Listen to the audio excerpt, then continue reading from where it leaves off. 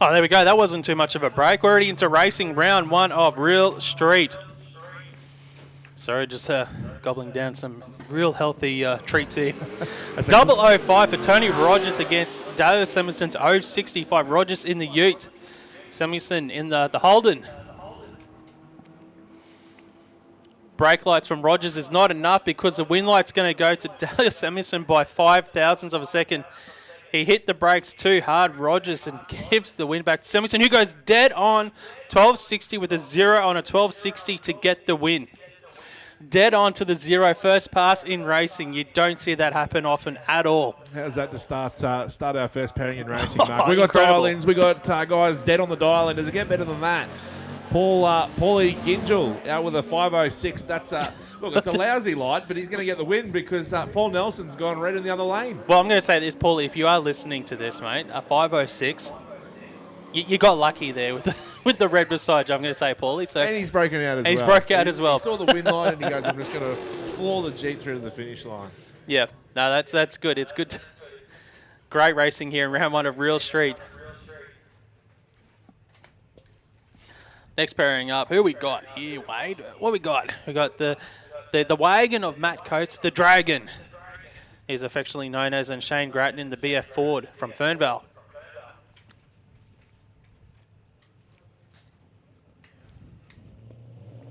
It's another red. This time it's to Shane Grattan. Matt Coates will get the automatic win in the Dragon. Gets the freebie to test out the dial-in here for Matt Coates. Dial-in at 12.10. Let's see what he does. He goes 12.15, 114 miles an hour. And Grattan at 14.12 at 102 mile an hour.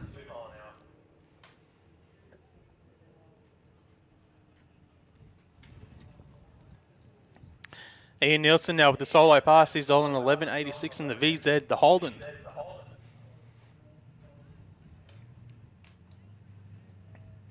This is an exhibition bracket this weekend, the Real Street bracket. We have seen it campaigned in the at the bigger events for the NDRC Championship. But trialling it here at the QDRCs for Real Street. 048 light there for Ian Nielsen, the VZ. Dialing 11.86. Takes us through for another good. That's a great pass there. 11.88 on his 11.86, coupled with an 048 dial, and great run for Ian Nielsen. And that could be a close to round 1 of Real Street. Yeah, good to have the Real Street races here this weekend, Mark, as you said. Growing category in the IHRA ranks. So if you've got a car sitting in the shed at home that can run quicker than a 13.99, why not come and have a crack here at Willowbank in the Real Street bracket. But we are moving into prime science speed Elec Super Street. First pairing will be Murray Flay, and 11.68 is the dial-in for the Commodore. You know what? We're already at the point where every race matters in the championship 100%. grand scheme of things. 100%. You can't win a championship in now. You can certainly put your championship aspirations at the top of the tree. Sean Taskus, an 11.00. He's got out with the quicker of the lighter, 0.57. There was problems there for Murray Flay. Sean Taskus will take the win at 11.09 on an 11.00 for Murray Flay. At 12.57 on that 11.68 with the smoke, as you said, Mark. Yeah, it was, and it's a bit off the dial in too, so I'm just wondering, Murray Flay there with some issues. But Taskus gets a win here and keeps the championship hopes, dreams alive. He's down in the 5th in the championship at the moment, Taskus. Next pairing out, it will be on track, Ray Ross and Darren Pennington. Dial-ins, Ray Ross, the quicker of the two in the charge. He's dialed at 10.06. And the Ford has dialed in at 10.98, so almost a second head start for Darren Pennington. And Ray Ross, looking at the Speed Elec Prime Science Super Street Championship, he's down the ladder at the moment. And, you know what? He's done all right so far, Ross. He went 3 from 3 at the last event, but didn't make it through the final of the countback. Oh, it's a bit of work to do here for Ray Ross. He's gone 2.28. Pennington whole shot with an 0.62. 10th and a half advantage for Pennington and gets the win, 11.00 on his 10.98. Ray Ross breaks out at 10.03 on the 10.06. Yeah, that's where the slower reaction time can hurt you, because you can also break out because you've got to push that little bit harder, and that's exactly what happened to Ray Ross. So even just to make the top 10 in Speed Elec Prime Science Super Street, you had to win 2 out of 3 races at the first 2 rounds of the championship. It's very competitive at the moment in Super Street. 34 points and above just to be in the top 10. After 2 rounds, we watch the reaction times here. Gillespie out with the 163. And Knijff hasn't moved on the start line.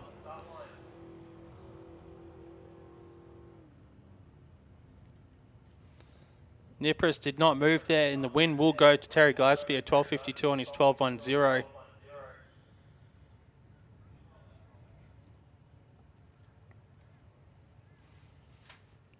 So Wayne Knijff currently second in the championship. That's a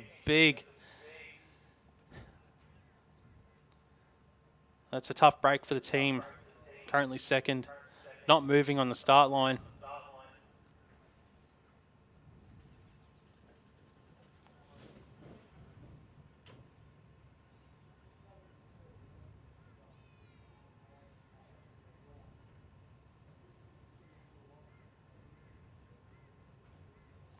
So at least the car's running now, so he's just going to back it out, and hopefully whatever's caused that is they can get it sorted quickly, the little gremlin, and round 2 try and get some points on the board for Wayne Knijff. Yeah, certainly, as you said, when you're second in the points, I suppose that's the advantage, of course, of the all-run format, is that you can have a problem in the first race, hopefully get those problems sorted and come back for round 2. Yep. And turn your day around, because as we've seen, Mark, already across the first two rounds of the QDRC, in some of these bigger brackets where you got 20-plus races, you can have 5, 6, 7 races that end up on the same number of wins. When we get through to round 3 at the end of the day. Well, there's a few brackets that have got guys that are actually undefeated. Haven't lost a round of racing, but they're not even leading the points because they didn't actually make it through to the finals to get those bonus points that are on offer for making the finals. It's one of those things where you don't lose a race, but then it feels like you've lost a race when you don't make the final. Wade Moran on track, Craig Leighton beside him. Moran in the Mustang, dialing 11.60. Leighton dialing 11.84 seconds, so 0.24 of a second head start for the Statesman, the Aussie Diff Statesman. So we'll see the silver Holden leave first. Moran to do the chasing, only 0.2 of a second later. Reaction time advantage goes to Leighton, 0.18. Moran wasn't too far behind with an 0.44.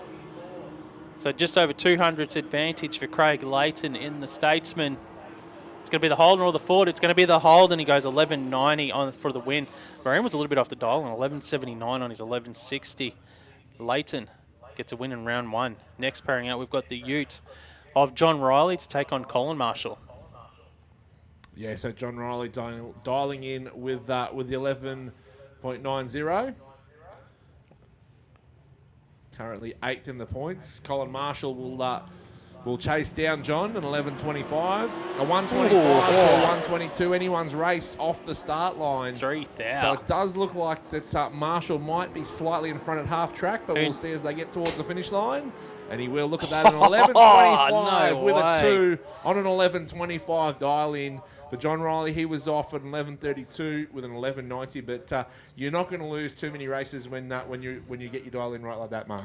Great pass from Colin Marshall. Next out in prime sign, Elec Super Street, we have got on track Knijff Marshall now for RCE Performance to take on William Keogh. So Keogh, he's leaving first in the Ford, gets over 2.43 reaction time. Marshall better with a 1.20. So the Holden has got the advantage at the moment by over a 1/10 of a second. Who knows, they're dialing better here in round 1. Across the finish line, it's going to be the Holden, 11.73 on that 11.66 for the win. William Keogh goes 12.22 on the 12.00. So Knijff Marshall gets a win in round 1 as well. Next up, Dennis Ryan to take on Angela Holtz. Yeah, so how do you like your Red Lions? Do you like it as a Ute or do you like it as a sedan? I've always liked that new Monaro. Yeah. When it first dropped. I was a big fan of it. Still am now. 11.77 for Dennis Ryan. So we will see the Ute. We will see the Utes leave first. Oh, and it was going to be tough. To put the pressure on Angela Holtz, who's pulled a 0.41 red. 11.09 dial in. Will not matter. Dennis Ryan, does he test it? He does. An 11.70 on 11.77. Angela Holtz also breaks down 11.04 and 11.09, but the red light gives Dennis Ryan the win. Yeah, that's a bit of a breakout for Dennis. I'm sure the Dolan will drop it in round 2. Next up, Prime Science, Elec Super Street. It will be Number 3 in the championship, Jenny Ashen, with a chance to overtake Wayne Nippers now with that loss in round 1. Andrew King in the prefect trying to stop that from happening. So Ashen gets out of the 187. Andrew King does a job here on the start line, 0-1-3. So a 10th and a half advantage for Andrew King in the prefect. Jenny Ashen third in the championship. And she loses here in round 1, 11-40 and 11-38. Andrew King goes, have a look at Andrew King's package. 0-1-3 on the tree, goes 1070, dead on with a 1 on that 1070 dial and a 14 thousandths of a second package. We need to get a photo of that quickly before it gets off our screen, because that is a great pass and it's gone missed it. Got to be quicker than that, Mark. Got to be quicker. Your reaction time is not as quick as Rob Harrington at 0-0-2. Oh, Rob, okay, that's a little bit better than the 0-1-4. I'll give you a pass mark just on that one, Rob Harrington. He gets the automatic win. Greaves red lights here. And Harrington goes 11-10 on 11-09. So that's a 17th hour package there for Rob Harrington, which would have actually lost in the previous pass. But that's a great run here in round 1 for Prime Science Speed Elec Super Street. He's a former champion of Super Street, Rob Harrington. Next up, good race here, Nicole Goldie and Josh Fletcher. Yeah, tough matchup for round 1. Goldie in 11.75 will leave first in the Falcon. Josh Fletcher in the Tirana for Styrofan will chase down. Oh, tough. 0-1-1 for Fletcher, 0-50 for Goldie. What are you thinking, Wade? I'll tell you what, they're going to be side by side across the finish line. They'll be looking at each other, they'll be eyeballing each other, but the win will go to, double breakout in round 1. A 10.81 with an 8 on a 10.82 for Josh Fletcher is the lesser of two evils. Nicole Goldie goes at 11.68 with a 7 on an 11.75, which will give the win to Josh Fletcher. Looks like we got Troy Hutton now to take on John Massey. Round 1, Super Street Hutton, the quicker of the two. He's dollar 10.80 with the Ute, 11.78 for Massey. So almost 1 full second head start for John Massey in the Hornet. For Styromax Australia, Massey's already in full stage. Hutton bumping the Ute in. The Ute's very consistent. 195 light for Massey. Hutton with the slight advantage. 152 on the tree. 400s advantage to the Ute. Dial in is a 1080 for Hutton. Massey's 1178. Win light will go to Hutton at 1085 and the 1080 for the win. And Massey goes 1183 on his 1178 for the loss. So they keep coming in Super Street. Gary Green over in the wagon at 10.37. Bud Kelly coming forward in the HQ at 10.88. So around half a second. Oh, red light for Bud Kelly. It would have been tough to beat Gary Green, who goes at 0.004. How many double O's have we seen this morning? It is tough in Super Street, Mark. And this is off the bottom bob. No delay boxes in this class. Gary Green goes 10.43 on that 10.37. That's the impressive thing. These guys haven't got delay boxes. It is all off the bottom bob. So great running in Super Street round 1. And we've got a solo pass to finish off round 1 of Super Street. Samantha Yulton. 11.72 dial in.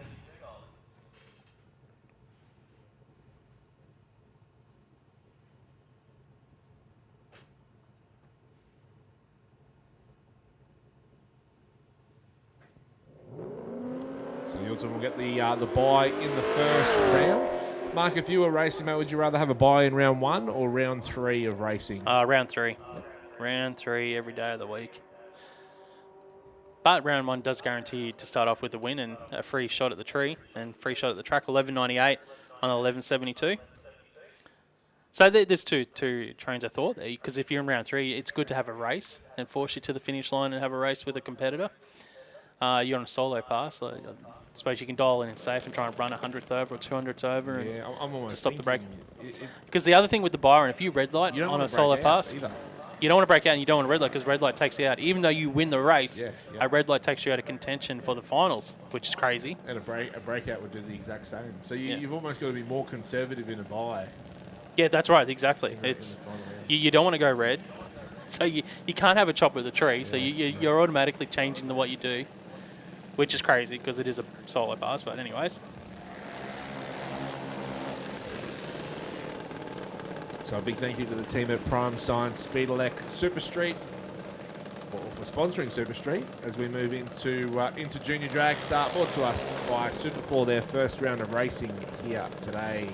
First pairing will be Jasmine Kidd up against Chase Carsley. Yeah, SuperFloor Junior Dragster looking at the championship standings. Now, Chase got runner-up at the last QDRC, currently 4th in the championship. And Jasmine Kidd, she's down. So she had some issues at the first QDRC, so she's down in the points a little bit at the moment. So this is her chance to really try and change it around the championship at the halfway point. And Mark, it was probably the toughest contested bracket at our last event. We had 6 or 7 winners on the three same number of races going into that final, or going into the final. It's going to be an automatic win for Chase Carsley because unfortunately Jasmine Kidd has left the dreaded cherry on the start line. And Carsley goes through for an 8.28 on his 8.24 for the win. Jasmine goes 8.79 on the 8.73. And you're right, it is so tough, eh? This is a bracket where our championship leaders have actually not lost a race yet, and it's because they both got, there was an event where they both went 3 from 3 but didn't make it through to the final. So they haven't lost a contested round of racing yet. That's Nixon Canuli and Vance Barano. Equal first in the championship. On track though, Kyle Day and Alex Kidd. Alex Kidd 8.46 dial-in, Kyle Day's 8.52, so only 600 separating the two dial-ins. Head start will go to Kyle Day for RLC engine reconditioning.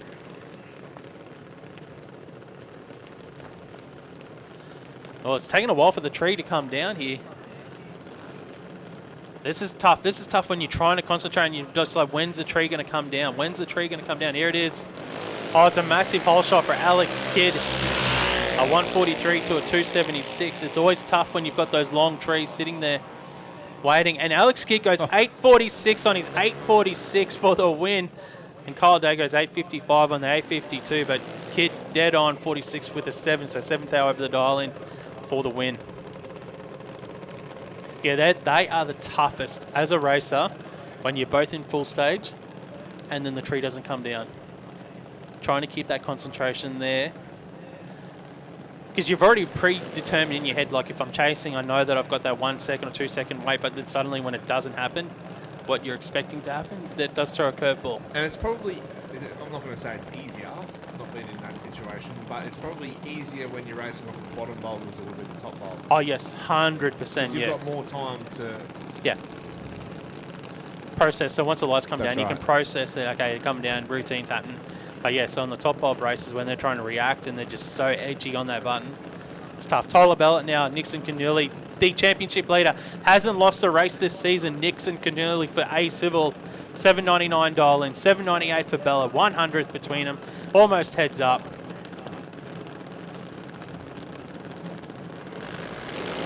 Oh, he's lost a race now because he's gone red. Nixon Canuli, Tyler Bellett goes 104 green for the win.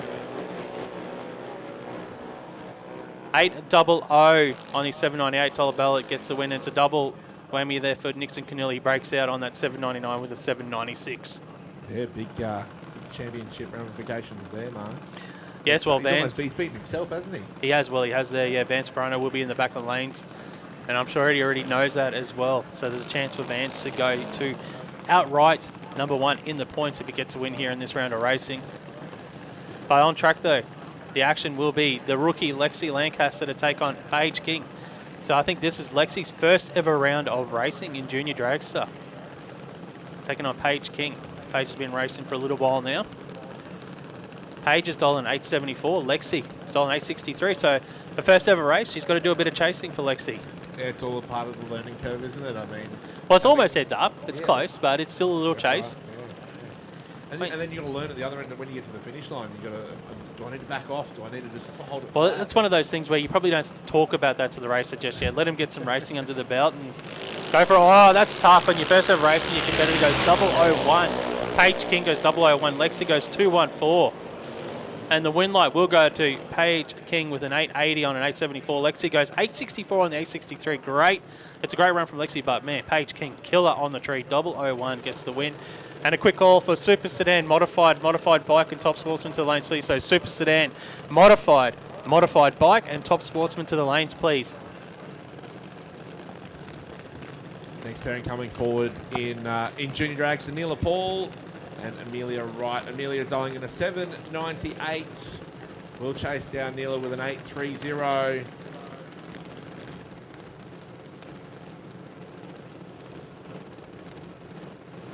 Oh, something's happened there for Amelia. It's bumped out of stage or something. Neela Paul will get the automatic win.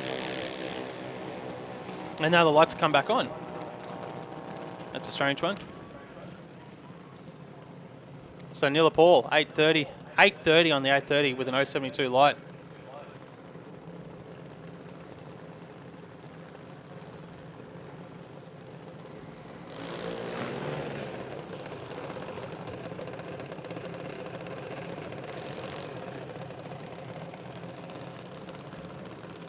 That was a weird one. Both the lights went out and then they went back on.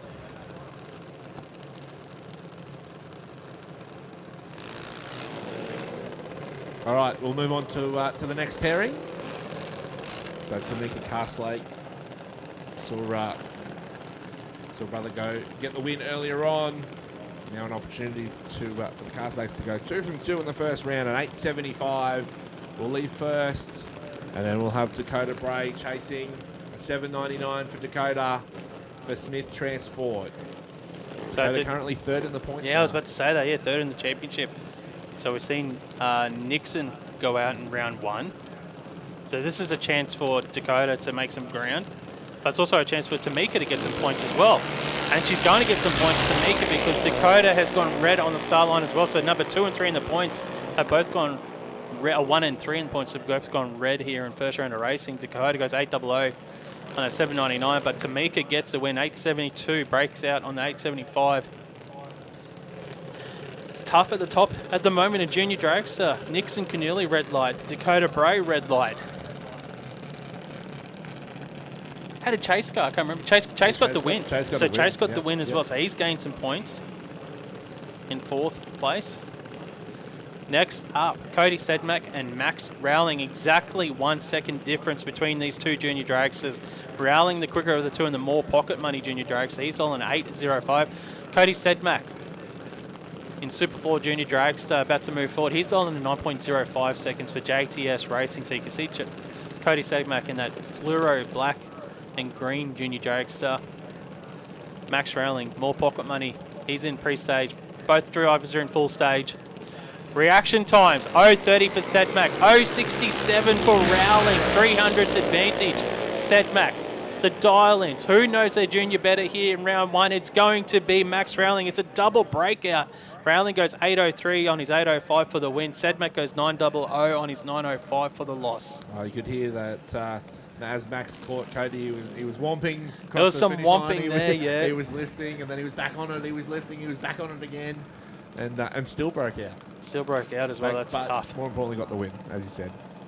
Next up, I think it's going to be one of the Schultzes down there. Jacob Schultz for A Civil, dialing at 8.68, moving forward. Here you can see Jacob Schultz.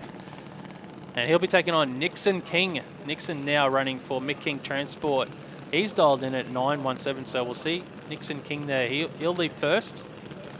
And Jacob Schultz to do the chasing, dialing at 8.68 seconds.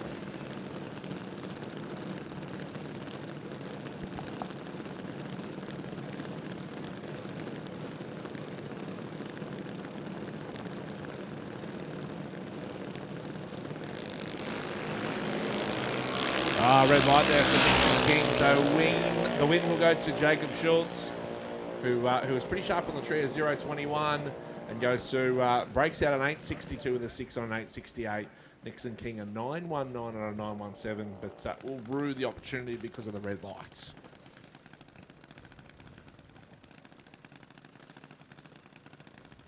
So we got one of the CJDs on track. He's dialing at 12.20, and that's Cody Robertson. He's meant to be taking on James Loday. Now, I can't see James Loday on track anywhere at the moment. Can you see James? Is he coming forward? No, I can't see. It's a solo pass for Cody Robertson. Was scheduled to race James Loday, but Loday's not here. Cody gets a win in round 1, 6.02 on the tree. And he runs it through for a 12.16 at 53 miles an hour. Cody Robertson. Take them how you get them. This is the Donnelly Blasting Services Queensland Drag Racing Championships, the third round of the championship. Once today is completed, we are at the halfway point for the season. On track, it will be one of the Piranos down there. It is the, well, he was equal championship leader. Technically, he has dropped to second because Knijff would have got lost points over his first race. So if we're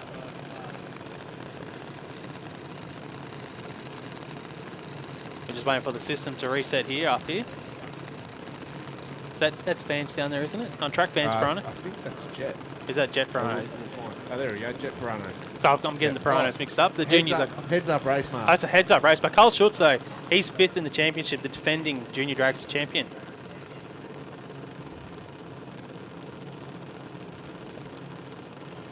So he's looking to get some points on our leaders.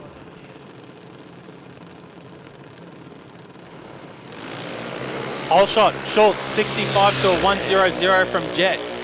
So Schultz has got 300s up his sleeve. And he breaks out. It's a double breakout. It's a 798 with a 1 for Schultz. Pirano goes 798 with a 2 for the win. 1 thou difference for Pirano. That's how he gets the win, because he broke out by 1,000th of a second less than Carl Schultz. That's the story of That's Junior Dragster tough. for QDRC so far this season, I think. Yeah, that's a tough race there. So just a final call for Super Sedan Modified Bike, and Top Sportsman. So Super Sedan Modified Mod Bike and Top Sportsman, you guys should be in the staging lanes, please.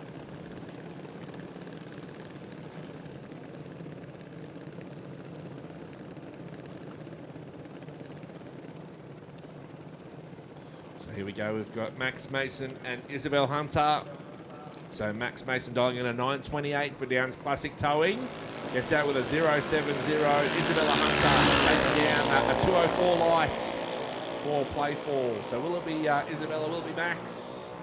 It will go to Isabella, who goes a 914 and 885 for Max. He's gone too quick, a 923 with a 7 on a 928 dial in, giving the win to Isabella Hunter.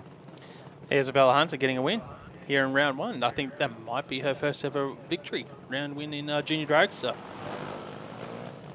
Next up, big field here this weekend in SuperFloor Junior Dragster.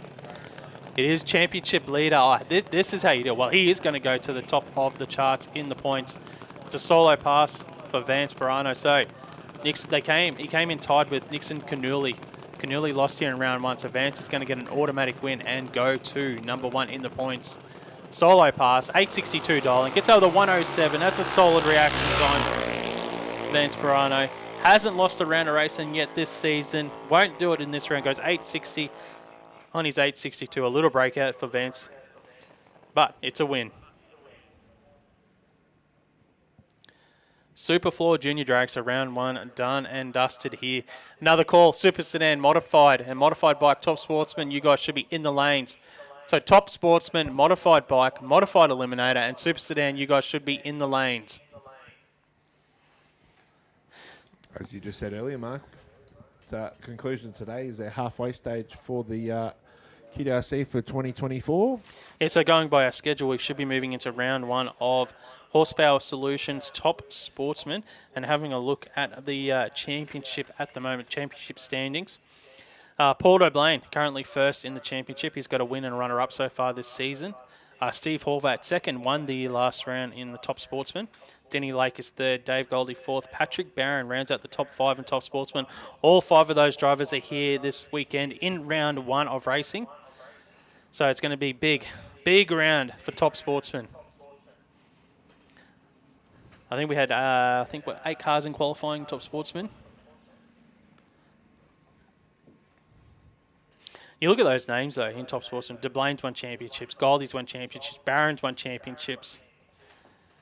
You know, Noel Green has won championships. So it is a really quality tough field in Top Sportsman.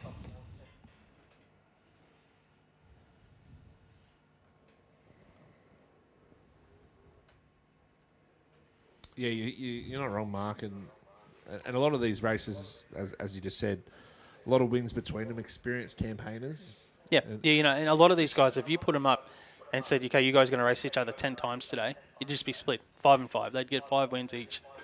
Because they're all going to cut good lights. They're all going to run the dial. And it's like, who's just going to be that fractionally tiny bit better in this round of racing? Yeah, 100%. And you look at a name that's not on the list in Top Sportsman, Dan Morris. He's not on the list. Daniel Morris isn't. You throw him in there as well. And he's normally here, so that's another driver with championships under his belt. Like it is quality. Everywhere you look, there's no such thing as an easy race in Top Sportsman. And we talk about the bigger categories as well, having over 20 plus races, and come the end of the third round of racing, you have a lot of drivers on the same number of wins. But Top Sportsman is one of those categories where sometimes you've got 8 drivers, you don't even have a driver with 3 wins. No, because they're all that good. That's right. It is. It's like I beat him, but then she beat me, and then I lost to her, and he beat me. It's the circle of parity. Yes. It is. It's tough, because everyone knows their their racing program really well. They're all very consistent. You're talking that you need to be, when you're talking packages in Top Sportsman, ideally you want to be 30 thousandths and under a package. And when I talk about the package, that means your reaction time and how close you are to the dial. And so if you go 10 on the tree, you don't want to be more than 200s over your dialing. So it's going to be under a 30 package and 30 thousandths of a second. Or if you're 20 on the tree and you're 100th over the dial, and that's a 30 package. So you just want to be that overall number of 30 and under every time you go to the start line. That's the goal. That's be the target.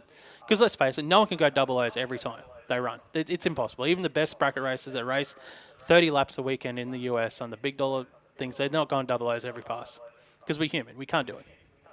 And that's the thing. So if you're consistently good on your lights and they're like 20 and under or 30 and under, and you know your car, you know the program, you're going to hit the dial and you're going to win a lot more races than you lose.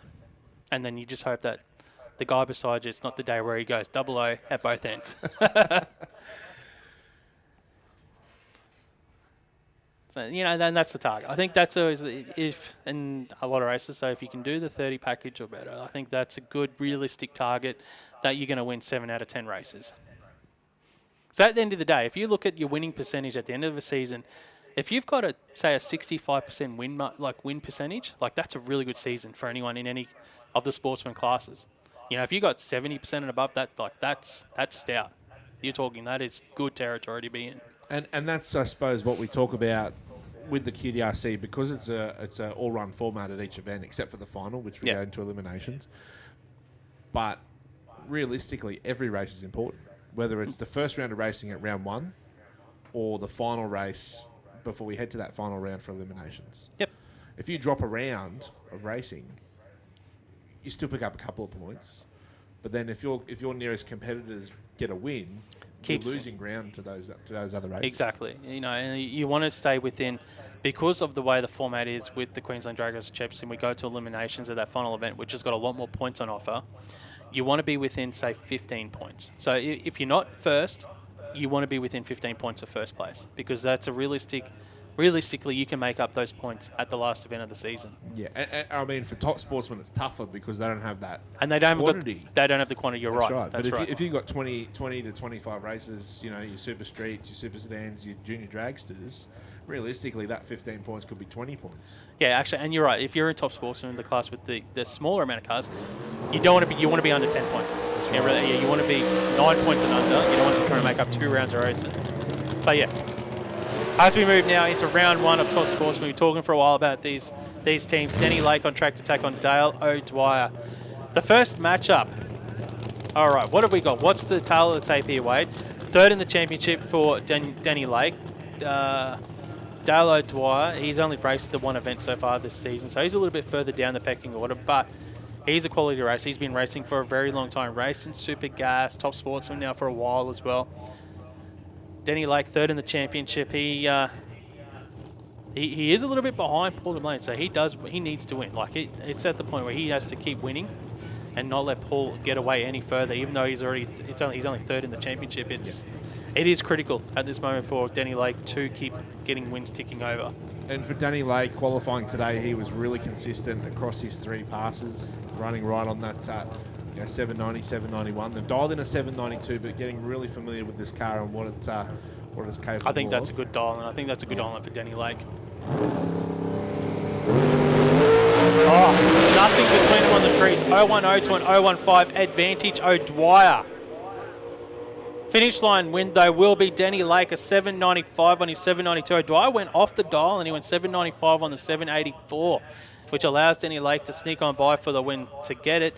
But however, look at that. 010 for O'Dwyer, 015 for Denny Lake. Lake gets a win and takes away some points there on the two drivers in front of him, but we still get to see those drivers come on track here in Top Sportsman in round one. That's what Horsepower Solutions Top Sportsman delivers, Mark, and pretty much sums up everything we were just talking about. Right there, mate. That is it. It is tough. So the races, they keep getting tougher. Kayleen Gooley coming forward. Steve Horvath as well, our last event winner. He's dialed in an 848 in the Monaro. Kayleen Gooley an 830 in Nick Tirana with that Repco West Ipswich on board. So 0.18 of a second head start for Steve Horvath. 848 dial in. I can't remember what he ran in qualifying now. For some reason I thought he was a little bit quicker than the 848. But obviously I'm not remembering correctly at the moment. Oh, 090 like for Horvath. Kayleen Gurley though was a 179 in the Tirana. So Horvath's got the advantage at the moment. He gets the win, goes 856 at 160 miles an hour. Gurley goes 838 on the 830 for the loss. So both drivers were 800s over their dial-ins, but the reaction time advantage for Steve Horvath, getting him the win.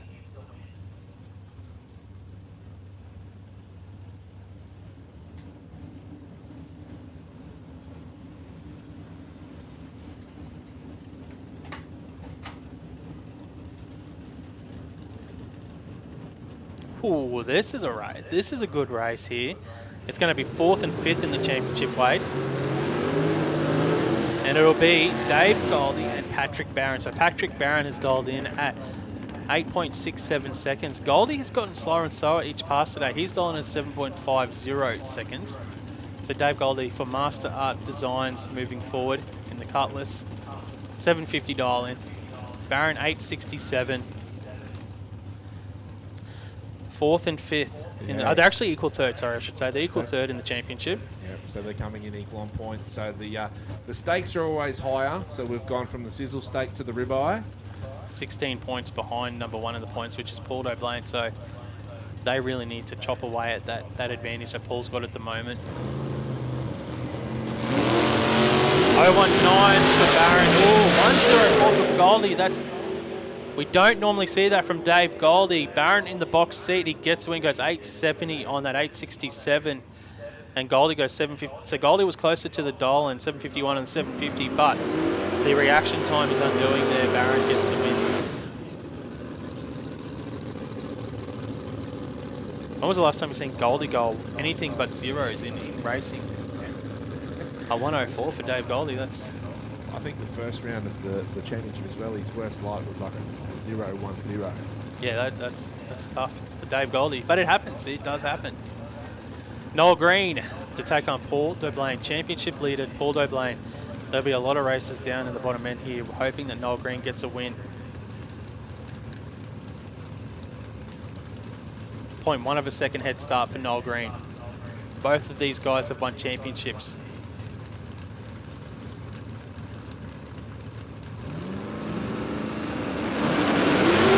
Reaction time advantage, Paul O'Blaine. He goes 014 to an 036. With 200s advantage, you'd think it's going to go to D'Aublain. It does. 863 on an 861 for the win. Green goes 875 on his 871. So D'Aublain was better on the tree and closer to the dial in here in round one. So championship leader gets a win. Steve Horvath gets a win. Denny Lake got a win as well. So our top three all got a win here in round one. And Patrick Barron as well. So we got 4 of the top 5 getting wins in round 1 of Top Sportsman as we move now into Super Sedan.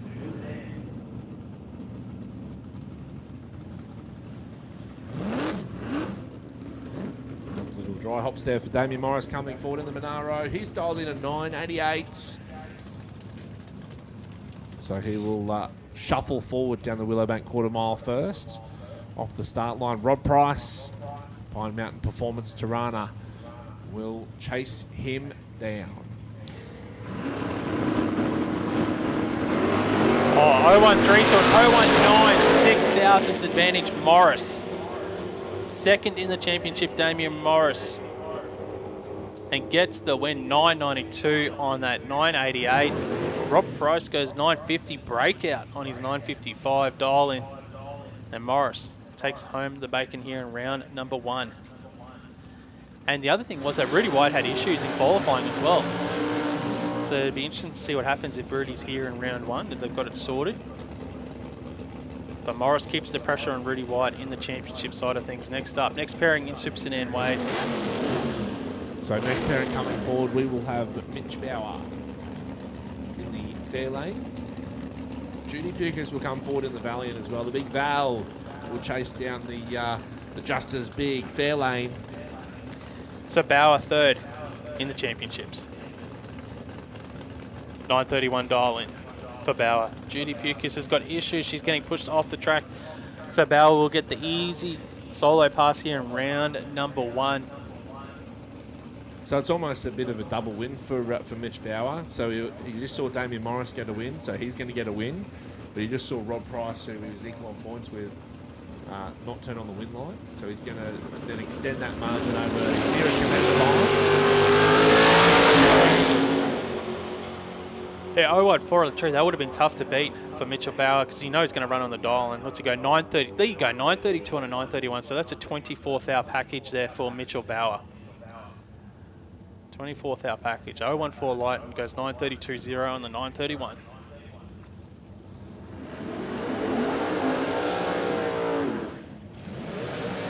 Now we got Wayne Height on track. So Wayne Height got support this weekend from Boss Hoses Hydraulic Hose Repair. So big shout out to those guys supporting Wayne Height this weekend. Boss Hoses Hydraulic Hose Repair. Looks good on the side of the car. It does, doesn't it? Toyota. Yeah. He's dialing a 922 due to the chasing. Mick Newport dialing a 939 for Mick Newport Contracting.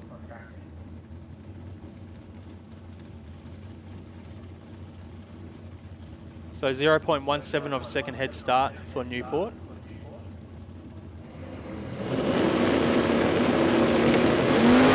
Oh, 005 for Wayne Height in the Boss Hoses Toyota. Newport goes 029.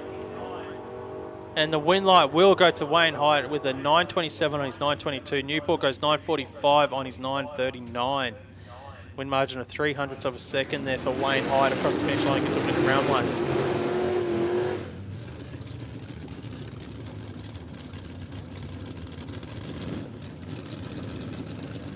A couple of tough Commodores coming forward. Tough, angry Commodores. Hamish Strachan and Adam White ready to do battle. Oh, Adam White in the white VL.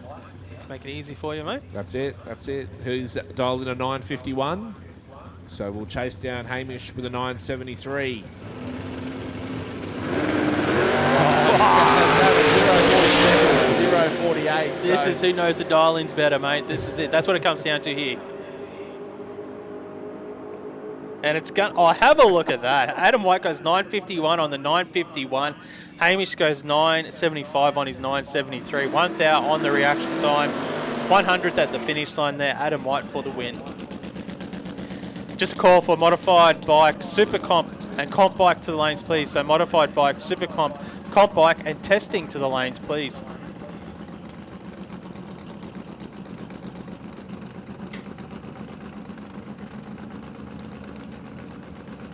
So the little Corolla of Andrew Everding. Gee, they're just a versatile car, aren't they? The Corollas. They're good street cars, and they made even better race cars. I think all cars make better race cars, don't they? Than the street cars. Am I wrong, or? So all the 9s and 999. Obviously, that's what you got to dial in. Actually, no, I think Super Sedan is 1099. got the delay boxes. So they got the electronics are allowed in Super Sedan.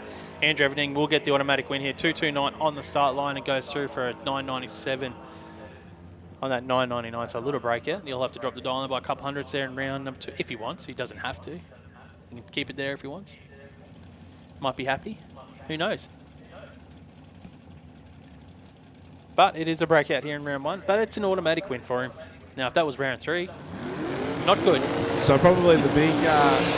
So round 1, it's okay. Round 3, don't do that. The big talking point from that round, Mark, we didn't see Rudy White come back around for the first round of racing. So, in this is what I was saying. If that, like, I don't know what's wrong with Rudy's car, but if you're able to get the car started, I would have been getting that thing in stage just to get the lost points. Obviously, there's more issues there that we don't know about for Rudy White. That's huge when we're talking the championship side of things. Now we're moving into Knijff Earthmoving Modified Eliminator. And Modified. Obviously, it's all about who can stop Lucas Holtz. That is the real question, isn't it? It really is. Like, you know, he threw a little spanner in the works in qualifying, but he was fine Q3. In our first pairing, though, we got Darryl Williamson and Brett Farnell on track. Williamson's dialing at 785, and Farnell has dialed in at an 824. So Farnell in the front engine drag. So we'll leave first, the Alta to do the chasing. Advantage Brett Farnell, 067 to a 131. And the win light will go to Farnell as well, 827 on his 824. Darryl goes too quick, 784 to 785. Breaks out, trying to make up that little bit of difference they had on the reaction time side of things. Next up, it'll be Jason Vanderlyn to take on Dave Porter. This is a good race, actually. Both these guys are really good in qualifying when you're talking the reaction times and being consistent. Both of them are in the double O's.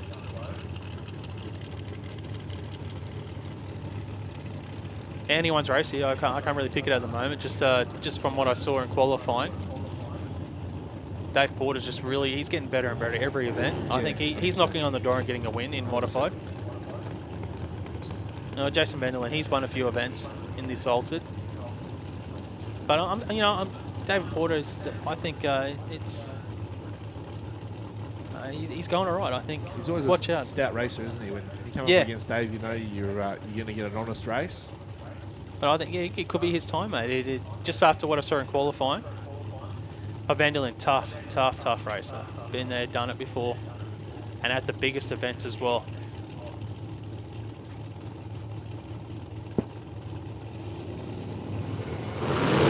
Oh, 001 for Vanderlyn. Porter was good, 019, but when you got someone going 001 beside you, it's going to be tough. The win light will go to Vanderlyn. 778 on the 777. Dave Porter breaks out with a 755 on his 756. I need to get a photo of that for the commentary page, that was a great run there from Jason Vanderlyn. What's that? That's a 15,000 package for Jason Vanderlyn. Second best package we've seen today so far.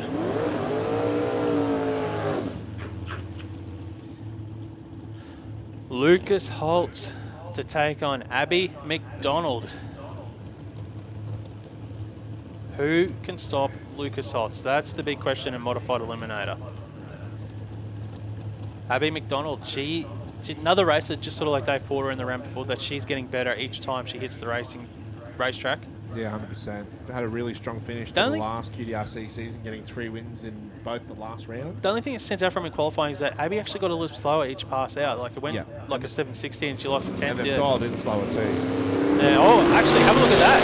Lucas also goes 079, but Abby McDonald, the race where he opens the door up, goes 110.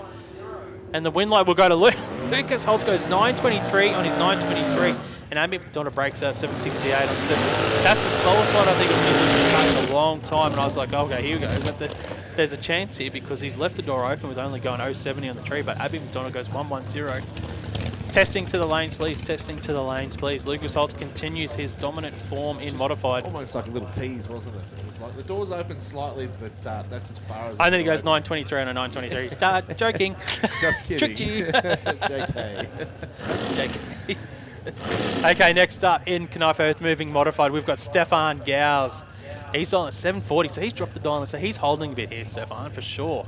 and Phil Bellett's on a 775. So the good thing on Stefan's side is he's doing the chasing. So in the back of my mind, if I was Phil Bell, I'm like, well, Gals is breaking out. There's no way that car runs a 740 out the back door. Like, he went 730s in qualifying. So I'm thinking, if I'm Phil Bell, I'm like, if I go solid on the tree here, I should be able to push him to a breakout. And that's what he got. Phil Bell, 004 to Gals, 034. So this is where it gets interesting on the other side of the racetrack. We watch across the finish line, and there we go. Gals breaks out 739. Phil Bellett goes 775 on a 775 with a 004 light. That's the best package of the day so far. 9th package for Phil Bellett. Put your hands, 8th package, I should say, for Phil Bellett. Put your hands together. That is a great run there. Respect that. That's a good pass, Phil Bellett. 100%. That Stefan Gals is like, what a pass to put beside me. 8th package. Yeah, that's going to win you 9.5 races out of 10, Mark. I think you're correct there, yeah, 8th out. That's the best package so far today, Phil Bellett. Next up, we've got Chris Reed and Neil Shy. So Shy in the front engine drag, so he's doling at 868. The Roadster of Reed is doling at 834, so Reed will do the chasing here. Reed doesn't do too much chasing, so he's usually the one getting chased.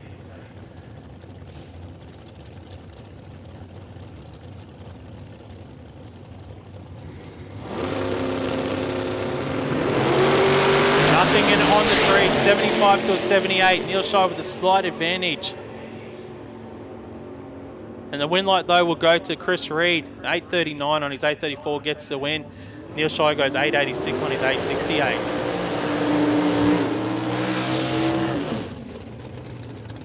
Another Roadster on track. This time it's going to be Kerry Muller to take on the dragster of Andrew Pinkstone.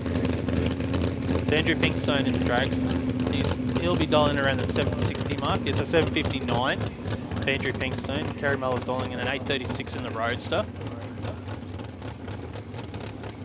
So we've seen Kerry run to 830s today in qualifying. Still learning the trade. Hasn't done too many passes in Modified, only a couple of events. Probably 3 or 4 events so far, I think, from memory for Kerry in Modified.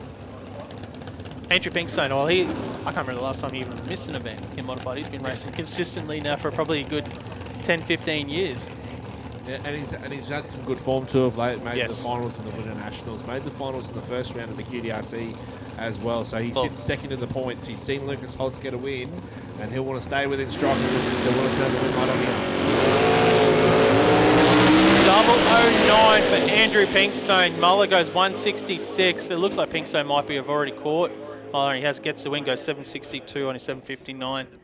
All right, just another call for Modified Bike, SuperComp, Comp Bike, and testing to the lanes, please. You guys are required in the lanes. And Top Sportsman to the lanes, please. Top Sportsman to the lanes. I feel like they just went down the track.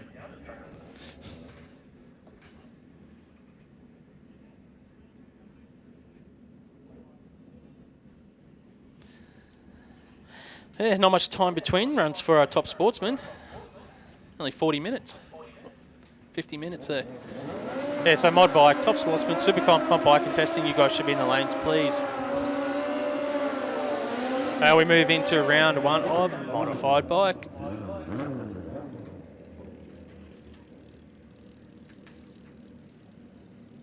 So here we go. First pairing will be Alex Redman from Woodburn in New South Wales. A 998 the dial in. We'll head towards the finish line first. Alan Annis Jr. an 870. So over a 1 second chase here for Alan. So we'll have to be patient. He is second in the points at the moment. Is Alan. 196 for Alex Redman, who had issues just after the hit of the throttle. So you can see Alan's already caught him. And goes to an 876 on that 870 for Alex Redman, a 1019 on the 998s. Francis Jr. will take the win.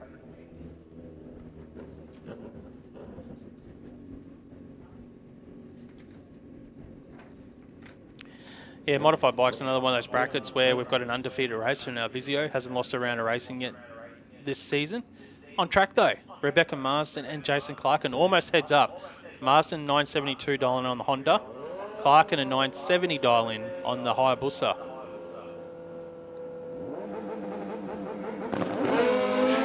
Oh, slight hold shot from Master. 159 to a 164.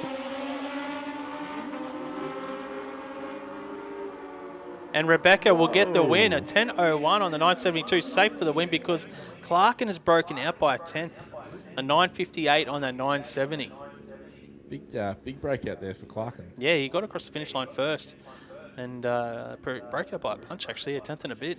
Next up, in Modified Bike, we've got Jason White on the high ball, so he's dialing 1096. Bobby Schluter has dialing 1120.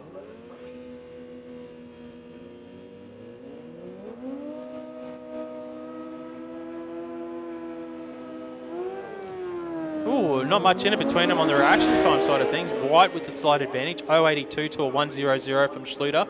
So 18th hour advantage, Jason White. He's dialed at 1096. And the win light will go to Bobby Schluter with an 1120 on an 1120 for the win. Put your hands together for Bobby Schluter. 2th hour over the dial-in. And Jason White breaks out with a 1083 on his 1096. That's how you do it. And, oh, okay. This is a race in round one. What a matchup. Nearly a heads-up race too. Alvizio and Goldthorpe. Alvizio gets bragging rights on the start line. He was 010 to Goldthorpe's 030. 889 dial-in for Alvizio. Gets the win with an 890 on an 889. That is a good old-fashioned drag race right there. In Modified Bike. I need to get a photo of that for the commentary page. What a race so far. That's the race of the weekend so far. Alvizio goes 890 on the 889, so he had a 23th hour package. Goldthorpe goes 892 on an 890, had a 50th hour package. Alvizio keeps the streak alive in Modified Bike. How many races would that be, Mark? So that would be 8-9 rounds in a row. He also won the win in Nationals. Oh, he did too, yes. I'm just, yeah, you're right. But I think because we had the all bike day, which he didn't do that well at. Yeah, so it wouldn't be continuous. But in the QDRC side of things, that would be, 8-9 rounds of racing in a row.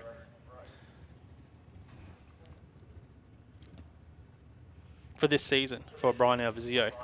And Goldthorpe was 5th in the championship as well. So that was big on her side of things as well, because she was, she's one of those riders that needs Alvizio to stop dominating, because he has got a huge lead in the grand scheme of things at this early point of the season. The lead that he's got, it's massive. And we just saw Jason Clarkin break out, so he didn't get the win like there. But Alan Ennis Jr. got a win, so yes, Alan Ennis didn't lose any ground, but he didn't make any ground. No, that's right. Yeah, so 3 of the top 5 won in round 1. And that brings a close to Modified Bike. Now we're moving into round 1 of SuperComp.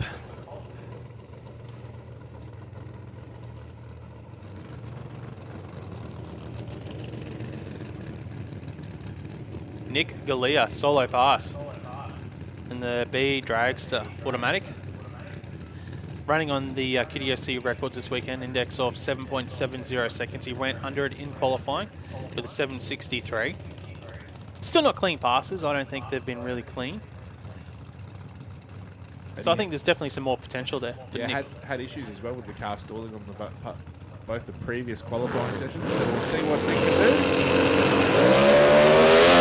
I'll tell you what, one thing is impressive is Galea's reaction times off the bottom bulb. So it was a little bit rough in stage. You could see him bouncing around a little bit as he got in stage. It wasn't very smooth, but another 763 for Nick Galea, 173 mile an hour.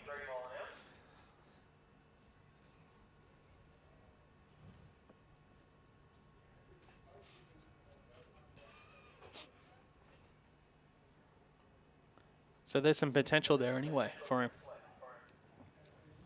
Yeah, that's right. And I suppose your first... dipping his toes into the SuperComp side of things. Your first run in SuperComp, you just see where you're at to that record, don't you? If you got a new combo and you just... Yeah, well, we don't know anything up here about the combo, what their goals are, what they're doing, how hard they're pushing it, all that sort of things. But what I do know is that when it comes to B Dragster with the automatic class, it is a tough class. Like, there's some quick dragsters in the running in the low 7s. So, he's dipping his toes into it, but to be a real threat when you're talking like the national side of things, you definitely need to be a little bit quicker than that, but it's a start for him. Next up in SuperComp.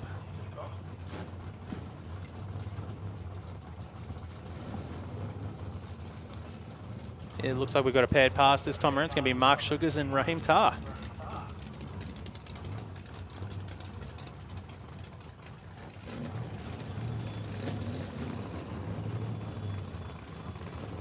So you can see there, based off the indexes, a 929 and a 930. So far, though, for Mark Sugars on that 929, he's run a best of a 981. So he is over that index. For Raheem Tar, he's closer to his index by just under 2/10 of a second, running a 949. But that's what qualifying brought us. What cars are first round of racing bring? Big hole shot for Mark Sugars. At half track, Sugars is still in front just. 1,000 foot. It's going to be Mark Sugars. Gets the win. 988. Beats a 988. The reaction time. Sugars gets the whole shot win. Man, tough race. Yeah, tough race. Yeah. And for Raheem Tar, I mean, he's run that best today over 949, so he's about 4/10 slower. Yeah, it was tight. Yeah, 0.142 win margin for Mark Sugars. Gets a win. Josh Luder with a solo pass here. Now, did he do a burnout? He might be just taking the win. I don't think he did a burnout. I think Josh Luder is just going to take the win in the Cavalier. Might just idle it down the racetrack or just back it out. Looks like he's just going to back it out here. So Josh Luder, automatic win. And that's the thing. There's not much time in between rounds of racing. So if you can save some time for the team, for the car, the heat side of things, you're going to take advantage of that if you're on a solo pass. 100%. If you're going to go, well, I've got nothing to gain from running a full pass in this session, do the smart thing. Yep. On the money there, Wade.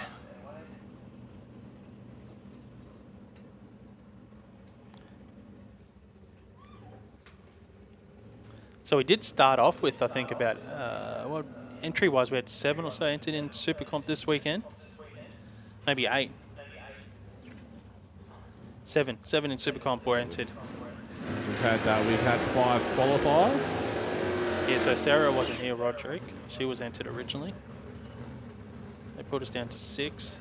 So who else did all those names? They're here, aren't they? Tar, Tucker, Schluter, Pimble, Clear. Pimble's gone, so Pimble must have had issues and withdrawn from the field. Because we did see Ian Pimble earlier. So Dave Tucker with a solo pass here for heavy-duty carpets. In the Camaro, he was our number 2 qualifier, went 894.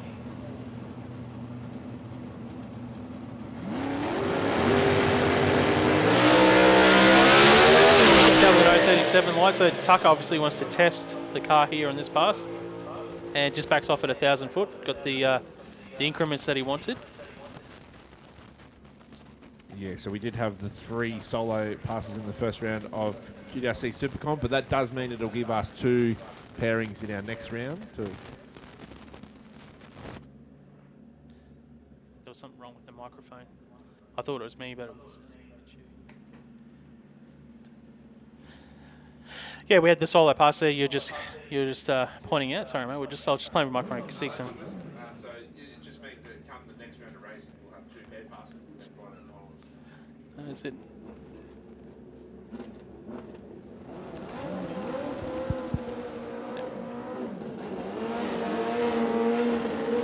Should be right now, mate. Check. Yeah, there we go. Got you back now. No, I don't know if it was coming through on the stream. There was a lot of scratching noise suddenly coming through, and I thought it was mine, but then obviously you don't have the headphones yourself on. for a couple of hours. No, it's all good now, mate. So we are it's a comp bike, round 1. On track, Carl Pacey on the Suzuki to take on Ken Collin, the Hayabusa. The Hayabusa of Ken Collin, A altered bike, was our number 4 qualifier. Pacey was number 5 qualifier on the short wheelbase Suzuki. Running an A street bike. Reaction time advantage is Ken Collin. 038 to an 082. Running off that QDRC record of 786 goes 789, 152 miles an hour for the win. Pacey goes 909 at 153 mile an hour.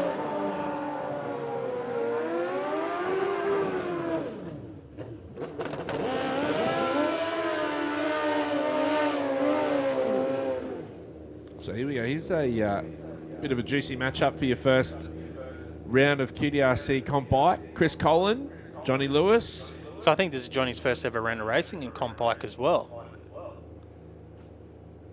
You just got a former national champion in Chris Collin beside you. I don't know if Lewis has got the performance.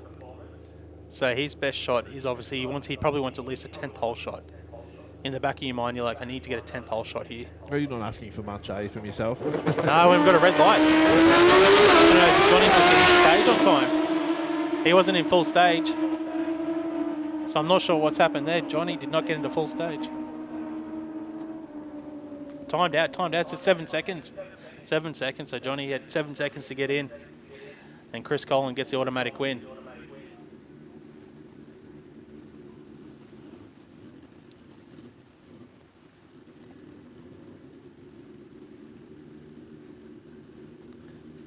There you go, timed out. So there was a little bit of drama there in round one of Comp Bike. Next up on a solo pass, the man that didn't get down in Q1 or Q2, shifting issues, Pete Farnell. Then in the third qualifier, his last shot on the track before racing, he drops a 7.25 at, listen to this, 198.8 miles an hour for Pete Farnell. Knocking on the door at 200 miles an hour. The rookie on this Hayabusa for Blazecraft. Yeah, bikes hit the track running, that's for sure. It's got some serious boogie towards the top ends. It'd be interesting to see what Pete actually does here, because I'm sure they're thinking in the back of their minds, like they're a competitive team. They're here to win. Yep. They're here to win first and foremost, and then worrying about ETs and records after that.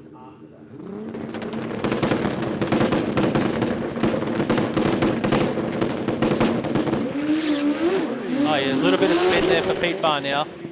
Just more of the learning curve, and I don't think Pete's done too much, had too much spin in the bike. So I wonder if they actually got after a little bit more here for Pete Farnell. They got a bit more aggressive, but there's a bit of spin. He caught the bike quickly. He did. It was a solo pass. Yep. Gets to come play again in round number 2 of Comp Bike. Mate, that was nearly as good as your sidestep on a Monday night in TRL. Don't laugh, mate. Yes. There's no sidestep, mate. I've got the front rower sidestep. Yeah. Just straight over top of him. It's a non-contact sport, and then Mark Allen walks in the building. Yeah. All right, our number 1 qualifier, Arvin Otter, gets a win in Comp Bike at his first ever event at the last QDRC. A 951 index on the B Street bike. Only a cool 160 plus mile an hour from the BMW bike. Who was that? Yeah, on the brakes, 956, 111 miles an hour. He's always playing the game already, the rookie, playing the game in Comp Bike. Okay, on the street bike. Go for a drive around Mount Tambourine, and then you find yourself at the racetrack an hour later. Come on, mate. An hour later? You mean 20 minutes on that bike? Yeah. What are you talking about? I just said it goes 160 mile an hour.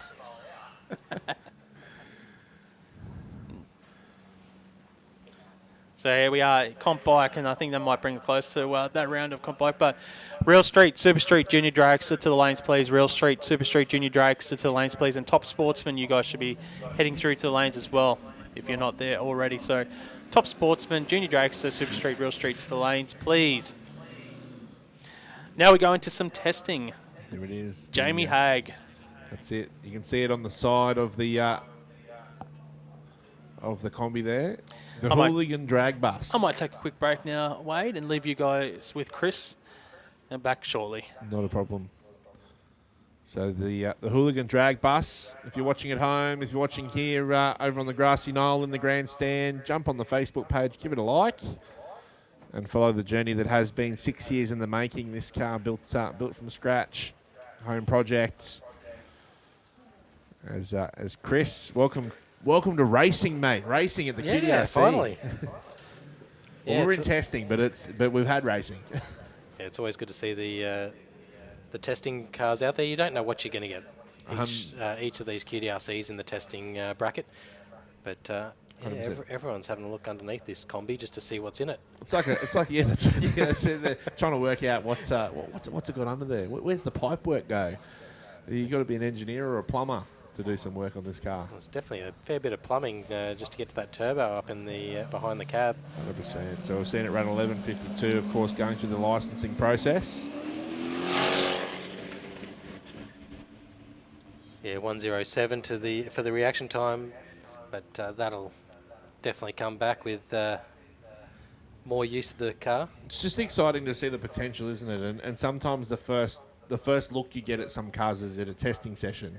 And then you go, I like that. I want to see what it can do. But it's always good also seeing some wild combis out there. We've seen rotary combis, but having a LS-powered stretched combi, that's pretty sick. So, wasn't there also a combi running a Porsche engine not long ago? Yeah, there's that one as well, I think. Yeah. But on track, we got nice XD XE Falcon.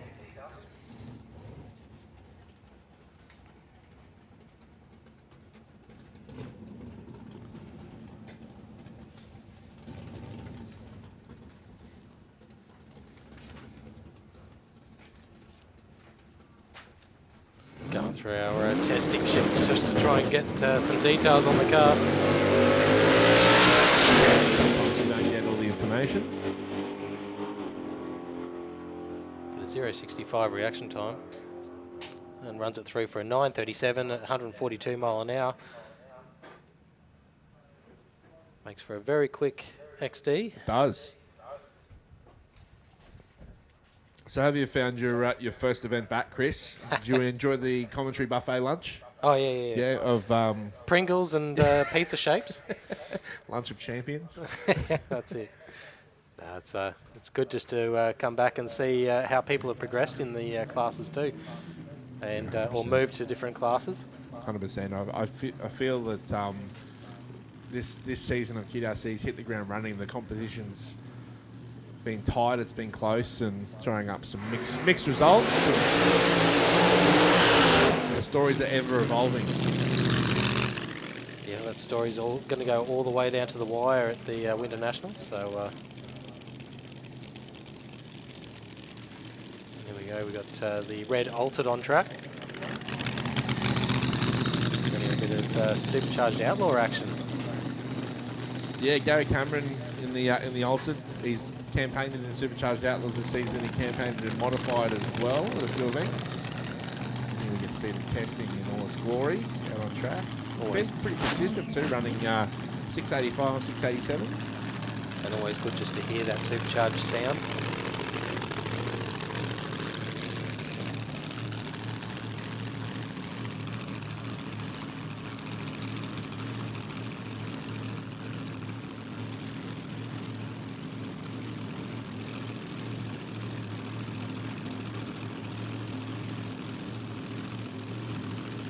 Really rocks it into deep stage. 77 red for reaction time, but what will it go? 690, 194 mile an hour.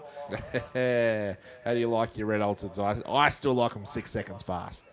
That's it. Yeah, nice consistent package there for the altered.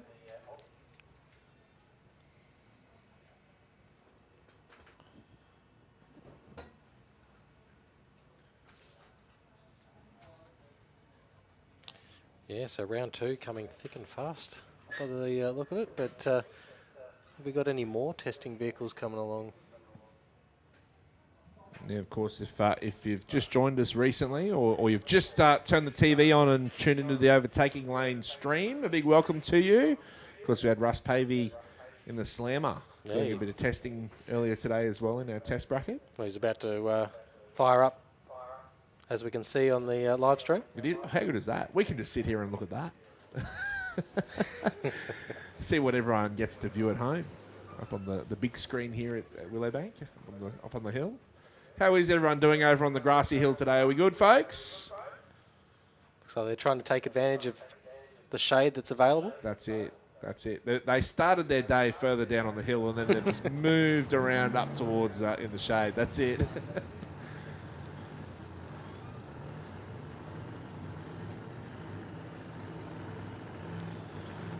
Yeah, Russell Pavey fired the Corvette up.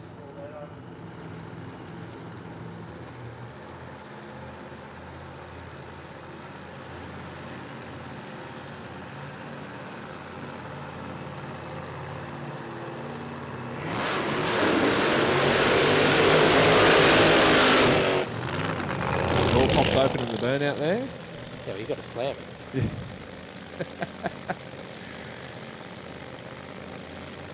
So testing for Russ Pavey today. The story is it's had a lot of shake off the line. It's a couple of passes, but slammer. The NDRC calendar released yesterday. I'm sure which everyone would have seen on social media. So 2 big events here next year in 2025. The New Year Nitro on the 10th and the 11th of January, and then the Winter Nationals on the 5th to the 8th of June 2025. So if you haven't already booked your holiday, a good opportunity to go into the boss on Monday and say, I need this time off. I will not be at work. Yeah, and get onto the hotels that are close by. That's it. That's it. Always a fantastic festival of drag racing across that weekend. But that's still, it's next year's problem. All we have to worry about is Russ Pavey coming forward. Right here, right now in the speed float lane. Yeah, let's hope he can get a representative pass down the track. 100%.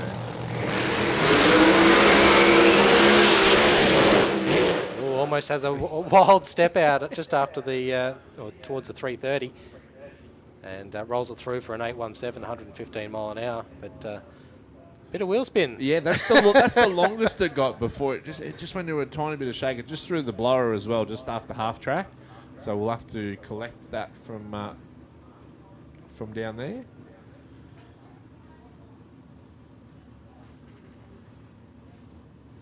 We'll send one of our trusty track crew. Here comes the buggy. Yeah. A big thank you to all of the Willowbank Green Army out there making sure that these events can happen. Yeah, we're always in demand of volunteers for the Green Army. 100%. 100%. So if you're keen on volunteering out here, get in contact with the Willowbank office.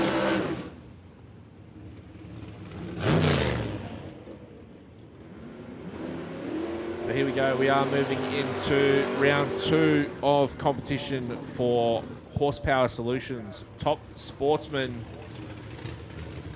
It will be Danny Lake and Noel Green, our first pairing of round 2.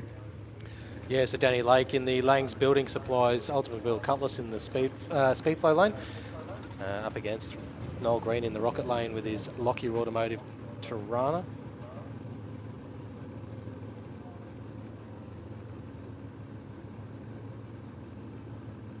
And the belt has been thrown over the fence. Never to see another racetrack again.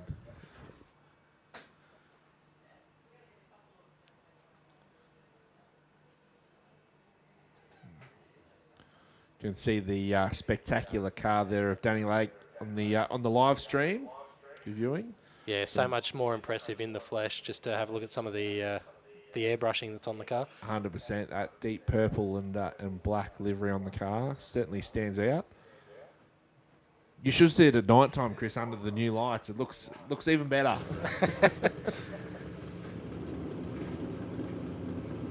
Yeah, I've only been to a few events with the new lights, so definitely the whole precinct has had a revamp since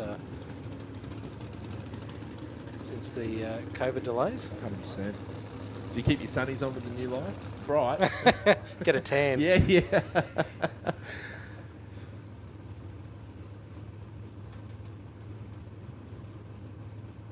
So Danny Lake was third in the points coming in. Got a win in the first round earlier today. Lake into pre-stage.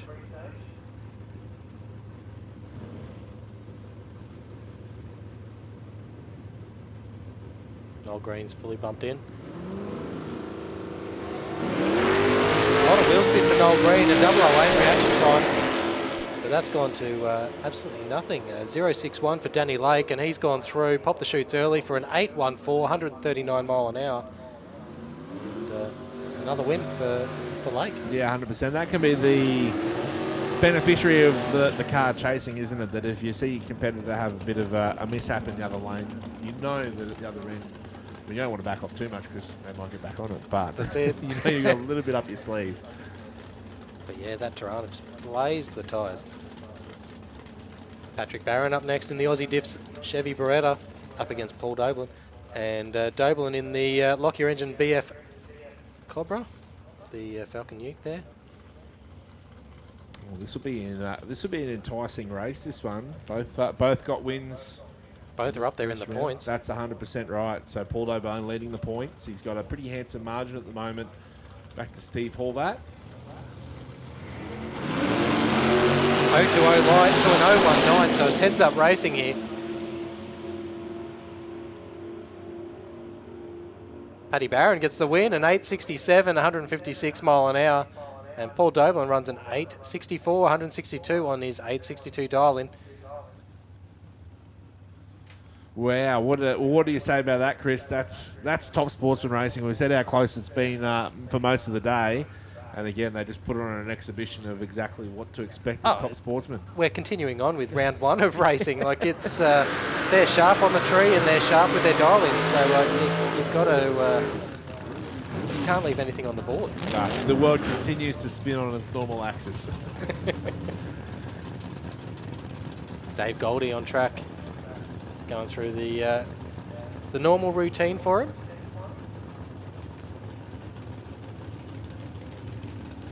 Steve Horvat just waiting there with the big Monaro. Yeah, they've just seen current points leader. They'll be licking their lips, looking to make the most of the advantage that's been given to them.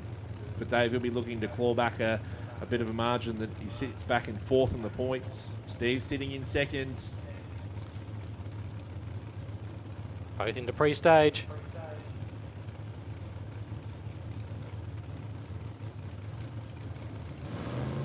Oh, the light for the Monaro. Just trying to bring that last bulb up. Oh, red light for Horvat. So Goldie gets a win, an 054 reaction time, and runs it out the back door. 750 at 185 mile an hour on a 751, but gets the win with that reaction time. Steve trying to bump it. I think he had problems in one of the earlier passes today as well. Can I get a call for Real Street, Super Street, Junior Dragster and Super Sedan to the lanes? Real Street, Super Street, Junior Dragster and Super Sedan. You need to be in the lanes. So Dale O'Dwyer on track, that Precise Automatics Pontiac Firebird, dialing in a 784. So he'll have the opportunity to test this. Yeah, he will indeed. So we'll see what Dale can do. The Precise Automatics Firebird. All the fives, 555 cubes on board. 485. You can do that when you've got no one in the lane next to you. 784 was the dial in. Does he give it a test? He doesn't. He goes 794 with a 7 on a 784. So he's got a 10th up his back pocket. I think that brings a close to Horsepower Solutions Top Sportsman for round two.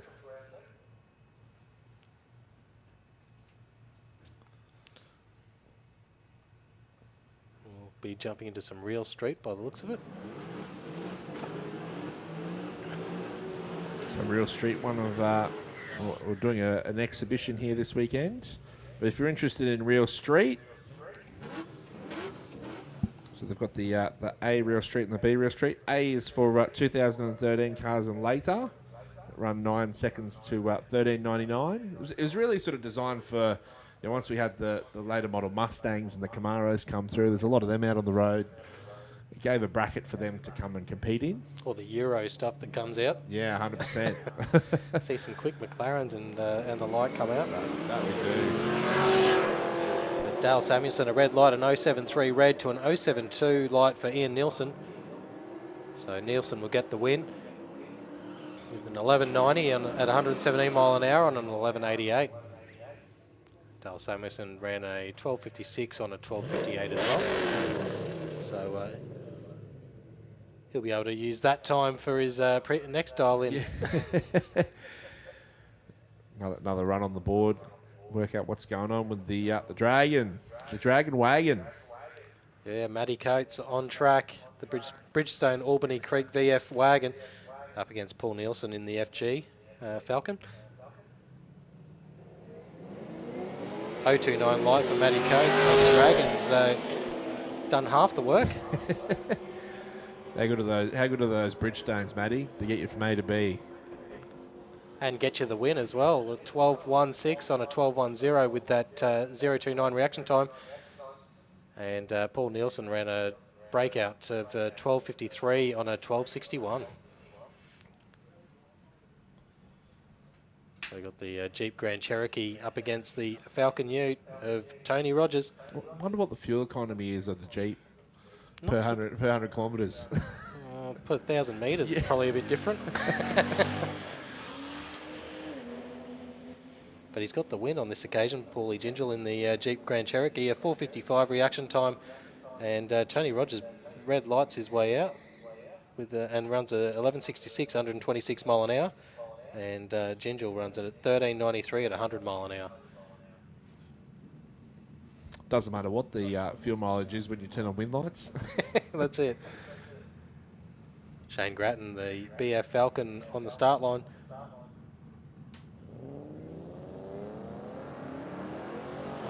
Gets out with a 128 light.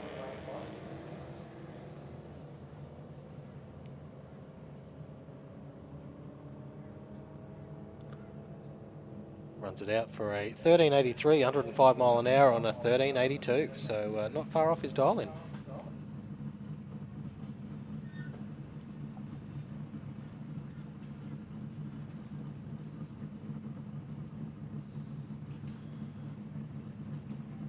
Yes, that looks like that's it. Real Street run and done for their second round. We'll see them a little bit later on. To make sure if you're interested in Real Street, have a look at what you need to get involved. Relatively easy way to get involved. If you've got a street car that's registered and meets the requirements, get the safety gear and tick the boxes and come racing. Come win a trophy or a gold Christmas tree at NDRC national events. But it is prime sign Speed Elec Super Street time.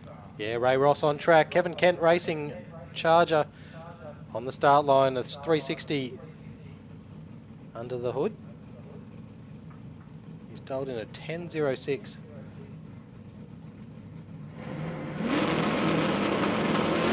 the front wheels up. 0.25 light. We'll have to see how close he can get to this 10.06. 10.05.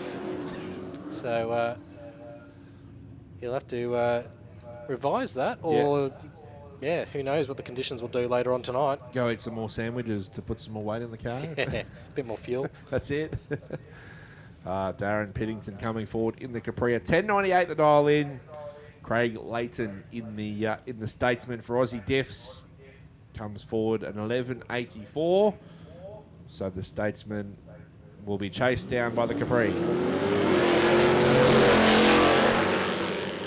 Yeah, 113 light to a 375 for Layton. Piddington ends up winning with an 11.17 on a 10.98 at 109 mile an hour. An 11.84 and an 11.84 for Craig Layton, with that reaction time letting him down, unfortunately.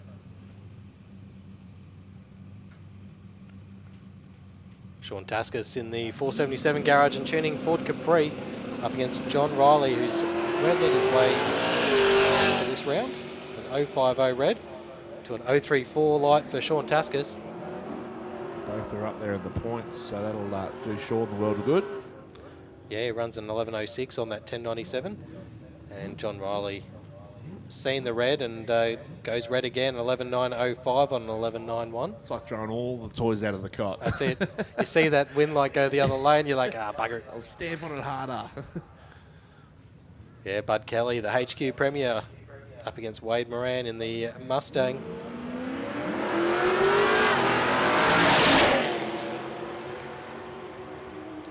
.030 light to Wade Moran in the Mustang. 3.42 for Bud Kelly, but and Wade Moran will get the win, 11.81 on an 11.60, and a 10.93 on a 10.75 for Bud Kelly. A poor reaction time can hurt you, can't it?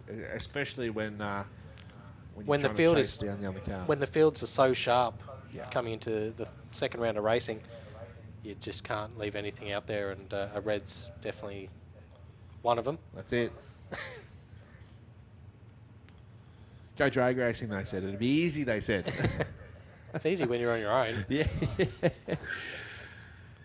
When there's someone in the lane beside you, that's something different. Nicole Goldie, the Total Cover Earthworks XE, up against Rob Harrington. It's always funny. I've always looked at drag racing, particularly dial your own racing. I mean, you're dialing a time you think you're going to run. So I always think, well, you're really racing yourself. But as you said, when you've got someone in the lane next to you, it just changes the whole complexity of what you're trying to do and achieve, doesn't it?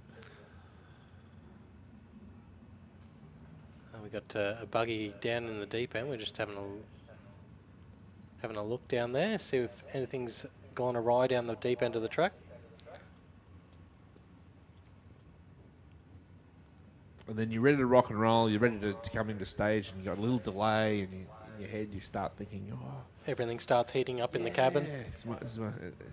Including the driver. Yeah. is my dial in what I thought? Oh, I should do it.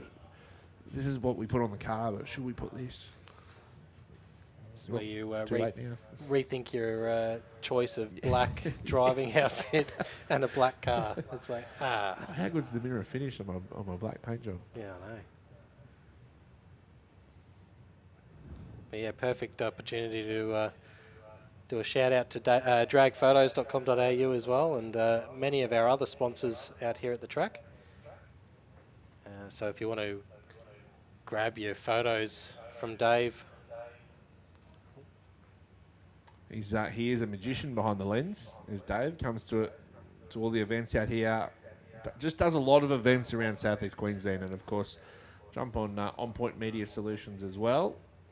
They can do your stubby coolers, your screen printing for shirts. If you're in the market for team shirts, I'm sure they can do bar runners and a heap of other stuff on their website. Stickers and all sorts of stuff. So.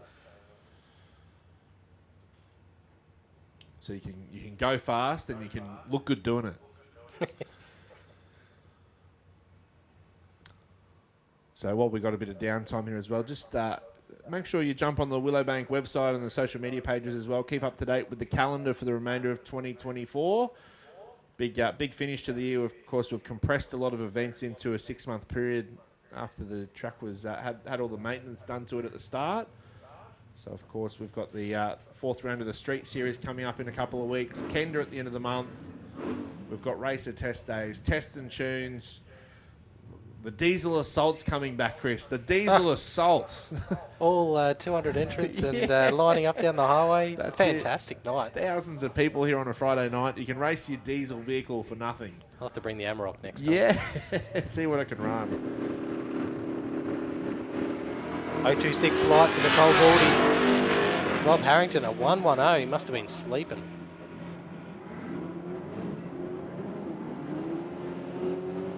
And Nicole Goldie gets the win at 11.72 on the 11.68. Rob Harrington runs an 11.13 on 11.11.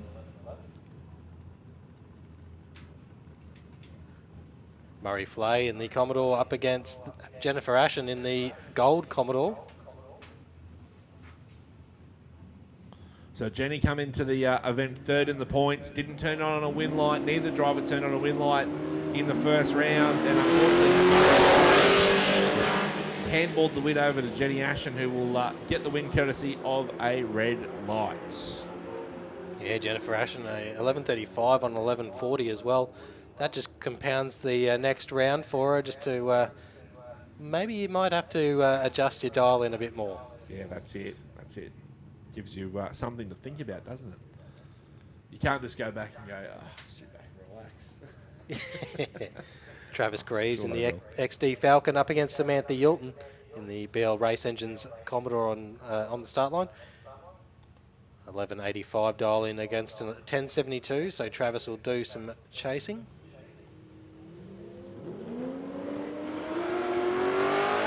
Samantha's up in the Big Falcon, 102 light to a 143. It looks like the Falcon's passed already, so he'd be rolling out of it.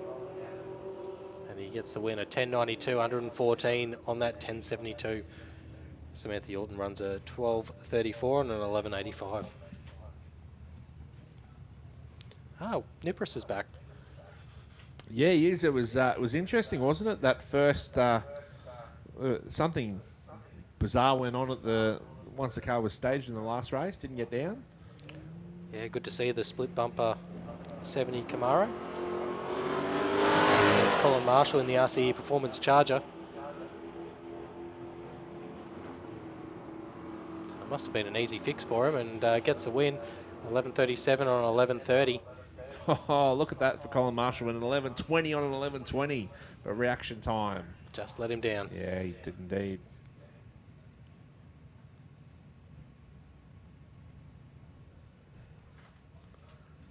So we've got Glasby up against Massey. Both are in pre-stage. Massey in the little Hornet. Glasby the big Fairlane.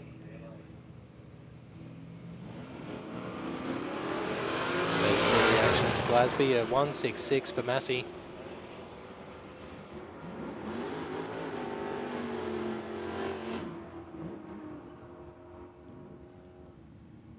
So Terry Glasby break out for with a 12.09 on a 12.10, and Massey gets a win 11.93 on 11.82.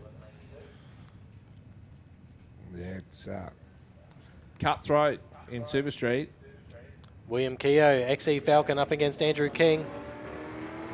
Lord Prefect doing the chasing.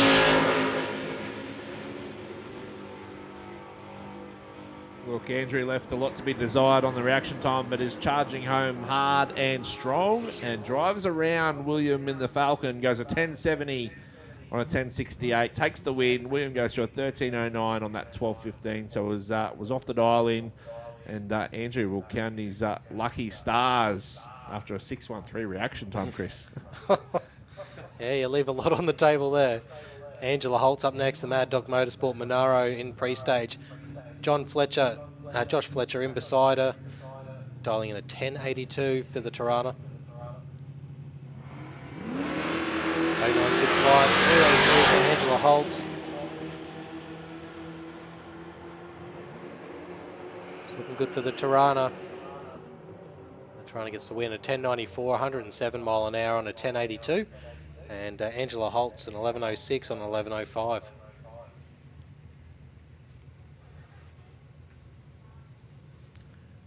Troy Hutton in the TH tiling and waterproofing Holden Ute up against Gary Green in the Holden Wagon. Yeah, so for Troy Hutton, got a win in the first round. He's currently fourth in the points. We've seen Jenny Ashen get a win earlier, so he's got an opportunity to jump into third here. Not much on the tree there, a 110 to an 082.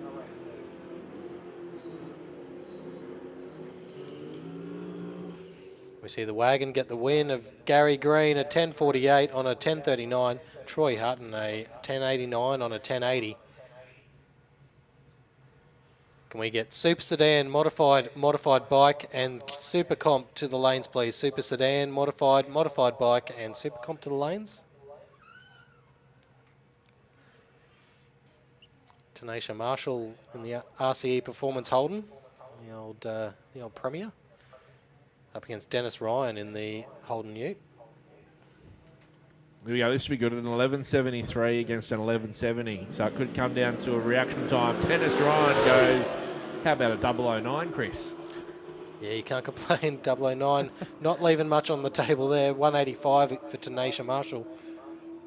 And Ryan gets a win, an 11.79, 109 mile an hour on that 11.73 dial in. And Tanisha Marshall at 11.70 on an 11.70. Just drifted too far away on that reaction time. Yeah, it did indeed. So that looks like it'll round out Prime Sign Speed Elec Super Street. And after 2 rounds of racing, heading into round 3, 6 drivers on 2 wins from 2 rounds. So it's going to be on. It's going to be on in the 3rd round of racing to find some finalists. Yeah. So what we got up next? The SuperFloor Junior Dragster round 2. So we're seeing plenty of those in the staging lanes at the moment. So another call out for Super Sedan, Modified Bike and SuperComp. You need to be in the lanes.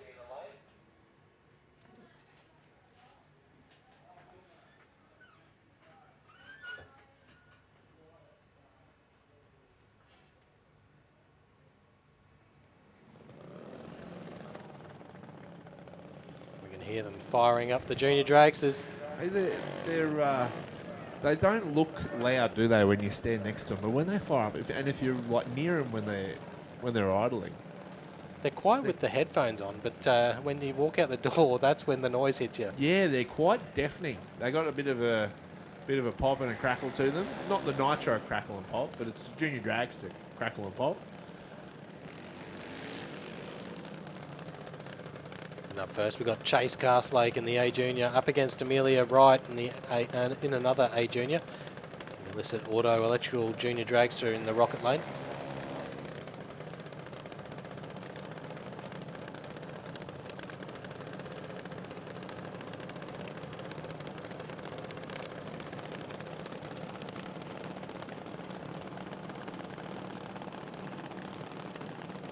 And this is where everything's earned. An 826 dial in to a 798.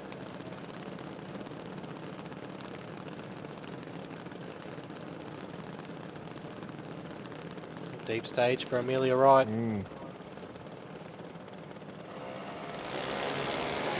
122 to a 141.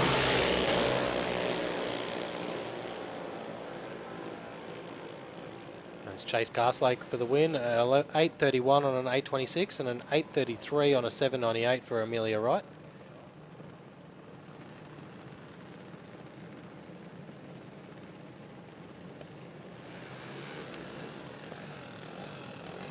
So we've got next pairing, round 2 for Junior Dragster. Jasmine Kidd, an 877 in the BJD, courtesy of Bellett's Bobcat Service. So we'll be chased down by Lexi Lancaster, an 862. So I had her first round of racing earlier today. So she's done her licensing, first round of racing, and looking to get her first win in competition. Yeah, and it's a smart-looking B Junior Dragster that Lexi's got under her.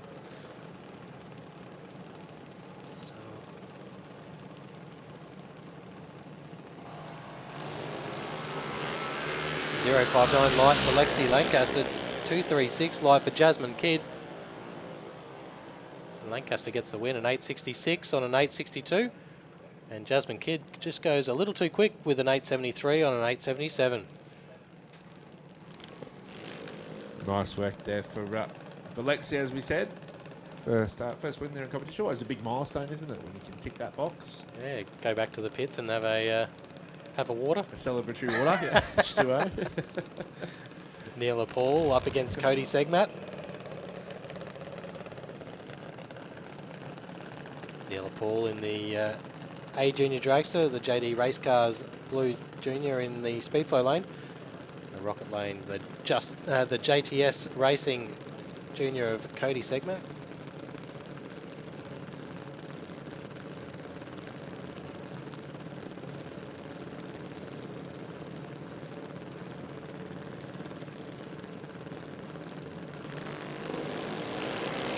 117 light to Cody. 077 for Neil Paul.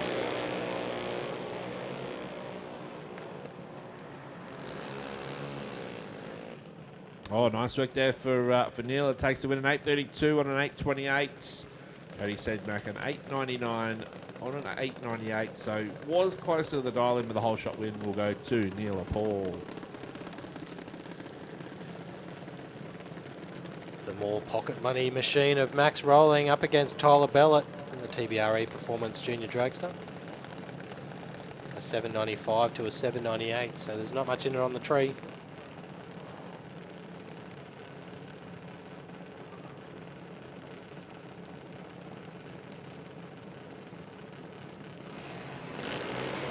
.094 light for Bellett, 106 for Max Rolling. And Rolling gets the win. Yeah, Max Rolling a 8.02 on a 795 for the win, a 795 on a 798 with a breakout pass for little Tyler Bellett.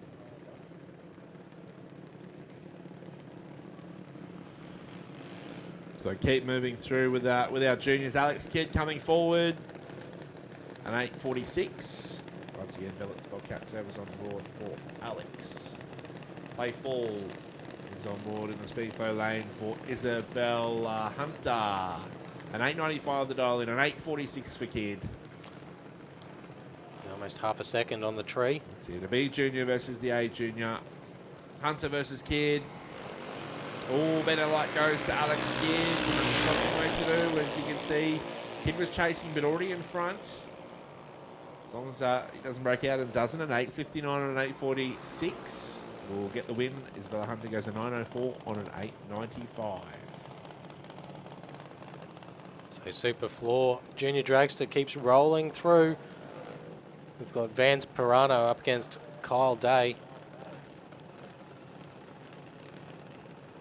Vance came in here with a bit of tight at the top. Yeah. So we saw Nixon and Vance come in equal on points. After the first round, Nixon unfortunately didn't get the win. For Vance, he had a solo pass, so has the opportunity to go 2 wins from 2 rounds of racing and extend the lead at the top now, which he holds on his own. Standing in his way, though, is Kyle Day, an 8.54, an 8.58. Not much in it, Chris. No, basically a heads-up race here on the tree. Great reaction time for Vance Pirano, an 0.82 to a 1.47 for Kyle Day. And Pirano gets the win, an 8.60 on an 8.58 with that 0.82 reaction. Kyle Day, an 8.55 on an 8.54 with a 1.47 reaction time.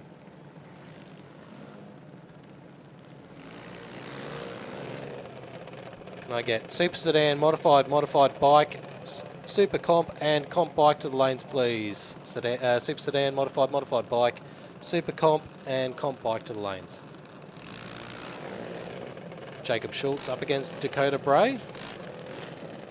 Jacob Schultz in the B Junior, supported by A Civil. Dakota Bray, the Smith Transport supported Junior Dragster in the Rocket Lane. You can't miss the bright pink on the side of Dakota's car. Stands out.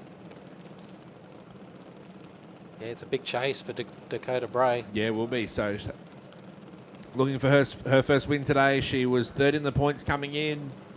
So big race here.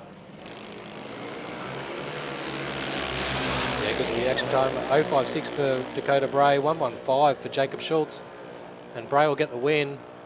So an 8.28, 8.028 on an 8.0 for Dakota Bray for the win. And Jacob Schultz ran an 8.63 on an 8.60.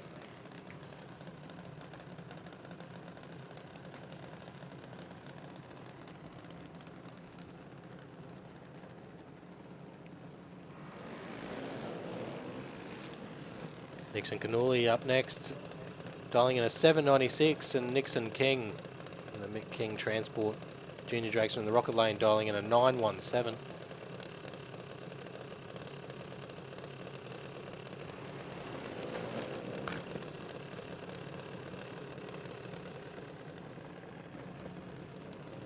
This is where he has a bit of fun, trying to chase down over a second.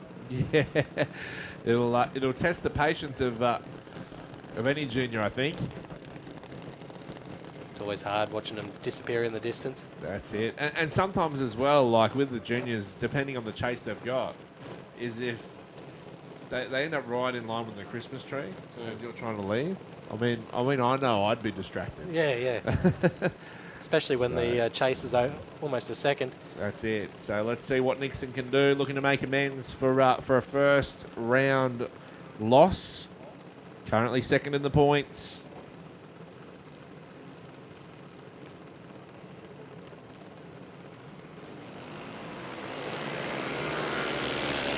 .3 reaction time for Nixon King, 1:43 for Nixon Knijff. And Knijff gets a win, a 7.97 with a 3 on a 7.96. And Nixon King, a 9.18 on a 9.17. Just that reaction time letting him down. Yeah, that's it. You could hear as well, there was just Nixon, it was a battle of the Nixons. Knijff taking the win, but you could hear Knijff as he was getting towards the finish. I just lifted that little bit. You can hear the engine note change on the junior to make sure that he didn't break out, and that he didn't. Tamika Castlake in the speed flow lane up against Jet Pirano in the rocket lane.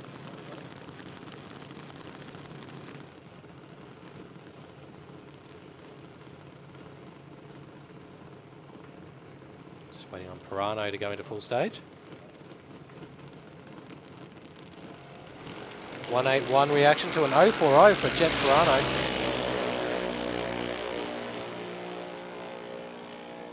And Jet gets a win, an 806.4 on an 798 and an 879.9 on an 870 for Tamika Castlake.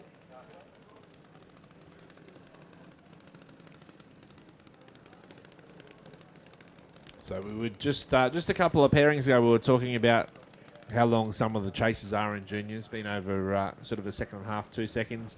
This is where you get a C junior up against a B junior. The C's dialing in at 12 seconds, a 12.08 here for Cody Robertson. And for Max Mason, he'll have to have his patience in line and in check, ready to go, because he's dialed in at 9.22. So it's nearly 3 seconds that he's going to have to sit there, which is a third of the time he's on the throttle to get to the finish line. But yeah, this is where the money is earned, the pocket money is earned. That's it. But that's what juniors is all about, learning the ropes. Yeah, the racecraft and the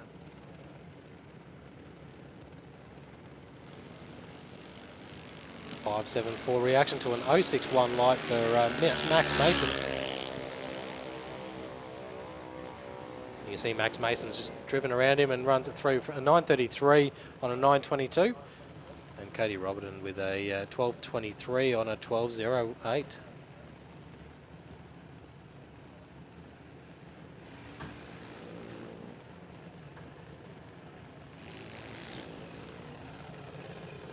Carl Schultz in the A Civil Junior Dragster in the Speedflow lane. Paige King in the Rocket lane with her AEB Services supported junior.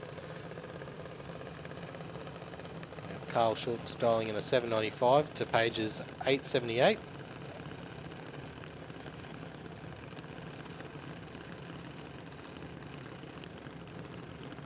can see the crew just guiding them into the beams.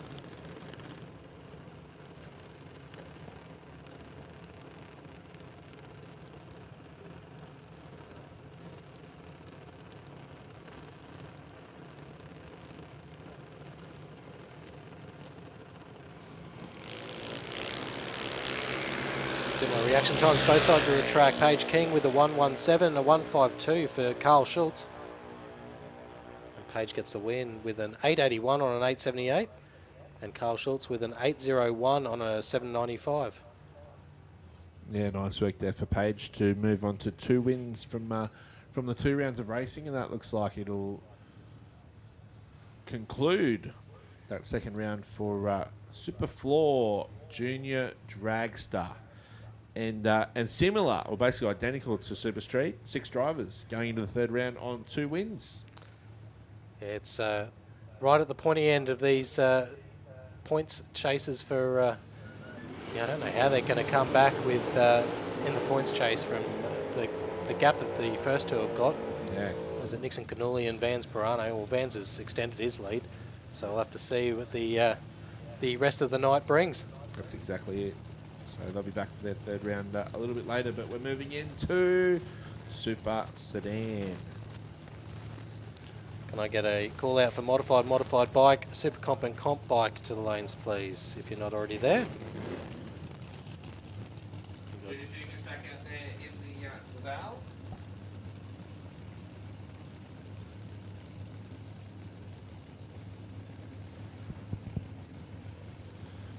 Judy Pukas back out there in the Val for Coyote Racing. A 980, the dial in. Hamish Strachan in the matte black Commodore for Complete Property. A 975. Yeah, against a 980. Strachan out with an 059 light to an 068 for Pukas.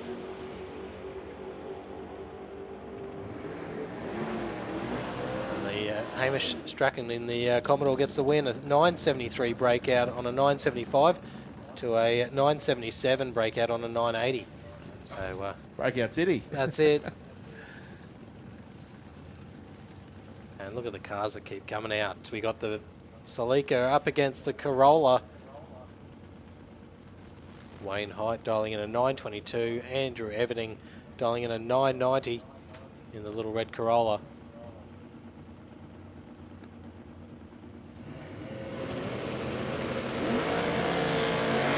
004 reaction time for Wayne Hyde. He's on it again, and an 039 light for Andrew Everding. So the Celica gets a win, a 923 on a 922. Andrew Everding with a 991 on a 990. Oh, you know what, Chris? Toyota was the winner.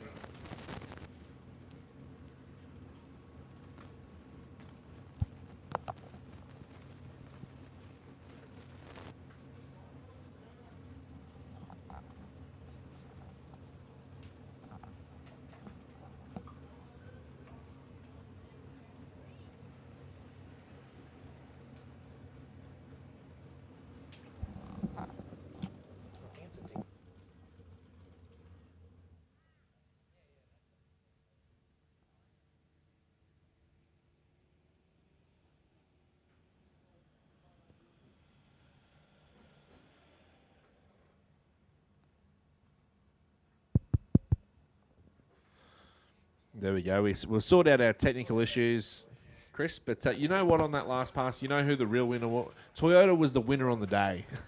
Yeah, you can't beat seeing the Celica up against the little Corolla. It was cool. I had to get a photo of that. Looked good. But just got the team having a look down in the deep end. So we'll just have a quick pause while we push these cars back. Yeah, and while we wait, we've got modified bike, SuperComp and Comp Bike. If you're not to the lanes, you need to be there. But we are in Super Sedan. Second round of racing, full of our categories. It is Donnelly Blasting Services Queensland Drag Racing Championships. Round number 3. So we maybe we'll look wherever everyone's watching from on the live stream, thanks to Overtaking Lane.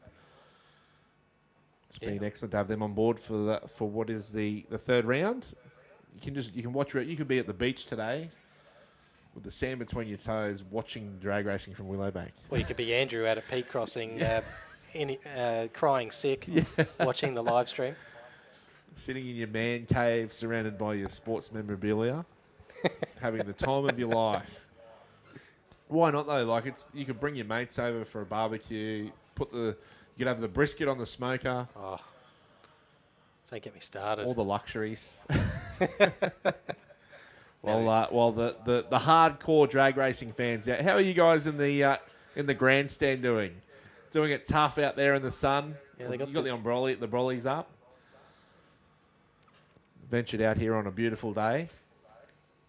But do make sure you come and support the track at any of the events that we've got coming up, as we said.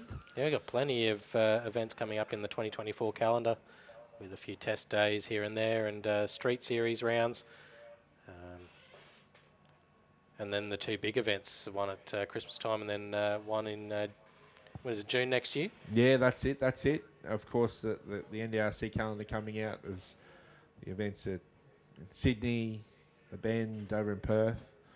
So maybe I'll see if I can get down to Sydney because some of them look pretty good.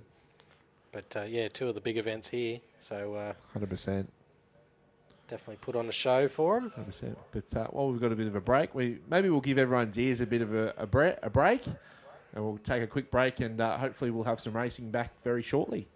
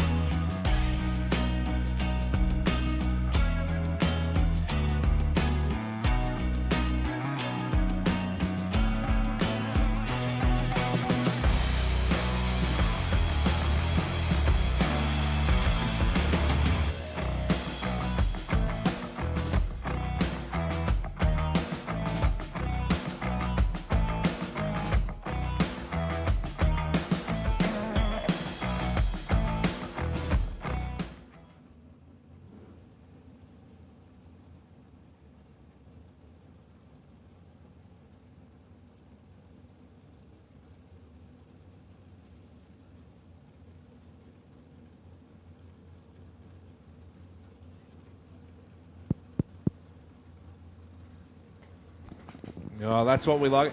If there's going to be no cars running, we like it to be for the shortest period possible, and that's exactly what happened. So a big thank you again to our track crew working hard down there. Yeah, Mitchell Bauer up first in the Fernwood Landscape Fair Lane up against Rudy Wyatt.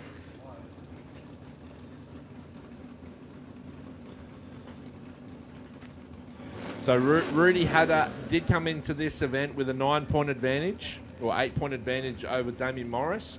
Didn't see him in the first round of racing though, so whatever the issues were, they're sorted. He's back out there now, so we'll see that gap as Damien Morris got a win in the first round has shrunk. Still leading the championship points, they're the one that he's chasing, and Mitch Bauer will be hoping to do that right here, right now. Both into pre-stage. So a 9:31 for Bauer, a 9:52 for Wyatt. Red light for Wyatt, 004 red, 045 for Mitchell Bauer. Bauer will go through a 9:32 and a 9:31 with that 045 green. And Rudy Wyatt, a 9:57 on a 9:52 with a 004 red. Can just upset your rhythm a bit, can't it, if you have something that doesn't quite go to the right. You miss a round of racing and then the pressure's back on to come back out and perform. That's it, and going up against Mitchell Bauer, you need to throw everything out the tree, and unfortunately Rudy Wyatt's gone just under. So threw everything at the Fernwood landscaping tree, but it wasn't enough. Yeah, that's it. Damien Morris and the Morris Painting Solutions Monaro up against the Holden Tirana of Mick Newport.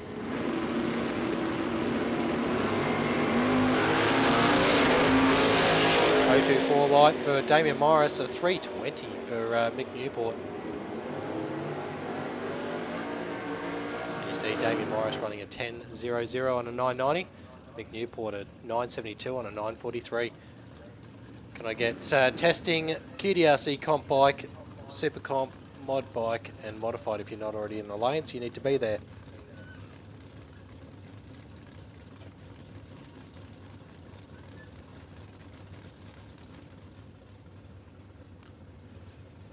Rob Price on the line in the LH Tirana hatchback up against Adam White in the VL Commodore. VL Commodore picking a front left wheel off the ground. The 948 dial in. Let's see how close he can get. Goes a 956, 132 for the win. And Rob Price a 943 on a 942, but the 166 reaction time just let him down on that one. Yeah, it does. It's not often you can pull a light like that and then turn a win light on at the other end of the racetrack, particularly when you got someone in the lane next to you that pulls a 026. And that sound means we're into Knijff Earthmoving Modified. It certainly does. So we'll have the altered of Jason Vanderlyn coming forward. All the sevens, a 777 the dial in. Andrew Pinkstone, currently second in the points for Knijff Earthmoving Modified. Made the final in the first rounds. He's turning on some win lights. He's having a good season. And he's up against the altered, a 760 the dial in for the rear engine dragster of Andrew Pinkstone.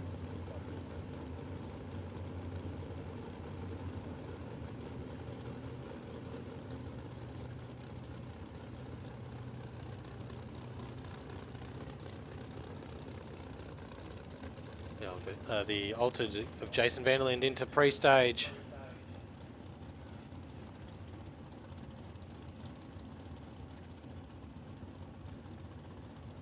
So for Pinkstone, he needs to keep turning on win lights to chase down Lucas Holtz,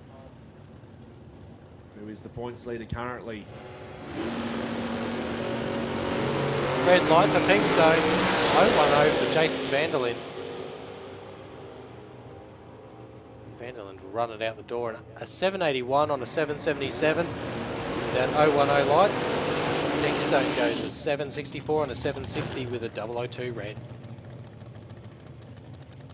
So that'll tighten it up a bit. Well, just pushes it too much, didn't it there for Andrew? How's this though? That's a nice looking front engine dragster of Neil's over there, isn't it, in the rocket lane?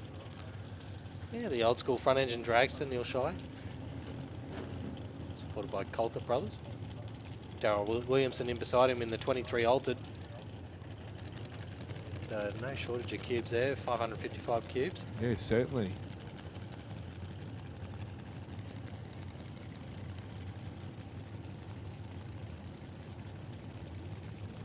So 784 for Williamson and 880 for Neil Shy. 336 for Neil Shy, 377 for Williamson. So that little altered's got a lot of work to do. And Neil Shy goes an 883 on an 880 with that 036 light. And Darryl with a 787 on a 784.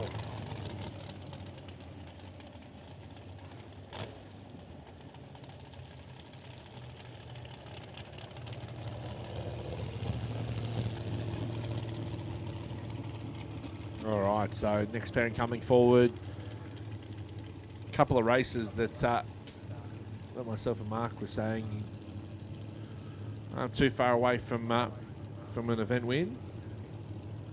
Yeah, Abby McDonald in the Mick Newport contracting front engine dragster and Dave Porter in the DK Equipment Hire dragster. Yeah, so they've just been given the shutdown signal by the looks of it.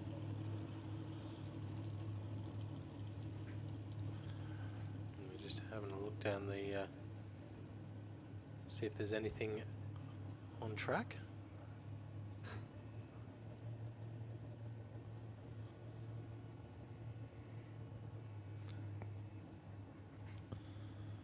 All right, so while we're waiting, we'll get testing comp bike, super comp, and modified bike to the lanes if you're not already there. So let's have a look at Knijff Earthmoving Modified. First round winners went to Phil Bellett, Brett Farnell, Lucas Holtz, Andrew Pinkstone, who we've just seen unfortunately had a loss in the second round. Chris Reed.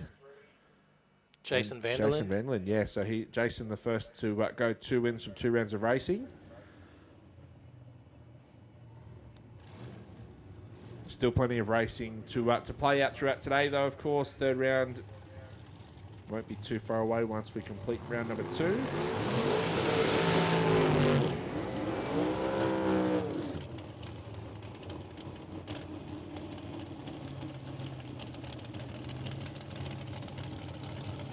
Some short, sharp burnouts here for Abby McDonald and Dave Porter.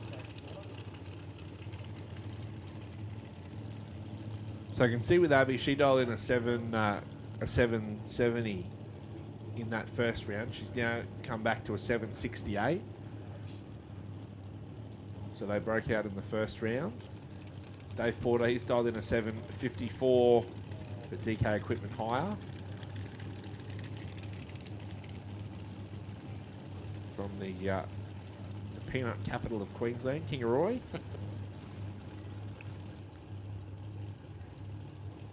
Abby McDonald into full stage, just waiting on Dave Porter. And a good light there for Dave Porter, a 008 to an 038 for Abby McDonald. Dave Porter gets a win, a 757 on a 754, a breakout for Abby McDonald, a 763 on a 768. Yeah, that's they pulled it back, but not enough.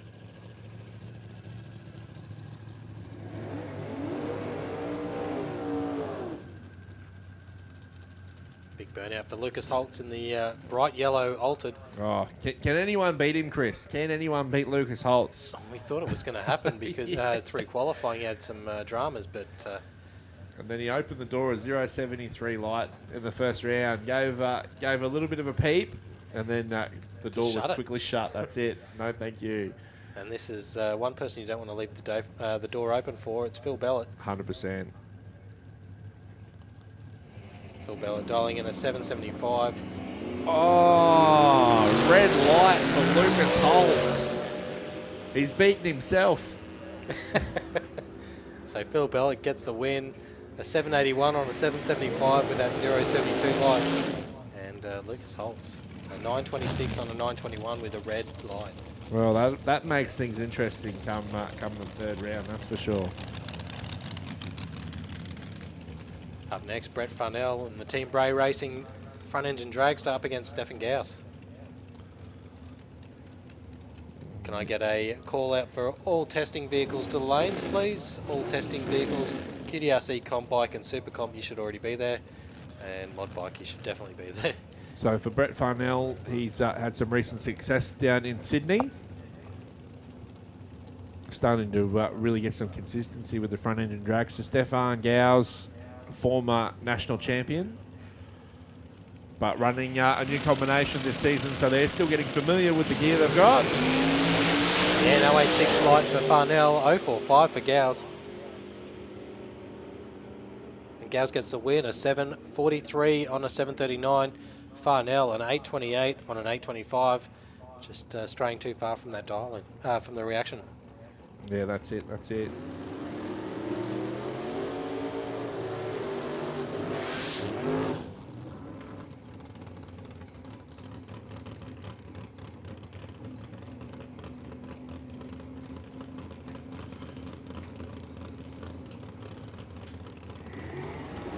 So I think it's going to be Kerry Muller over in the rocket lane, and Chris Reed in the speedflow lane.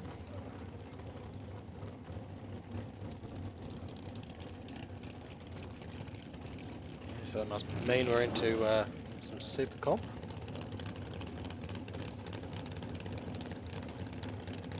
Still modified?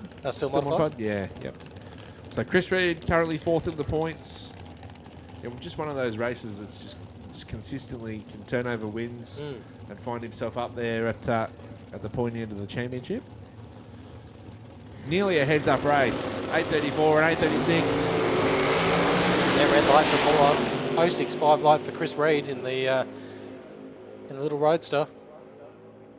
Chris Reed runs it through for an 8:37 on an 8:34.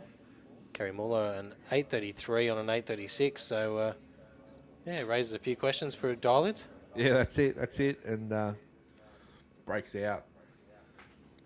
Gets a red light. Throw the timesheet away. Yeah. Throw the dummy out. Yeah, that's it.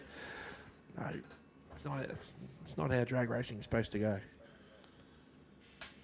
sometimes that is how drag racing goes. Yeah, yeah.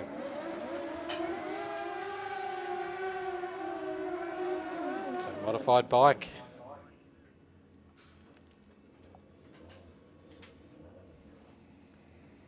We have Alex Redmond in the beam, on the beam modified bike. Suzuki 1000 on the start line.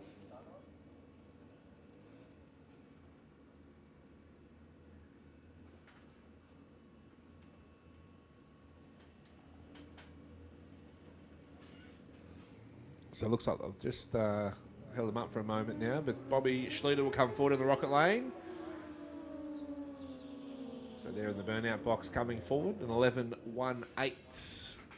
So we'll be chased down by the Suzuki.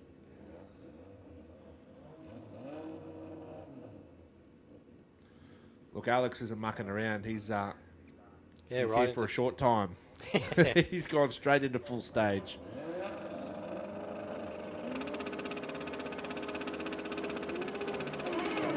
Oh, big wheels up for Alex Redmond. That would have caught him out a bit.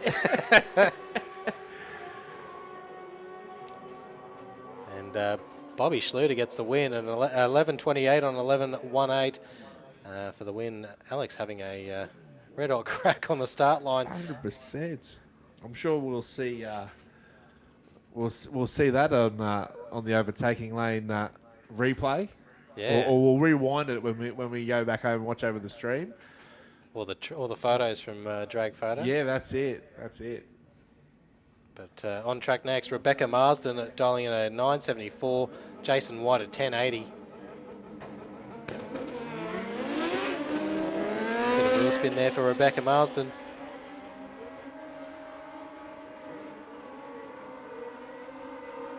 And Jason White gets the win at 10.84 on a 10.80 with that 0.42 light. Rebecca Marsden just rolling out of it at 10.43 on a 9.74. Can I get all testing to the lanes, Comp Bike, Super Comp and Sportsman to the lanes and Junior Dragster to the lanes, please? So Brian Arvizio, Jason Clark and Brian continuing on this winning streak that he's had in the QDRC.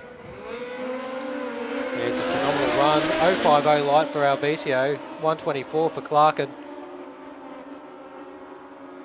And Alvicio continues the winning streak, 8.94 on an 8.89. And Jason Clarkin a 9.74 on a 9.61. And before Alvicio, it was Tammy Goldthorpe on the winning streak. So here she is now, dialing in an 8.92 up against Alan Annis Jr. an 8.71. Oh, another tough race. We saw Tammy and Brian do battle in the first round of racing. Now she comes up against second in the points, Alan Annis Jr. Yeah, it's tough in mod bike.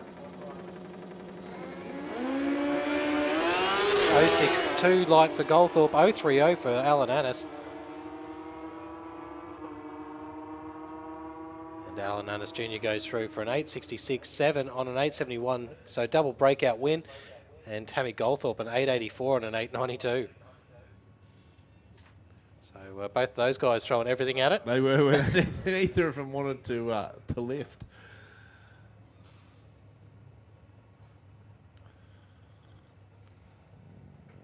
So I can. That does not sound like a bike that's in the burnout box there. It doesn't look like one either. It's got 4 wheels. So we'll be moving on from mod bike. Yeah, to round 2 of SuperComp. It looks like Nicholas Galea in the speed flow lane.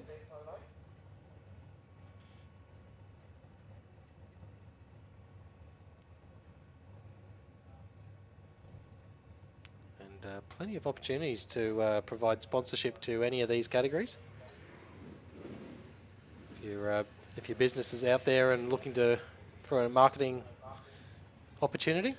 Yeah, 100%. And I mean, I'm sure if it's something you're interested in, big or small, you give the office a call and get in touch with the team. I'm sure they'll be able to put a package together for you. Might even be something for the street series or a light of the night or something small, or even if you've got a business that wants to donate some prizes or something, we've had before. We've had landscaping with the Fernwood Landscaping handing out small little bushes for the street series. Of course, the diesel night the other night we had some meat trays. Bit of everything. But yeah, it's just perfect opportunity, especially with the 2 big events coming up very soon. Yeah, no doubt it'll happen right before, like, Christmas is only just around the door. So, yeah, jump at it. See if you can wrangle something up with the Willowbank track office. 100%. I'm sure the staff would love it if you had your Christmas party at the New Year Nitro. How cool would that be in a corporate box or something like that? Marquee at the... Yeah. But anyway, we've got SuperComp on track. Josh Luder, a 956 is that index. He's gone an 874, was the number 1 qualifier. Nicholas Galea has had some problems, but look, had the dragster running 763. He's running consistently under that 770 index.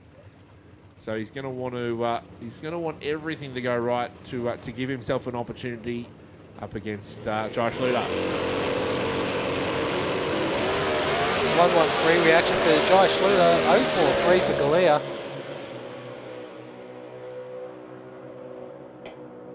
We see Josh Luder go through for an 878 on a 956 index, so it's more than a nudge. Yeah, just a little bit of a nudge. And a 771 on a 770. Yeah, it just depends on how much you want to make a dent in that index. That's right. It'll only hurt you in future rounds. That's so exactly it. They've got that thing, the Cavaliers on song. Yeah, no shortage of performance in that Cavalier. The Falcon Sprint of Mark Sugars on track.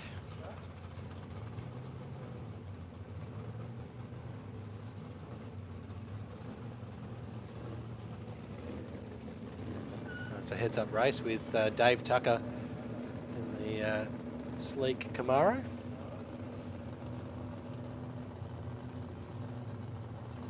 Very similar shape to that red Pontiac Firebird that we were talking about earlier. Yeah, it is, isn't it? Tough racer behind the wheel with Dave Tucker. So both in the BMPA category for SuperComp.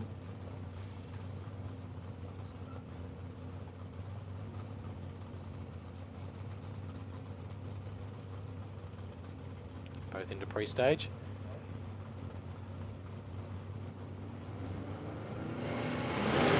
Oh, wheels up for the Falcon. So who is going to make the biggest... be Dave Tucker underneath the index with a 920 on that 929. Oh, geez, Mark gave it a good crack though, didn't he, with that reaction time? Gave himself an opportunity, but still just not quite enough. Yeah, forced Dave to go well under. Raheem Tar in the 477 Garage and Tuning Falcon.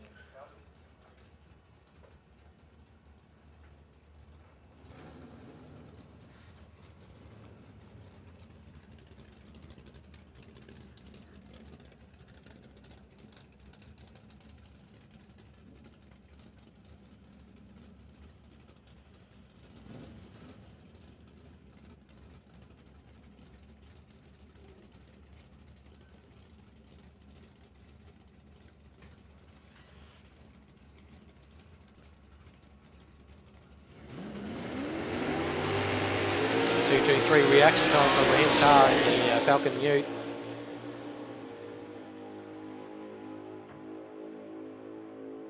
He goes a 955 at 140 mile an hour on that 930. So still got a bit of room. Yeah, that's it. And I suppose when you got a solo, you can test a few things, keep it safe. See what it can do, see what it wants to do, see what it's happy with, see what it's not happy with. From 4 wheels back to 2 wheels. Yeah, QDRC Comp Bike. That's it. And it's been a tough field today. The winner could come from any of our competitors. We've had 6 here so far. Avin Ortar number 1 qualifier. But Pete Farnell, that's 7:25. He's on track now up against Ken Collin. So close, 198 miles an hour, if you don't mind, Chris. Yeah, so close to that 200 mile an hour earlier. And be great to see that broken.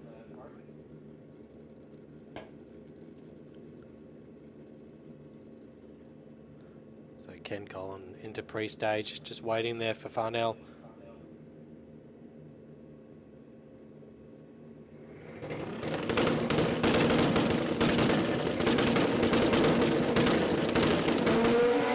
.061 light for Farnell, 039 for Ken Collin. You can see him leaning the bike over, 826 for Farnell, and a 790 at 149 there for Ken Collin on that 786. Just a little off song there for Pete. Open the door. Chris or Ken took the opportunity. Said thank you very much on the Rascal Race Engines Hayabusa.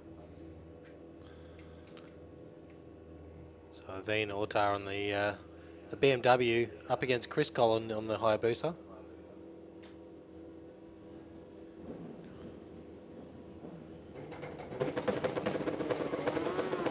.015 light for Autar, 185 for Chris Collin.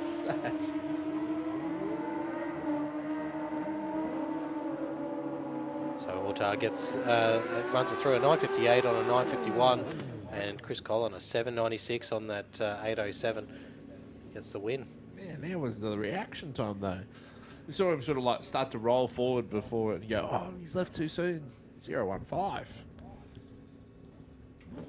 Johnny Lewis up next on the Archie's Motors Kawasaki, up against Carl Pacey on the Suzuki. Been watching Carl halfway down the track, picking the front wheel up, so it's got some power on the little Suzuki. 050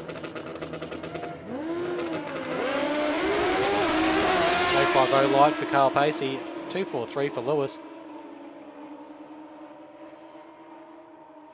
Pacey gets a win, a 907 on an 891, and Johnny Lewis with the an 853 on an 807. Yeah, that little Suzuki gets up and boogies, doesn't it? In the back half of the track.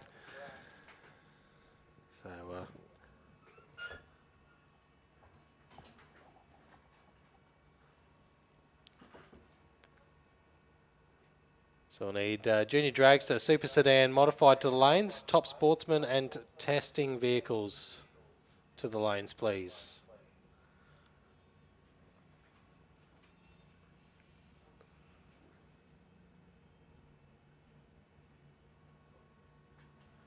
Yeah, perfect time to start doing some testing out there because it's the conditions are starting to cool off. Yeah, that's it. As the sun's baked nicely. Yeah, the track's heated up and the air is starting to cool. That's it. So we'll, I think that'll round out our comp bike field. As it does, and you look at the footage that we've got this weekend, and you see the drag bus.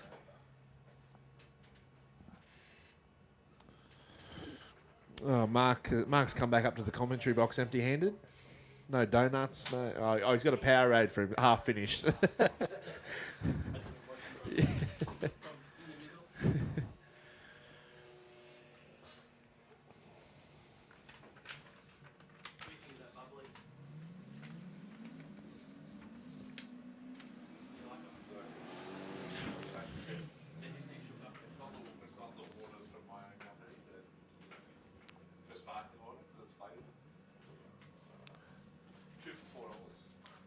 Yeah, so we got the hooligan drag bus on track. Jamie Haig on the in the driver's seat. Took 6 years to build. So with this LS powered drag bus.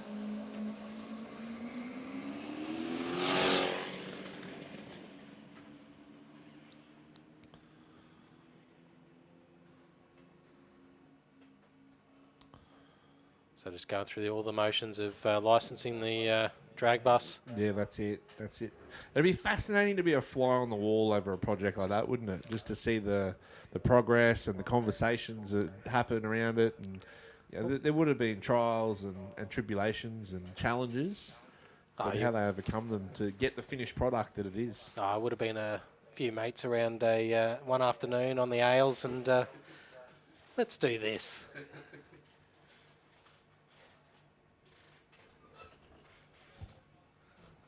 Let's go drag racing. Yeah, let's use that shell, that chassis, and that motor, and let's all whack it together. We can hear the supercharger on the red altered coming through.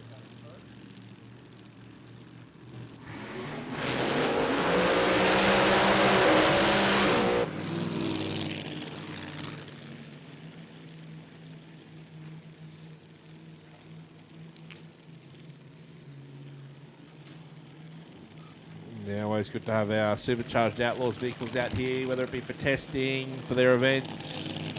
Had a good field at the Winter Nationals this year, with a lot of the interstaters come up and tried against our local races. Yeah, and this one's super consistent this weekend. String of high sixes. And it's something we're used to, it's supercharged Outlaws, but for here it's QDRC Outlaws. And we did have Kelly Kidd in the Barra turbo-powered rear-ended dragster competing in QDRC Outlaws not too long ago.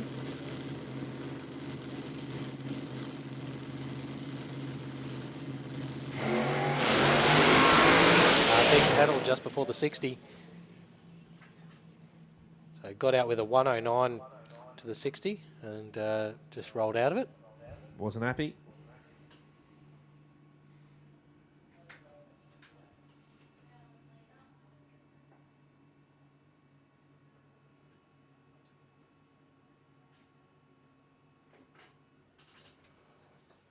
Is that the end, mate? You want to swap, mate? Yeah, I might go for a bathroom break and a food break and whatever else. A water. I think I've got all the winners and losers ticked across there. Have you really? So try and work it out.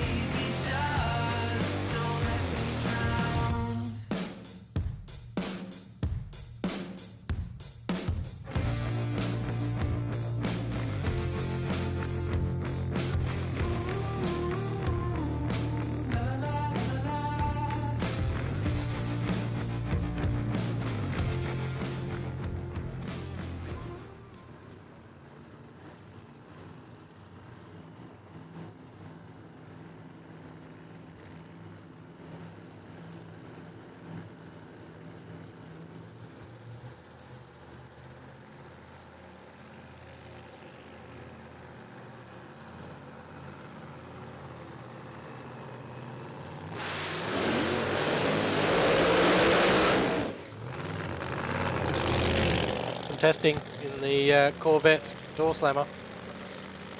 He's getting further down the track each pass. That last one was the furthest got out. We've got about probably 100 metres before he got that dreaded tyre shake, but it's getting further. Yeah, that's it. It was around that, that 330 mark where it was... There's nothing worse than when you make changes and nothing changes. It does the exact same thing. Yeah. At least with Pavey, with whatever change he's doing, it's happening further down track. I thought he was bringing it back. So he was getting traction a lot earlier and then, rather than the dreaded tyre shake. But then, just... He's gone 100 to the 60 foot every pass today. Yeah, he's getting out. Yeah, Russell Pavey testing the slammer here at Willowbank Raceway, the Queensland Drag Racing Championships. If you've just joined us, we are just in the test session at the moment. Then we're going to get into round 3 of all of our racing, the final round of racing for all of our classes. Russell Pavey on track in the slammer. I think they got some new body work on this car. Oh, Big so pedal. close to getting through at that time. It was a quick pedal, still rolls through for a 641 at 174 miles an hour. So it went 100 to the 60 foot again. And again, he almost got through that shake zone. He did get further out again. He did a quick pedal, recovered it, and then shoots out early, drops the shoots early, 170 mile an hour by 641. And I think they're making progress when I look at that. Well, yeah, he just carried the tyre shake on the right-hand side of the car a lot further, but yeah, you can see the tyre shake marks. You can see the chatter marks. So he was in it for a while. Yeah, Russell Pavey, though, yeah, making improvements. Yeah, progress each time out. A little bit further down. It went 4.0 to half track with the pedal. So it doesn't really... It would have been probably in the 390s without the pedal. But yeah, we'll see how his car improves through the night. Well, we're at the end of the day, Chris. We are. We're into round 3, so I think testing will only have one more session today. Yep. So yeah, that temperature hopefully will drop off a bit further. It'll be interesting though if we are still racing as the sun sets. It is 4 o'clock now. I think the sun will set. What is the sun going to set? About 5:30. Yeah, something like that. So you'll have your... Ooh, it's going to be tight. It'll be tight. Maybe for the finals, it'll be fun for the dial-ins as the sun sets and gets a little bit cooler. Then yeah, it'll also make a nightmare for the drivers with the sun right behind that Christmas tree. So what's up first? So round 3, we got Top Sportsman will be out first. So I'm just going to find the sheet for Top Sportsman. Quick, unofficially, because I haven't been keeping track of those, so we're going to put Wade under the bus if it's wrong. the V-dub drag bus. we're going to put Wade, our fellow commentator, who's not here to stick up for himself. Having a look at the tail of the tape in Top Sportsman that's about to come out in round 3, we've got Patrick Barron on 2 wins. Denny Lake on 2 wins. And they are our only 2 drivers with 2 wins going by Wade's notes here. So we've got a bunch of drivers, 1 win, 1 loss, but only 2 with 2. So that makes it very interesting here in round 3 of Top Sportsman, Patrick Barron and Denny Lake. So the only thing that would make it more interesting if both of those lost, and then it's a mad calc for trying to... Yeah, calculation. Then we don't have enough fingers and toes to work out the maths then on the tiebreaker, Chris. Yeah, that's it. Oh, you are an engineer, though, by trade, so you are good with numbers I'm then, not technically. qualified. Not a qualified engineer. Aren't you? I thought you were an engineer. Nah, civil designer, mate. Civil design, okay. Yeah, I just tinker around with AutoCAD. Yeah. But, yeah, very fun work, but not as fun as these guys out here throwing it at the track.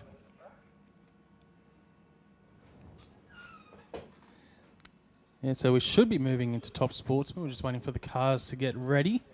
So we should have Real Street Junior Dragster, Super Sedan Modified, and Top Sportsman in the lanes, please. So Real Street Junior Dragster, Super Sedan Modified, and Top Sportsman in the lanes, please. And you've enjoyed your first day back in a while, Chris, in the box? Yeah, it's definitely been a... What's your highlight so far been today, mate? Just the closeness of some of the modified races. Or Yeah. actually most of the categories today, just with some of the super tight combos that the guys have brought to the track today.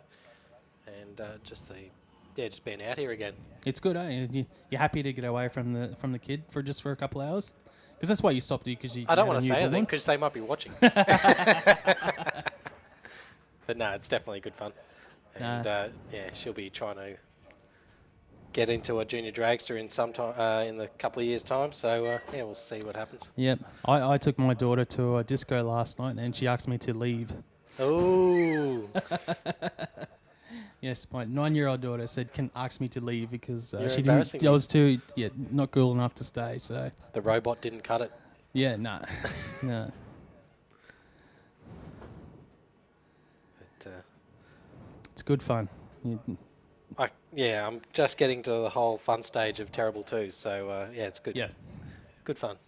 Making forts and that in the lounge rooms. And What about with the kid? I know you. yeah, do that. yeah. That's why you have kids, isn't it? So you can just blame it on them. You know what though?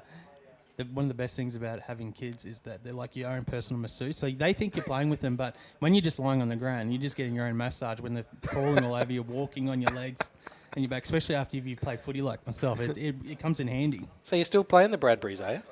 No, I don't play for the Bradburys. Oh, I still play footy, but I'm in a new team now, mate. Oh. So, yeah. Bugger. We retired the Bradburys, so they're done and dusted. I know it's a sad day, but So many trophies. yes. Suddenly, it's good being in a team that can play. Oh. Harsh. Harsh but true.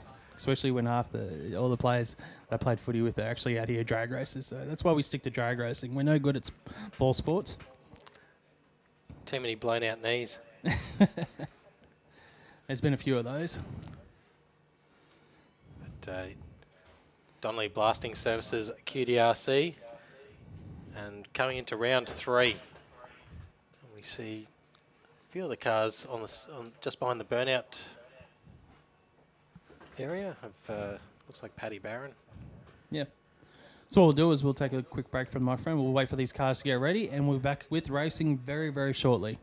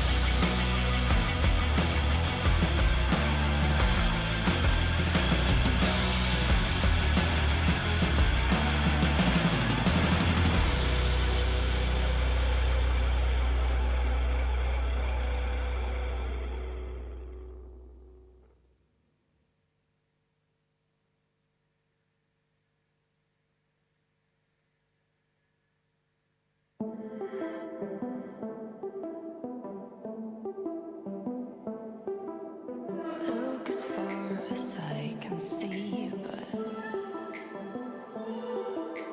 you don't want to talk to me, no.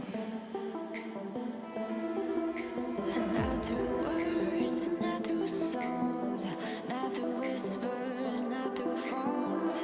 When I look at you, I know that got me in a state of mind, traveling through wasted time.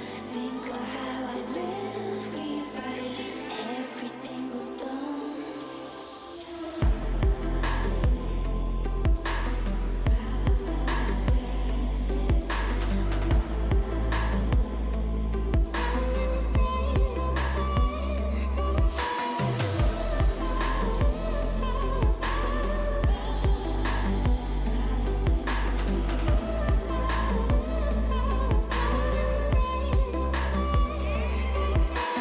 Walk as far as I can go now. I keep repeating overgrown. I think of you passing by, round the corner, meet my eyes. I don't know what we would say, but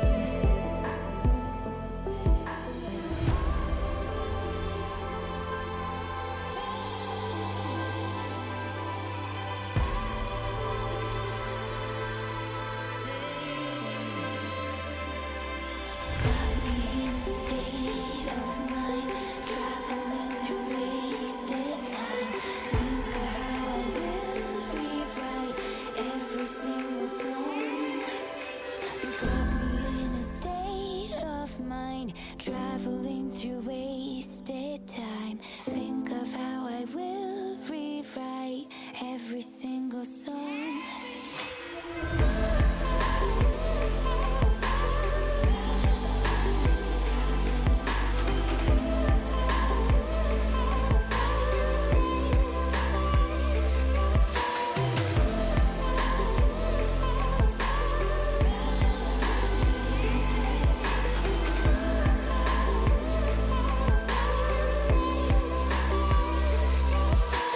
Walk as far as I can go now. I keep repeating overgrown. I think of you passing by, round the corner, meet my eyes. I don't know what we would say, but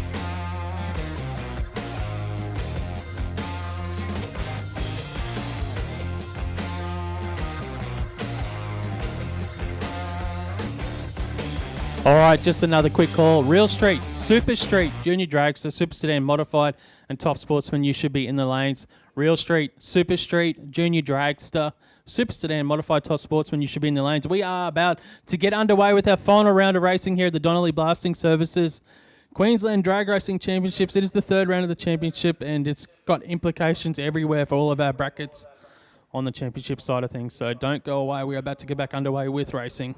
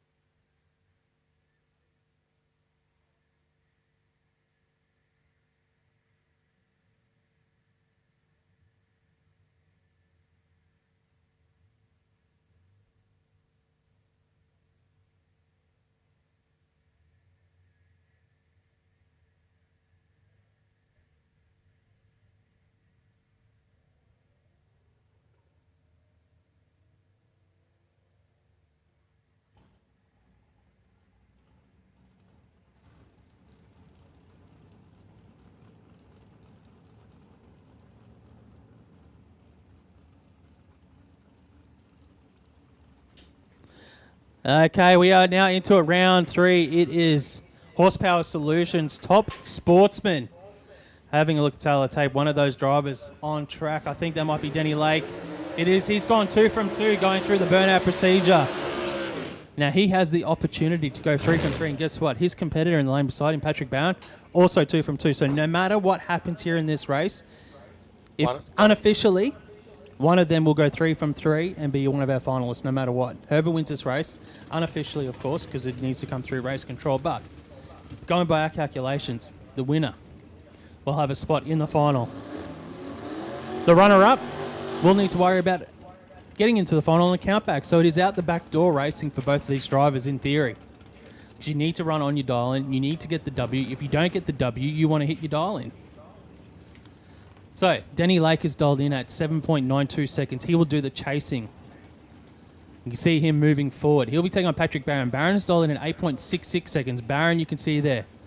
The sun is setting here at Willowbank Raceway. Round number 3. Winner, unofficially, will advance to the final. Patrick Barron and Denny Lake. How are they looking in the points as well? They're up there in the points too. Yeah, well, Denny Lake's taking full advantage of this, getting more points. Oh, man, Denny Lake with the slowest reaction time of the day. Huge advantage to Patrick Barron. Massive advantage. He gets the win. 8.68 on his 8.68 for the win. Patrick Barron goes 3 from 3. Denny Lake, though, have a look at that. 7.92 with a 3. So 3 thou over for Denny Lake. He may have lost, but he may have just saved himself a spot in the final because he went 3 thou over the dial-in. Denny Lake. Yeah, so that'll definitely tighten up the points there, Mark. Yeah, big time. Oh, this is another good matchup. Steve Horvat, Paul DeBlaine. This is a rematch of our finals from the last QDRC. Tail of the tape. Horvat, 1 win, 1 loss. DeBlaine, 1 win, 1 loss. They need to get a win here and go 0.02 of a second or closer to their dial and to knock out Denny Lake at the moment. So that's the maths. You got to be 2 thou over your dial if you want to get a spot in the final at the moment. Yeah, super tight there. Horvat in the Monaro, Doblin in the BF Cobra Ute.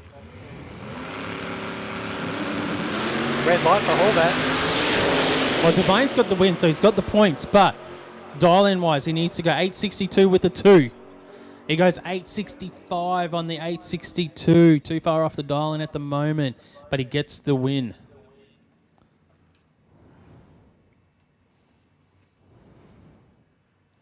How tight is this racing? Denny Lake goes 3 thou over the dial-in, losing, but has 2 wins from 3 starts. Doblain, 300s over the dial-in there. Yeah, so Paddy Barron just... He went for a chop of the tree. 45, that's, Horvat, yeah, Horvat, 45 red on the tree, so he went for a big chop. But, yeah, Patrick Barron is 3 from 3 going by our books. Yep. He's the only driver that can go 3 from 3.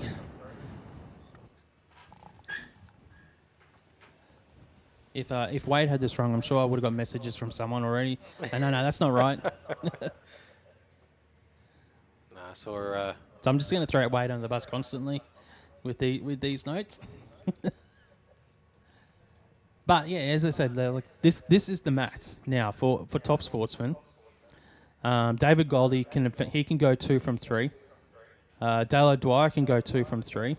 So those 2 drivers potentially could get a spot in the final, but the biggest issue that they face is the fact that you've got to be 0.002 over your dial-in to knock out Denny Lake. Yeah, and Denny Lake sitting currently in 3rd in the points for the championship in Top Sportsman. All unofficially. I just keep pointing that out as well.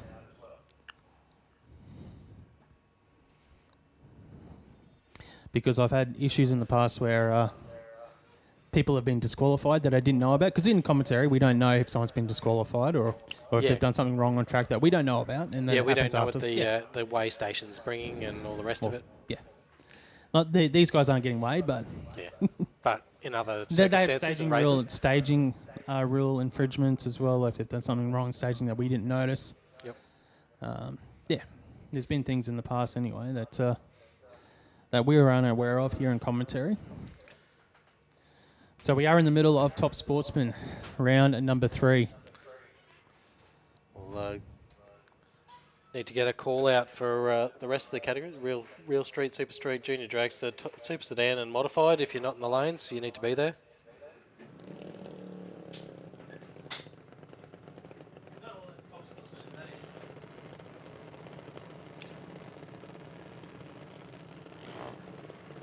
It sounds like Junior Dragsters, Mark. Yeah, that sounds like Junior Dragsters. That's a few Top Sportsman races that we did not see come out in round number 3. David Goldie, Kayleen Gooley, Dale O'Dwyer. We did not see those cars on track.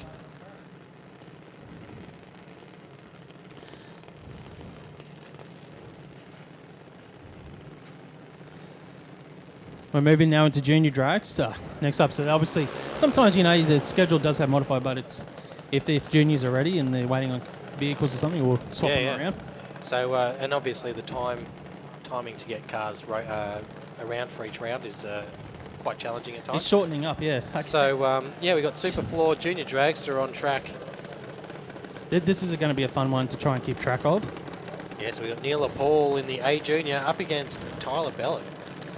And Neela Paul there, she's going to have to get, she's put 3/10 on the tree. So Neela has got 2 wins from 2 starts. Tyler Bellett, 1 win and 1 loss.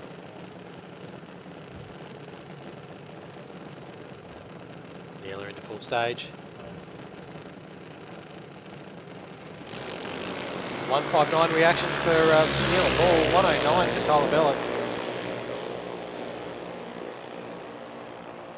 Oh, Neela Paul's going to get the win. Yeah, a breakout for Tyler Bellett, a 793 on a 795 while he's doing the chasing. And she was 0-1-2 over the dial line, so that's really good. And that's stout.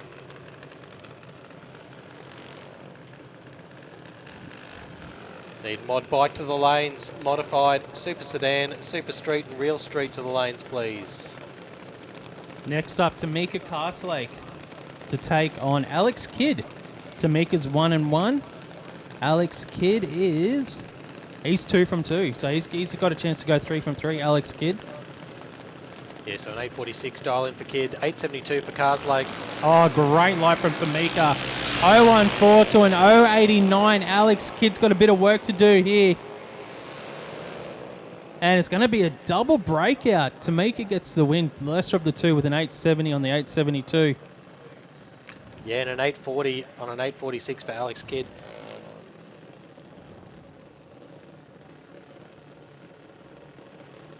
Kyle Day up next in the A Junior, dialing in an 854 to Jasmine Kidd's 872. So one of these drivers is going to get their first win of the day. And unfortunately, the other one's going to go home without picking up a W. Yeah, that's always a bit sucky in Junior Dragster. That's the challenging thing with the Junior Dragster field at the moment. Good light from Jasmine Kidd. 055. Kyle Day, 136. Is the A Junior Dragster going to take the win? It doesn't. Jasmine Kidd in the B Junior gets a win, an 872 on an 872. You can't beat that. Yeah, great pass there from Jasmine. 55 on the tree, 72 on a 72. Got to be happy with that. But Kyle Day, tell you what, that is a solid package for Kyle Day. You may have not got a win today, but if you keep doing packages like that, running on the dial and your solid light, you're going to win more races than you lose. Always look at the positives here. Cody Robertson now to take on Paige King. Yeah, Paige King dialing in an 878, doing the chasing in this occasion with Cody Robertson with a 1220. So Paige is 2 from 2. 2 wins from 2 starts. Cody Robertson is 1-1.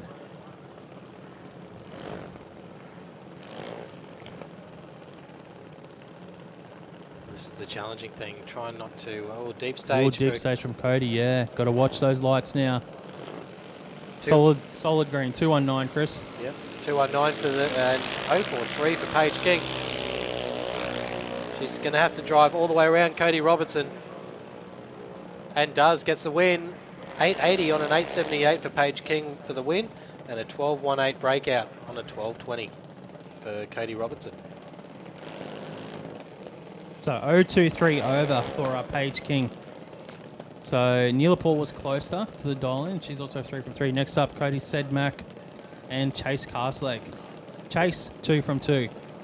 Cody Sedmak looking for his first win of the day. So Sedmak in the JTS Racing Junior Dragster in the Speedflow lane. Rocket lane has Chase Castlake. So the tail of the tape at the moment, the way I see it, Chase Castlake, if he gets a win here, that gives him 3 from 3, but he needs to be 22 thousandths or closer to his dial-in to get a spot in the final at the moment, unofficially, of course. Always unofficially. Everything is unofficially. So don't come up here and say, oh, Mark said this.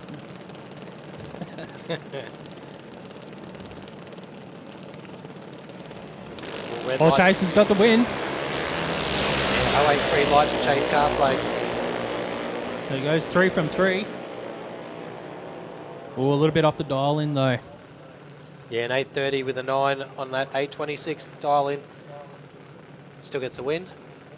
Well, no matter what, it's 3 from 3 for Chase, but yeah, 400s over the dial-in might be a little bit too much for in the countback of the to make the finals here at the QDRC for SuperFloor Junior Dragster. Next up, Nixon King and Max Rowling.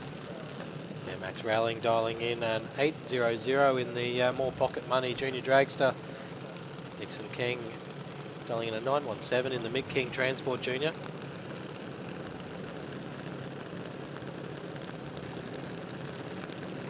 So Max Rowling, he's another one of the drivers with 2 wins from 2 starts. Nixon King, looking for his first win of the day. Max Rowling into pre-stage.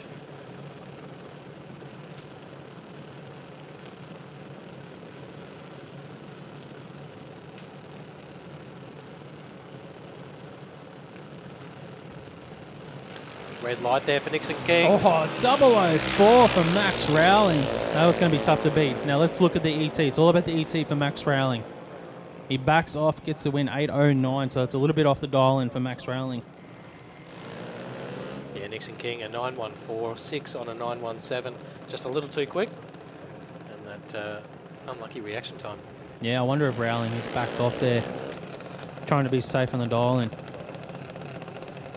I think at that point, if you've got the automatic win, you just run out the back door and hope for the best. Like, fingers crossed. Like, no matter what, you're going to go 3 from 3, and if it's your day, it's your day. So Dakota Bray up next in the A Junior Dragster, sponsored by Smith Transport. In the Speedflow lane, dialing in an 801, and she's going up against Nixon Cannulli. Well, going by my records, this race won't have any bearing on the finalists today. They both only got 1 win and 1 loss. Though there's championship implications, because if you look at your points, these guys were in the top 3, I think, going into the event for Junior Dragster. Yeah, Nixon Cannulli was leading the championships before the event. And Dakota in 3rd, yeah. So it's still, there's points here that can be grabbed on Cannulli, who was leading the championship coming into the event. Top Sportsman, we need Danny Lake and Patrick Barron to the lanes, please. There you go, official finalists for Top Sportsman, our first of the finalists. Denny Lake and Patrick Barron. So we got that one right, Chris. Yeah, we got that one right. Wade got it right. Cannulli with a huge advantage. 069 to a 312 for Dakota Bray. But the win light will go to Dakota Bray. It's a double breakout. Double breakout. Dakota goes 799 on the 801. Cannulli goes 793 on the 795. Close race. Cannulli got to the finish line first, but broke out. Dakota Bray getting a win. Suddenly the points in Junior Dragster are going to look awfully tight when at the end of this event. Yeah, well, she's only one. Is it 1 point off Nixon Cannulli now? Possibly, yeah. Well, yeah. That's up to those guys to work out the points for us. Yeah.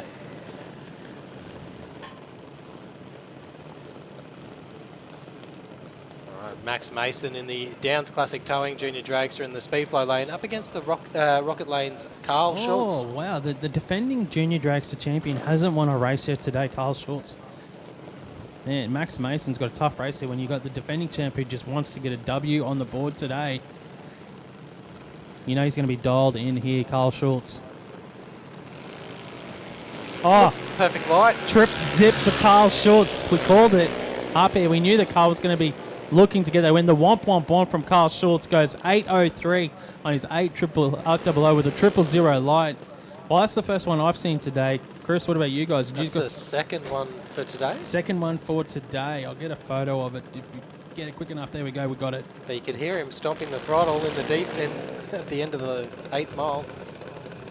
Jacob Schultz now to take on Jet Pirano. Yeah, so Pirano 800 dial in for the Beck's Hair Lounge Junior Dragster up against Jacob Schultz with that 862 dial in. Yeah, so Jacob's 1 win, 1 loss. Jet Pirano is 2 wins. So Jet Pirano has a chance to go to 3 wins here. What's the margin that he's got to beat? At the moment, you've got to be 22 thou closer to be one of the finalists.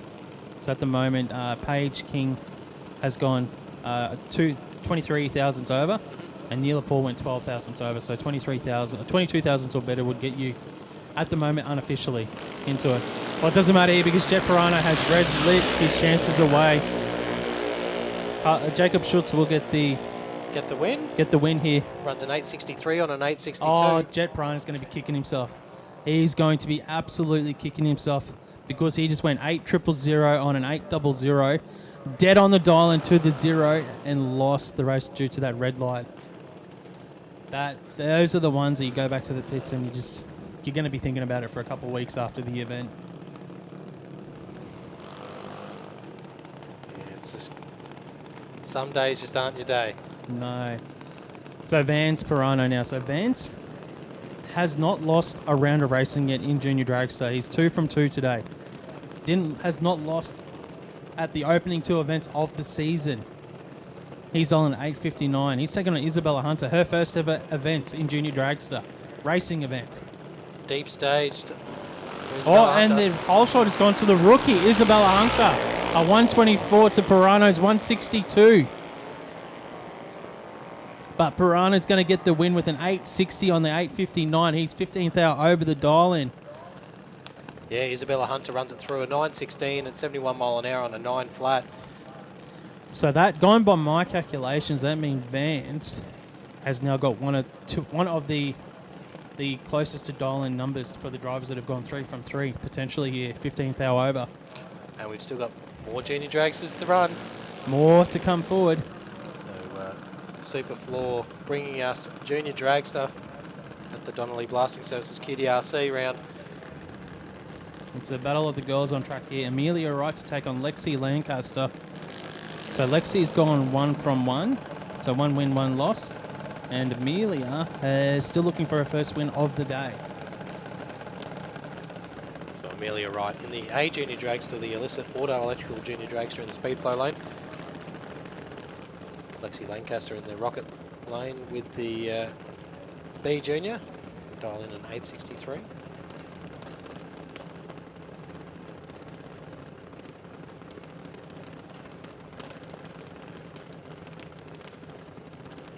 Pre-stage for Amelia Wright.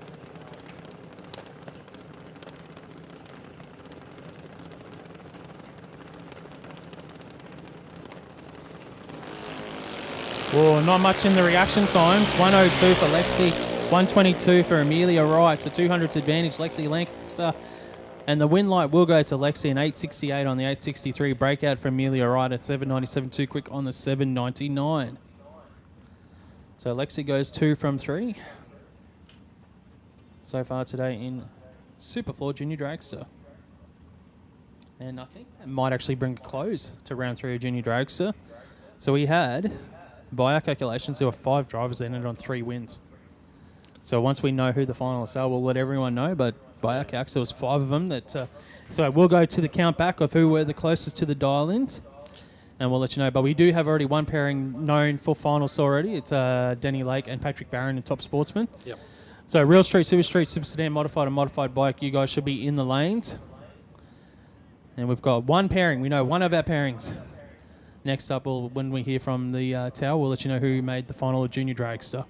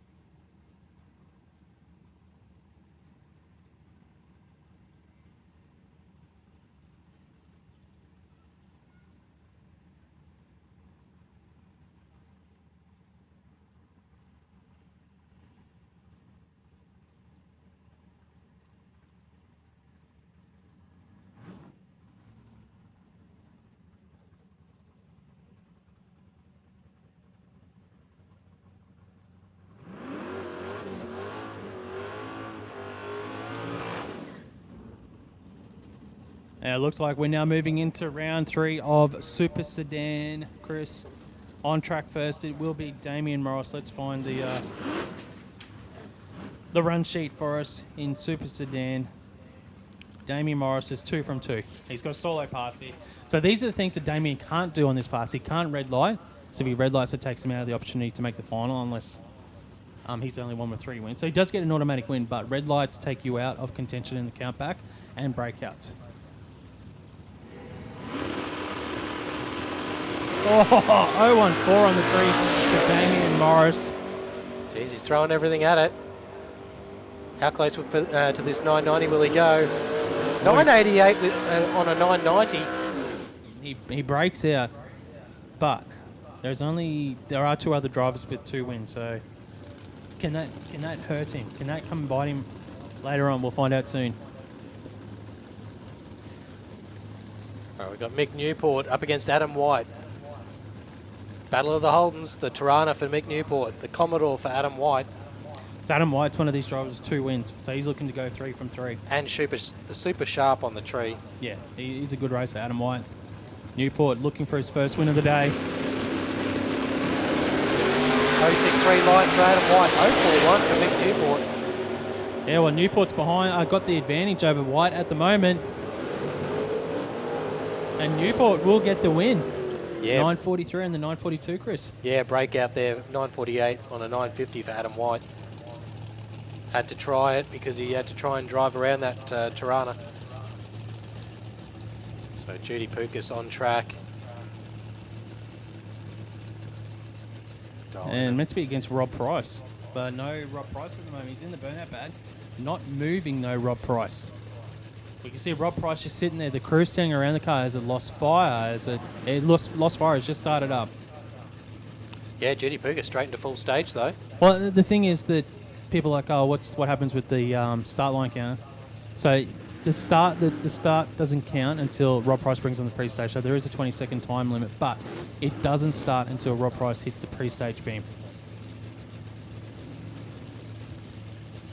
So Judy's in full stage, playing on Rob Price. Now, Rob Price will do the chasing here in the Tirana. He's on the 941. Judy Pukes is a 980. Oh, Price has gone through the stage. Some issues there with Price. The trans brake might not have engaged. It looked like he just rolled through. Pukas will get the win here in round 3 and rolls through for a 993 on the 980 for the win. Yeah, Bob Price, 1199 on that 941. Unrepresentative of what that Tirana can do. Wayne Height and the Celica up next, up against Mitchell Bauer. So Wayne Height in the Boss Hoses Toyota, he has got 2 wins from 2 starts today. And Mitchell Bauer. Yeah, currently sitting 3rd in the championship before this event started. Mitchell Bauer. Why can't I find him on my sheet? There is 2 wins from 2 starts as well. So he's 2 from 2. So both these drivers are 2 from 2. One of them will go 3 from 3. Celica into full stage, just waiting on Bauer. 900th head start for Mitchell Bauer. Oh, nothing in it on the tree. Height with a slight advantage by 4th hour. He was 033. Bauer was 037. The win light will go to Bauer. A double breakout. Double breakout. Height breaks out by 7 thousandths. Bauer breaks out by 6 thousandths. Mitchell Bauer gets the win here by 1 thousandth of a second. Double breakout. Wow, what a race. Height got to the finish line first by 5 thou. Yeah, crazy figures there. Rudy White up next. 956 dial into Hamish Strachan in the Commodore with a 971 dial in.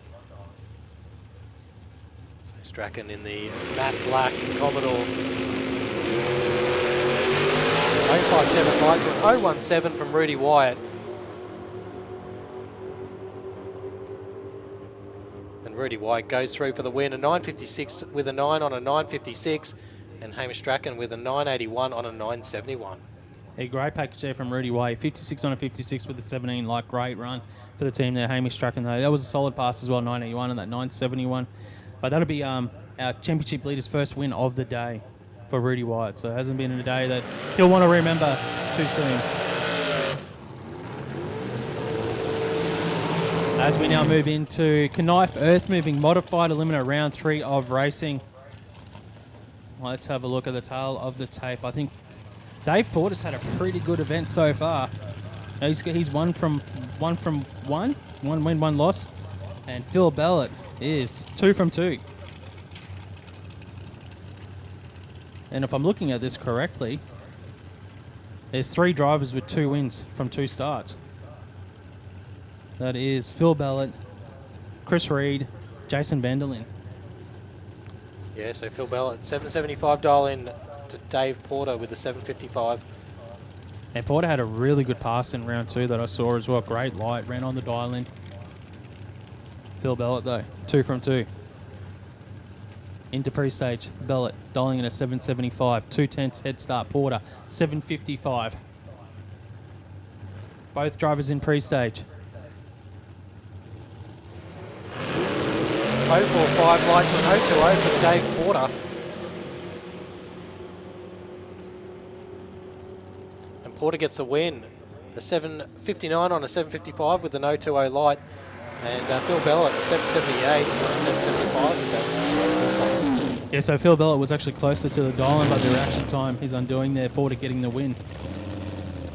So if it does go to a countback, Bellett is actually closer to the dial-in, so he would actually go to the final if it was on a countback with 2 wins, which is possible. It is possible that could happen because of the how tight the field is here in Modified. Next up, Neil Shire to take on Stefan Gauss. Yeah, Gauss dialing in a 741 to Neil Shire's 880. So it's going to be a big chase. Yeah, both drivers, 1 win, 1 loss. You'd be wanting that second win and as close to your dial-in as possible. Exactly. We don't have a driver with 3 wins yet in Modified Eliminator.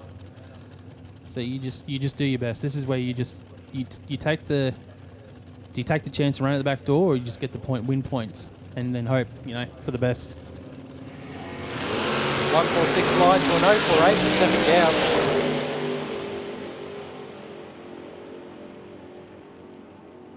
Gauss runs it all the way out. 756 with a 7 on a 741. Neil Shire 891 on an 880.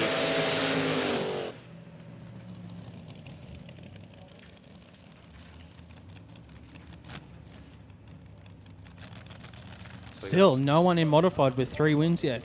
So we've got our current championship leader on track as we speak. Lucas Holtz, the Mad Dog Motorsport altered, going up against Brett Funnell. So at last event, I was thinking that Lucas wouldn't make the final just because of how everything was going.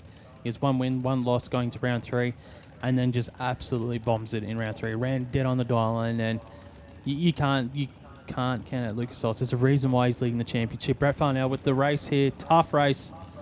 826 dial-in for Farnell. Holtz 924. It's a 1 second head start. Oh, 009. Brett Farnell 112. You can't do that beside Lucas Holtz. Lucas Holtz 009. And he breaks out. It's a double breakout. Brett Farnell will get the win. He runs an 825 with a 2. He broke out by 8 thou. Holtz broke out by 9 thou.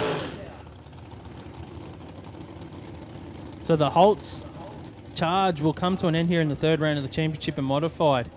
With only 1 win today from 3 starts. Brett Farnell goes 2 from 3, but a breakout 8 thou under.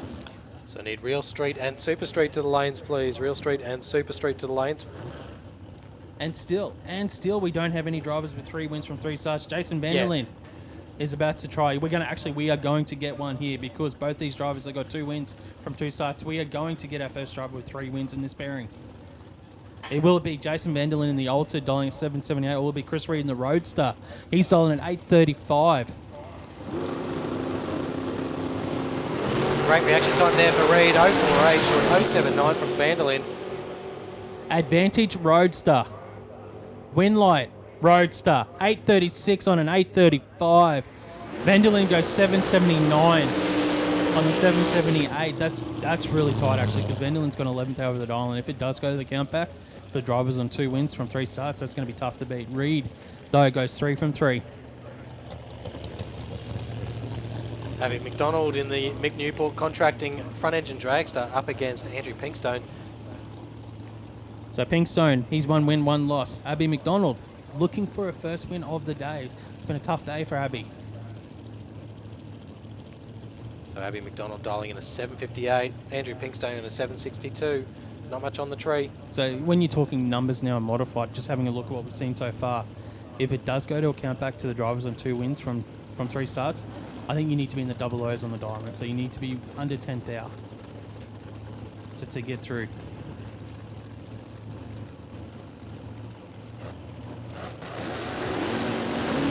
Red light for McDonald. 0-1 for Pinkstone. He's done all the hard work. Oh, 15th hour over for Pinkstone. Is it enough? I don't know. Yeah, Pinkstone running a 7:63 on a 7:62. Kerry Muller, 27 roads up against Darryl Williamson in 23 altered. So both these drivers are looking for their first win of the day. And going by Mike Calxton, I think that modified will go back to a count back as well. The drivers on 2 wins from 3 starts.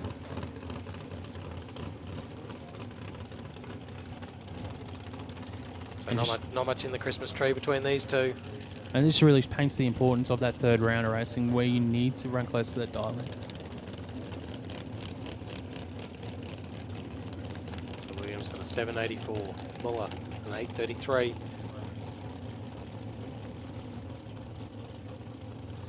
Half a second head start here for Kerry Muller. Oh no! 002, Kerry Muller. Top sportsman Danny Lake, Patrick Barron, Junior Dragster Vance Pirano, Neela Paul. That's all we got so far, so we got the juniors now. So Kerry Muller gets a win. That was a good pass though from Kerry, even though he did red light. He was a 002 red, but Williamson left before Kerry Muller.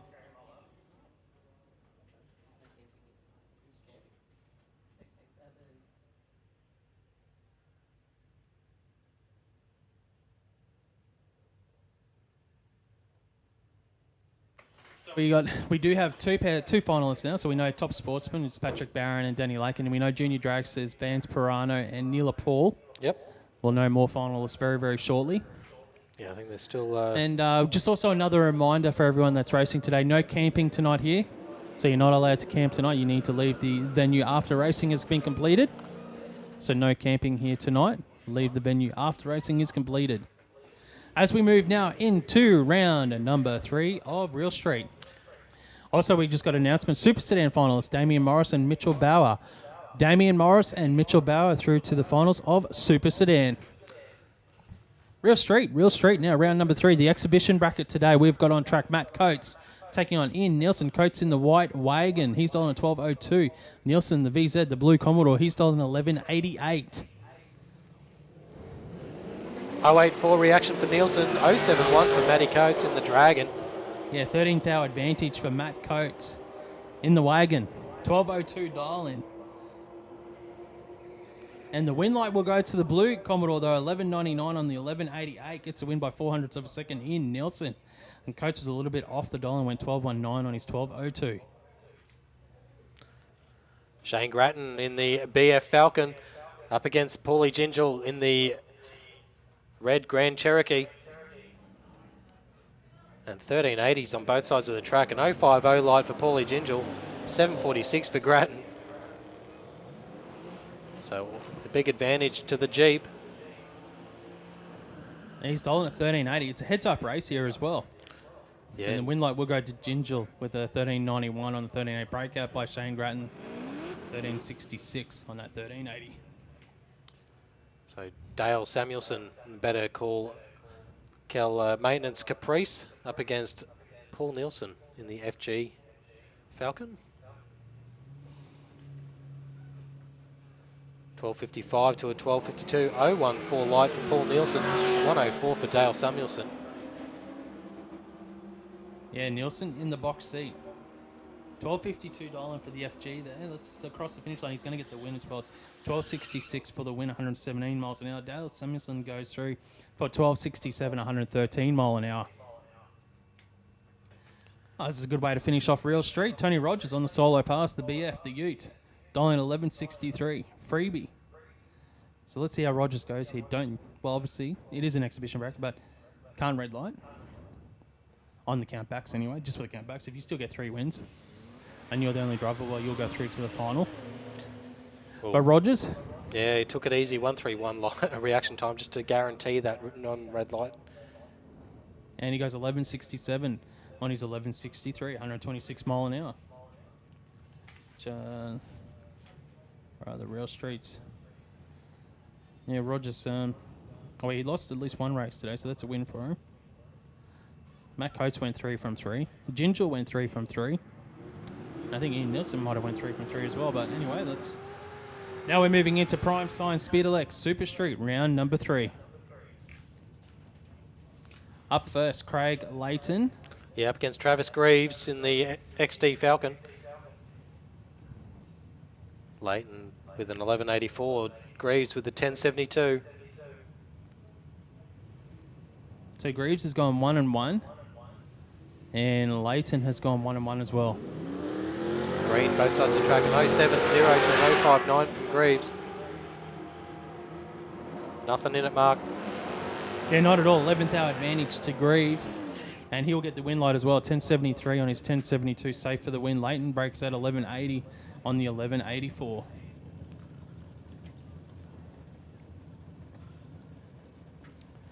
Next up, Darren Piddington now to take on Bud Kelly. Piddington in the Ford Capri and Kelly in the Old Holden HQ. Dial-ins, almost heads up, 500ths difference. Kelly, 10.93. Piddington, 10.98. Oh, wheels up for Bud Kelly in the HQ Prem. 213 reaction to an 0.22 from Piddington. Piddington's actually 2 from 2 today, so he's looking to go 3 from 3 if he gets a W here, and he does. 11.15 on his 10.98 gets the win for Darren Piddington. Yeah, breakout there for Bud Kelly, a 10.83 on a 10.93. Wade Moran in the SWC Automotive Mustang up against Troy Hutton. Troy Hutton in the TH Tiling and Waterproofing Holden Ute. Dialing in a 10.80. Wade Moran with the Mustang at an 11.53 dial in. Yeah, both these drivers have got 1 win, 1 loss. Both into pre-stage.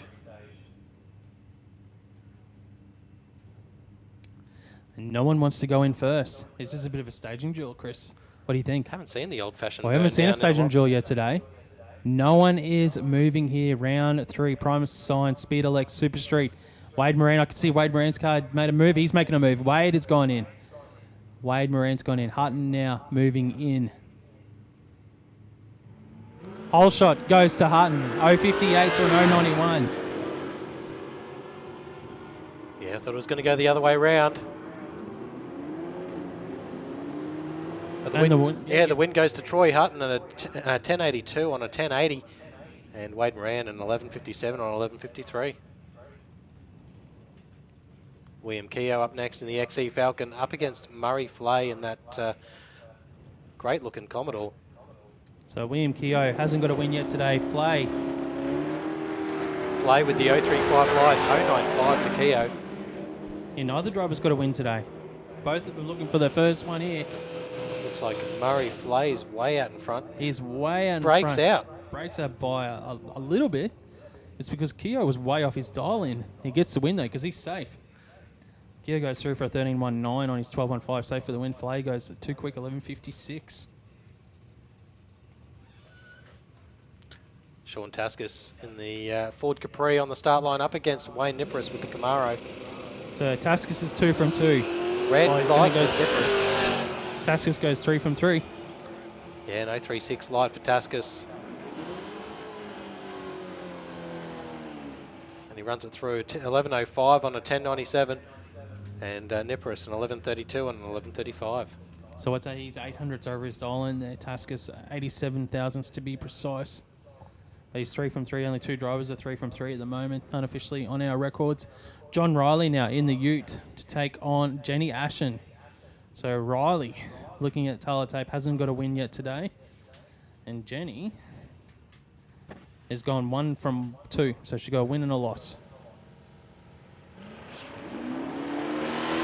0.37 light for John Riley.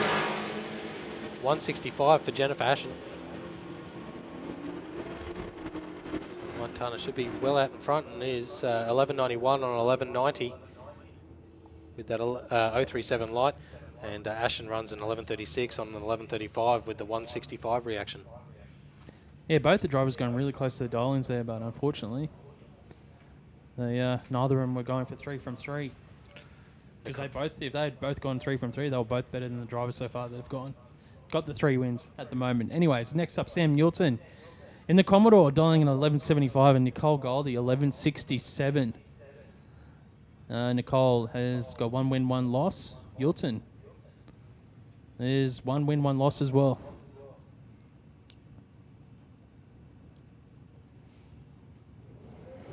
.127 reaction for Goldie, 155 for Yulton. Issues for Nicole Goldie there on the start line. I'm not sure if she's just spun or if there was something else, but Yulton's way out in front and breaks out. Nicole Goldie will get the win here because of the breakout from Samantha Yulton.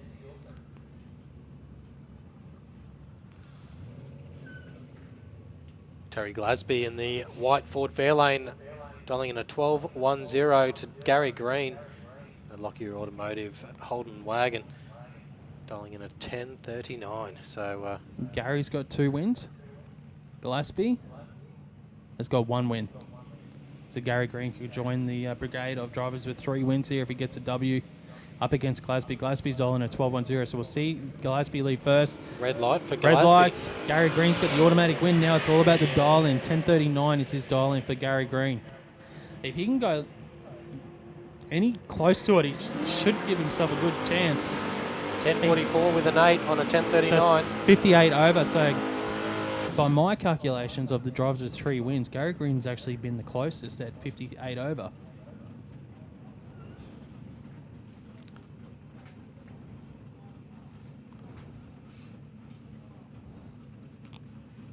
So Ray Ross in the white Charger up against Angela Holtz. Holtz dialing in at 11.05. I think there might be something on the track in the braking area, so they're just getting them held up at the moment to double check.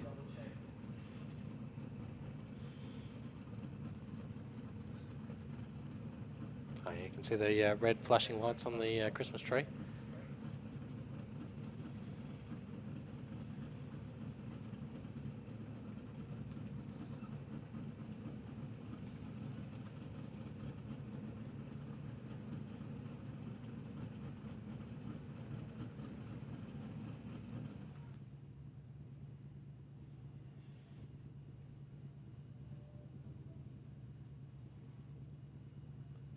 So we might have something on the racing surface here. So let's we'll get it checked out.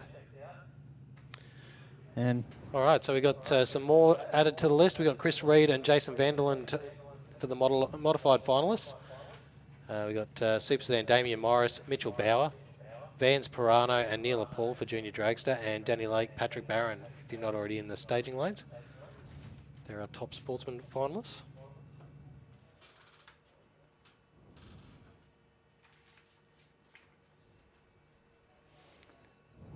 so what I might do whilst we just get this cleaned up, we'll take a quick break and we'll be back shortly here for the Donnelly Blasting Services Queensland Drag Racing Championships.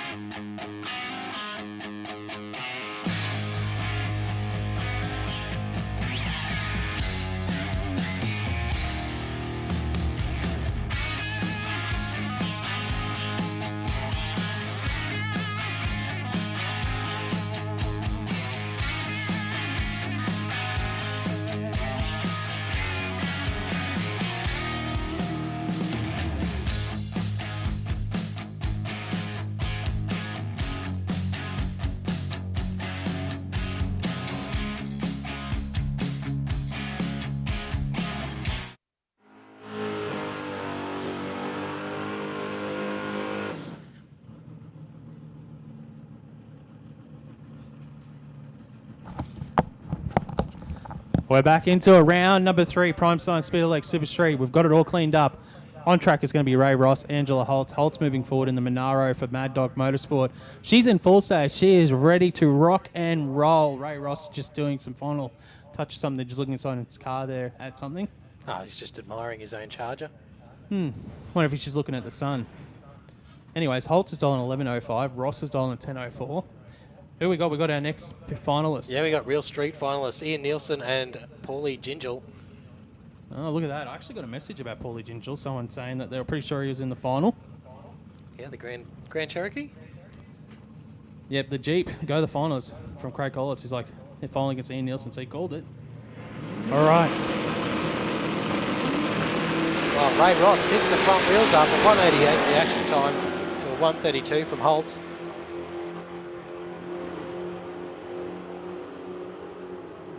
And the win goes to Angela Holtz, an 11.11 on an 11.05. Ray Ross drifting, ran a 10.06 on a 10.04. And yeah, just got beaten with the whole shot.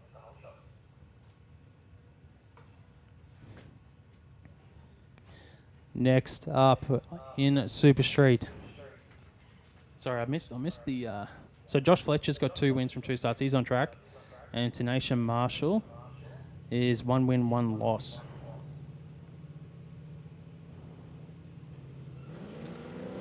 So Marshall out with an 0.59 light, 0.32 for Josh Fletcher.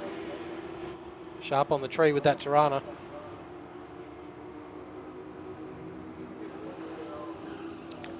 And Josh Fletcher breaks out at 10.76 on a 10.78. And Tanisha Marshall gets the win, an 11.76 on 11.67. Yep.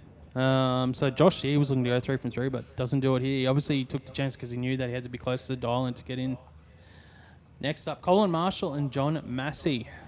So I need Real Street and Super Street to the lanes, if you're not already there. Or Real Street's Well, Super underway. Street's on, and Real Street's just run, so I think he was calling. We need to call the finalists for Super Comp and Comp Bike. Finalists need to move to the lanes, please. Super Comp, Comp Bike to the lanes, please. Finalist. Massey out with an 0.32 light, 1.63 for Colin Marshall. Yeah, Massey dialing 11.79 across the finish line. He gets the win, goes 11.90, 109 miles an hour for the win. Colin Marshall goes 11.24 on his 11.15.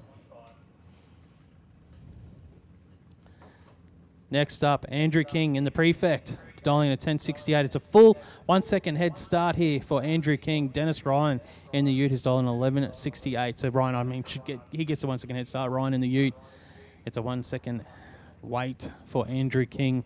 He's in full stage.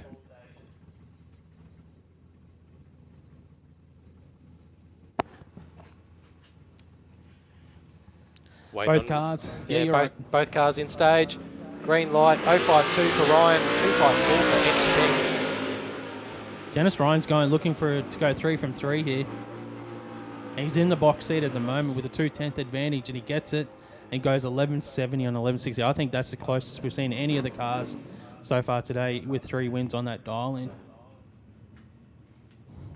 Rob Harrington looks like he's on his own. Yep. And he will only get 2 wins from 3 starts today, old Rob. See, this is why he stopped racing Dione Racing, mate. It got too hard. That's why he went heads up in Slammer. 0.54 light for Harrington. How close to this 11.09 can you go?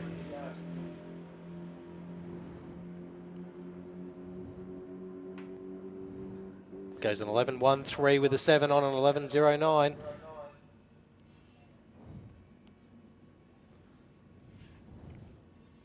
So we'll wait. Once we know who the finalists are, we'll let you know.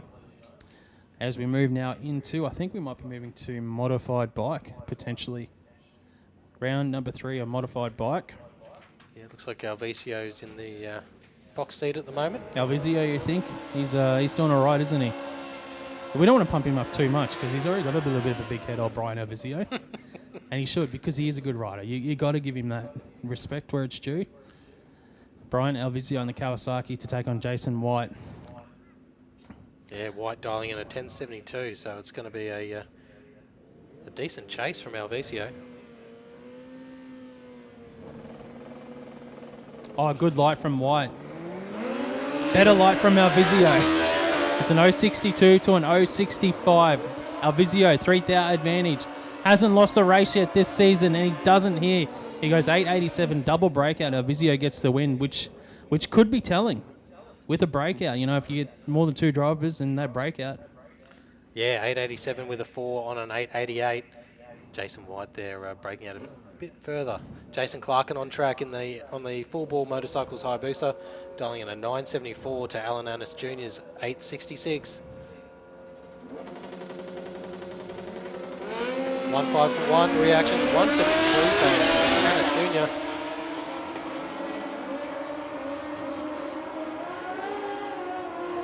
But Alan Annis Jr. gets the double breakout win, an 865 with a 0 on an 866, and a 961 on a 974. Jason Clarkin just well under that dialing. Well, I can tell you that both the riders now that have got 3 wins have both broken out. Alan Annis was the bigger of the 2 so far. He was a 10th hour breakout, where Vizio was only 6th hour. Next up, Rebecca Marsden and Alex Redmond. Redmond already in full stage. He's dialing a 10.00.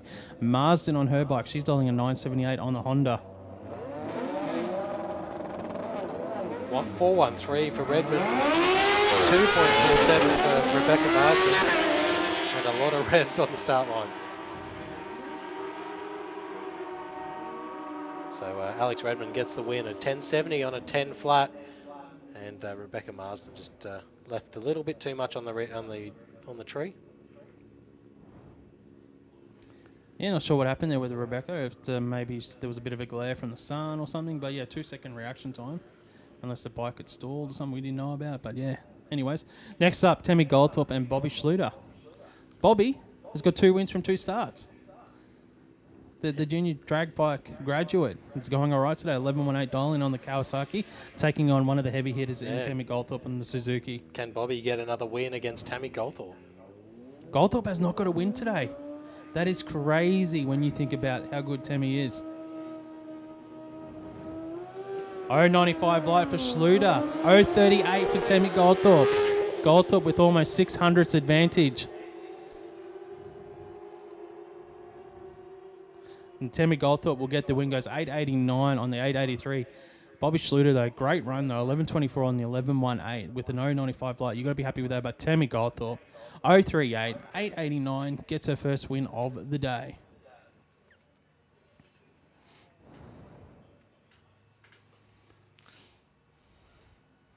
Can't see any more modified bikes. Yeah, and by my calculation, I think there was only 3 riders. 2 riders there got the 3 wins, but we'll wait for official word from the tail before we announce anything. So, modified bike, done and dusted. So, if we've called you for the finals, if you can head to the lanes, please. If we have called you, so that the finalists so far. Now we've got Denny Lake and. Now I can't remember who the other finalist was in Top Sportsman. We don't have the sheet in front of us, doing it from memory. Patrick Barron in the final in Top Sportsman. Chris Reed, Jason Vanderlyn in Modified. Is it Neela and Vance in Junior? Yeah, Vance, Perano, and Neela Paul in Junior Dragster. We're still waiting on Super Street Modified Bike finalists to come to us. Damien Morris and someone else in Super Mitch Bauer. Yeah, Mitch Bauer, that's it. See, this is why they should give us a sheet in here so we know. Like, they should just bring it into the commentary box, and instead they just flash up a bit of paper and then put it back down for us through the windows.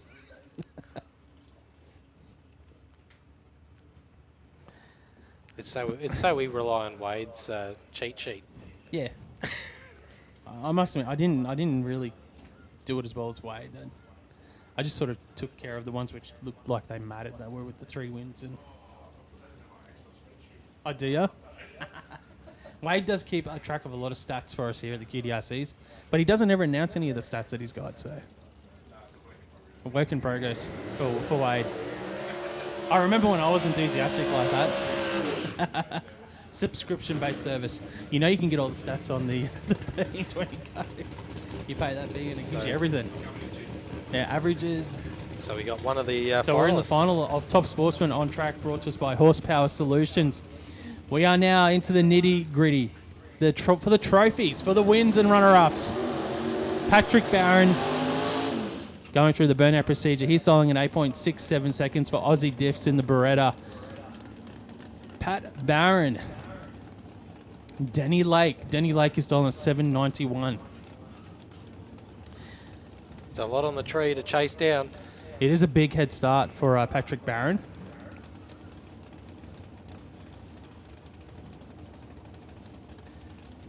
And when you look at the championship coming to the event for Top Sportsman, you know, Denny Lake was third, so this is going to help him big time because Paul DeBlaine had a real big lead on everyone. Pat Barron Barron and Denny Lake came into this event tied in the points. So whoever wins this, they will go ahead of the other driver. Oh, 0-1-2 for Patrick Barron, 0-56 for Denny Lake. 400th advantage to Barron. Team Barron with the advantage gets the win, 869 on the 867. Denny Lake was closer to the dial-in, 791 on a 791, but Patrick Barron with the great 0-1-2 light gets him the win here in Top Sportsman. Congratulations, Patrick Barron, winner at round number 3. Denny Lake, runner-up.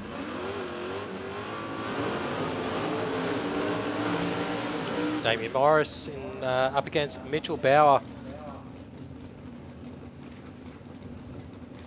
This is the final of Super Sedan here in front of us. Damien Morris, second in the championship. He's going to gain a lot of points actually on Rudy White, who was first. Rudy with issues throughout the day. And Mitchell Bauer, third in the championship. So these guys only 2 points separated him in second and third spot coming to this event. Dial-ins. Let's talk dial-ins, Chris. What do we got? Yeah, we got 986 for Damien Morris and a 929 there for Mitchell Bauer. So Mitchell Bauer having to chase down 6 tenths. How good are these shots on overtaking lanes? You see the sun setting in the background here at Willowbank Raceway. The finals here for Super Sedan. Both cars in pre-stage. Morris is bumped in. He will leave first. Bauer to do the chasing. 0.57 of a second head start for Morris. 007, 005. Yeah, 005. Crazy reaction time for Mitchell Bauer in the Fernwood Landscape Fairlane. Double O's both sides of the racetrack. Win light will go to Bauer with a 929 on a 929 with a 005 light. Incredible performance here in Super Sedan for the final. Mitch Bauer gets the win. Damien Morris runner-up, 987 on a 986 with a 007, and you're only good for runner-up here. Mitchell Bauer, take a bow, 005, 928 on a 929 on a 929. And I've got Super Street, Dennis Ryan and Sean Taskus to the lanes, please. Real Street, Ian Nielsen, Paulie Gingell, Modified, Chris Reed, Jason Vanderlind. And we've just seen the... that was an incredible performance in Super Sedan. Yeah, take a bow, those guys. That was just a good old-fashioned drag race. Those guys will be ecstatic in the break. Once they see those time cards... Look at the time between the two across the finish line. 8th hour across the finish line win margin for Mitch Bauer. Awesome race. I think that could be the race of the day so far. What's crazy, that's not even the best package we've seen today. With Bauer going 005 and a 29 on 29, not even the best package. We had an 8th hour package earlier. So that was a 13th hour package for Mitch Bauer there. 5 on the tree, 8,000s over the dial-in. So yeah, if we've called you to the lanes for your finals, make sure you're getting around as quick as you can. And we've just got our next finalist. It'll be Mod Bike, would be Alan Ennis Jr. and Brian Alvizio. Brian Alvizio. Who can stop Brian Alvizio? As Alan Ennis got enough to take him out. He's won now, 11 rounds of racing in a row. It's crazy figures. It's almost... So he's gone for his 12th round of QDRCs in a row here for Brian Alvizio. Sounds like we're moving into some SuperFloor Junior Dragster. So we got Vance Pirano in the B Junior Dragster with a dial-in of 858 up against Neil Paul, dialing in an 830. So this is SuperFloor Junior Dragster finals. We can see the Junior Dragsters there on track. They're about to go through their start line routine. A lot of them like to do just a dry hop, make sure everything works, engages. Quick little launch there. That's Neil Paul dialing in 8.30 seconds in SuperFloor Junior Dragster. And she'll be taking on Vance Pirano. Another one. Vance has not lost a round of racing yet in Junior Dragster this season either. So he's gone 10 rounds of racing in a row. By my calculations, he got a win at the opening event, then went 3 from 3 in the August event. So that gives him 7. He's gone 3 today, so that's 10 rounds of racing in a row that he's won. So this will make number 11 if he gets the win here for Vans. Jason Vandal into the lanes, please. Jason Vandal into the lanes. So Vance is dialing at 8.58. He will leave the line first. You can see Vance now moving forward for Beck's Hair Lounge.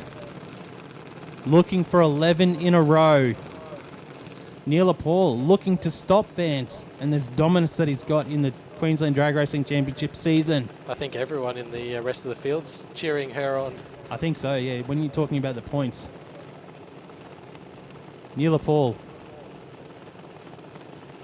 Oh, great light from both drivers. But Neil Paul's got the better of the two. 0.46 to an 0.56. And the win light will go to Neil Paul. 8.30 on an 8.30. Vance Pirano goes 8.59 on his 8.58. The streak ends here in the final of the third round of the championship. Neil Paul gets the win. It might be her first win as well in Junior Dragster. What a race here in the final. 0.46 on the tree runs. 8.30 on an 8.30. Great run. Great run from the team there, Neil Paul. Congratulations on the win. Runner-up, Vance Pirano.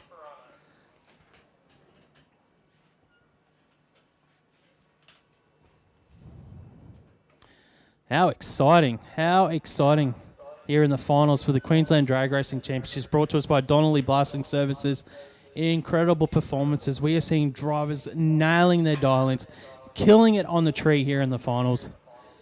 It's been incredible. Yeah, it doesn't matter what category you're in. It's happening in every category, so you can't get any closer. There's a couple of 000 lights and running bang on their dial-ins. It's just crazy. I think today's the most bang-on dial-ins I've seen, where the cars are going like dead on, like 2,000 or 3,000 over the dial-in. The most I've seen so far this season. It's been really tight.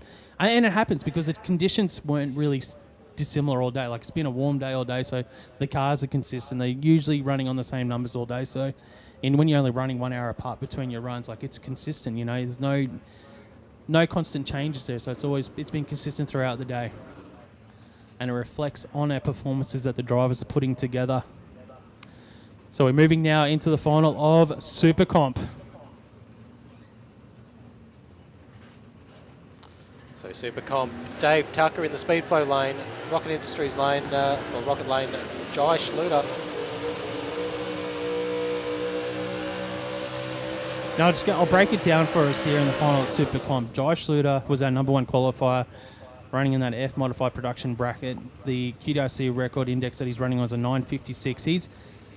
He was our number 1 qualifier. He's got a huge advantage over Dave Tucker. Tucker was our number 2 qualifier in that Camaro for heavy-duty carpets. He's running in B modified production automatic class.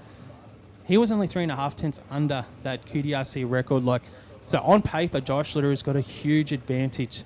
Even though these drivers were 1 and 2 qualifiers, it is a massive advantage for Josh Schluter here. It's going to take something big from Tucker here to get the win. And the thing is, what Tucker's doing is really good as well. That is some good stout numbers, but you don't want to be running underneath your index as much either, because then for the next rounds it'll get harder. Well, it doesn't change. It doesn't change here. It stays the same, but you can change it at the record, and then that affects you at the next event. Yeah. So it is just some tough racing here. Dave Tucker. Well, first job is get the whole shot. That's the first job for Dave Tucker. Josh Ludo into full stage. .156 reaction for Schluter, 674 for Tucker. Yeah, issues for Tucker there on the hit. Josh Schluter is going to get the win here in SuperComp and goes through for an 8.78, 157 miles an hour. Issues for Dave Tucker. He'll get runner-up today. And Josh Schluter is your winner for 477 Garage in that Cavalier. He'll idle on down here, Dave Tucker. Well, he gets to have a cruise here at Willowbank Raceway to finish off the day, if he can make it.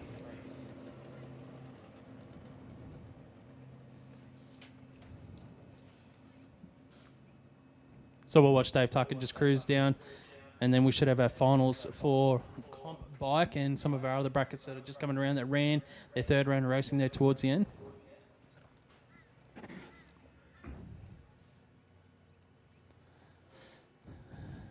We are at the pointy end of the day here for the Queensland Drag Racing Championships.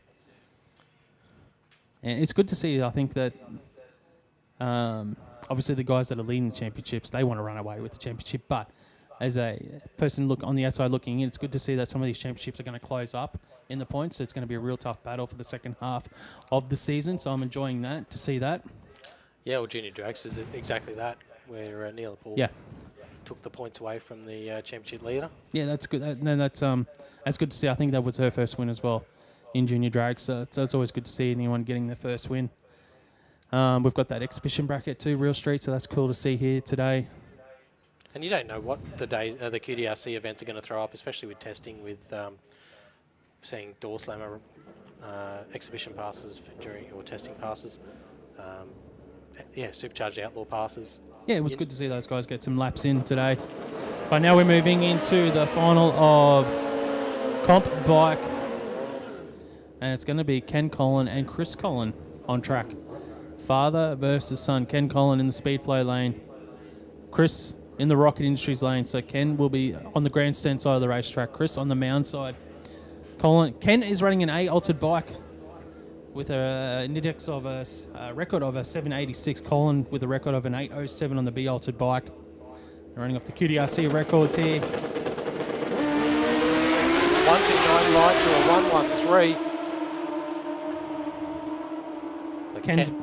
Ken's rolled off the throttle. Chris is going to get the win. Yeah, you can see him sit up early just after the half track for Ken Collin, but an 812 on an 80 for Chris Collin. Jason Vanderlind, we need you to the lanes for your final call. So Vanderlind, you need to be in the final. So Jason, I know the guys were saying they couldn't hear us down in the pits in a lot of areas, so hopefully he hears the call. But Jason Vanderlind, we need you in the lanes. We move now into our finals of Real Street. And how good is it to see the Jeep in the final of Paulie Gingell? Yeah, dialing in a 1390 to Ian Nielsen's 1194 in the Holden VZ Commodore. And this is his first time ever at a drag meet for Paulie Gingell either as well. How cool is that? First time ever at a drag meet. And get a trophy. Well, you don't get a trophy tonight in the exhibition class, but you're here. Yeah. Still get a win. You get a win. 449 light for Paulie Gingell, 039 for Nielsen. So Nielsen's in the box seat of the make it here. Nielsen probably, I think, pedaling it already across the finish line. And Nielsen will get the win, 1231 on that 1194 for the win. Gingell, though, 1391 on 39. He was closer to the dial-in. So this is a good learning curve for Paulie Gingell. You're great on the dial-in. Reaction time, mate. Needs a bit of work, 449. Other than that, great. Runner-up. Ian Nielsen gets the win. Shows the rookie how it's done. 0.39 on the tree. Womped him on the finish line. Closed it up. Thank you very much. Up next, Sean Taskus up against Dennis Ryan.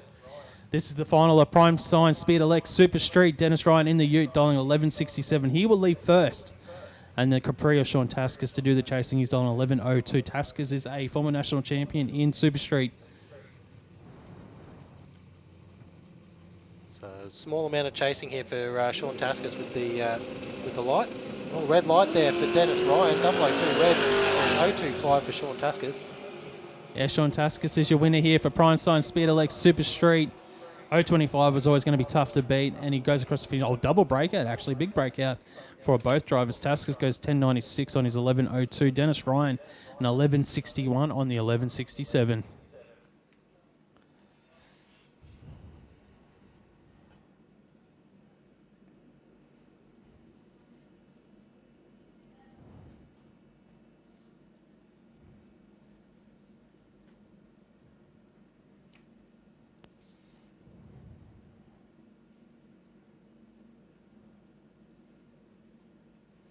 So I think we've got two more brackets left, and we're still waiting on Jason Vanderlyn in modified to get around to the lanes. But we've got the modified bike final now in front of us. Yeah, one of the riders that we've been talking about today for all their brackets that's still undefeated. That is Brian Alvizio for the season. Hasn't lost a round of racing. Alan Ennis, he's looking to change that right now. Yeah, Alan Ennis Jr. Dialing in at 865. Alvizio dialing in at 887. Will it be Kawasaki of Alvizio or Suzuki of Ennis Jr.?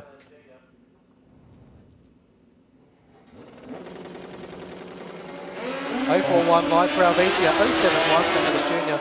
A lot of work here for Alan Annis. Alvizio looked at a little bit of a twitch there at half track, but he broke out too quick. Alvizio, he loses. He gets runner-up. Alan Ennis gets the win. 866 on his 865. Alan Ennis, winner, and stops Brian Alvizio, the juggernaut that we've seen so far this season from Alvizio. How good is that? What a great race in the final modified bike. Alvizio had the whole shot, but he broke out by 12 thousandths. His quickest pass of the day, I think, too, that 85. And Alan Ennis safe 866 on his 865 for the win. Congratulations on the win, Alan Ennis.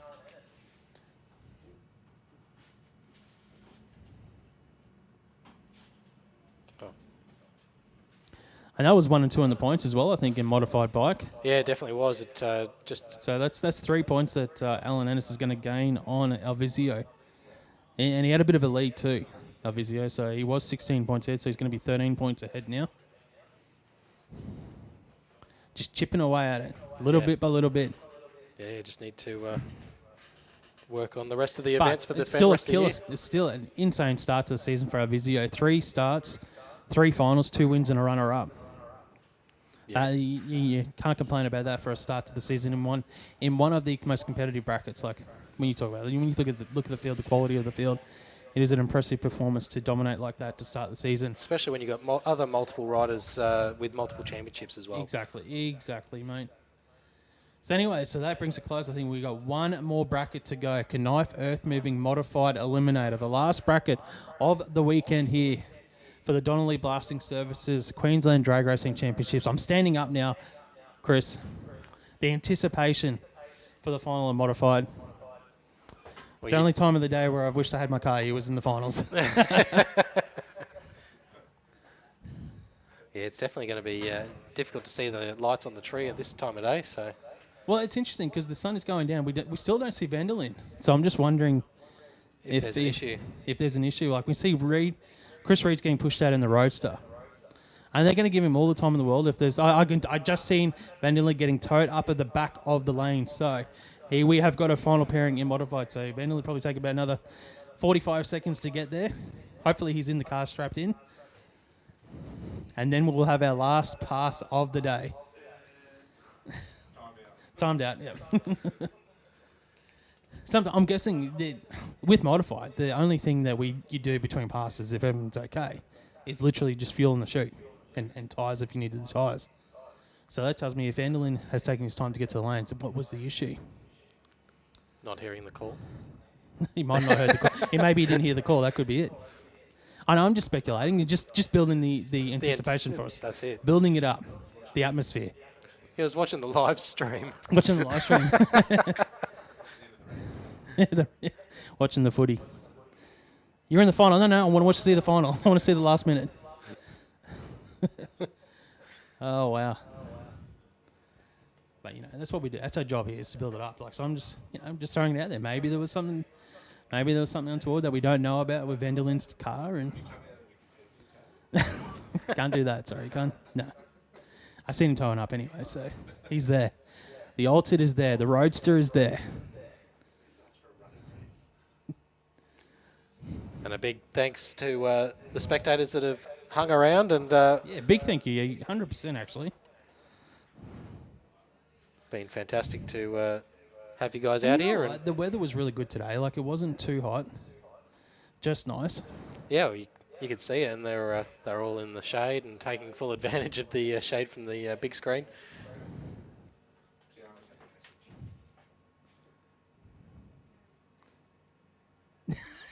What's actually so okay? So Jason didn't realise he was in the final. He was in the grandstands watching. If that's true, if that's legit from Tiana, our other commentator, who's just working down the bottom end today. So Vanderlyn was Fully fully out of the he gear. might have been out of the gear and everything. We don't know, but that will be a cool story. So I was doing the trophy presentations. Hit him up.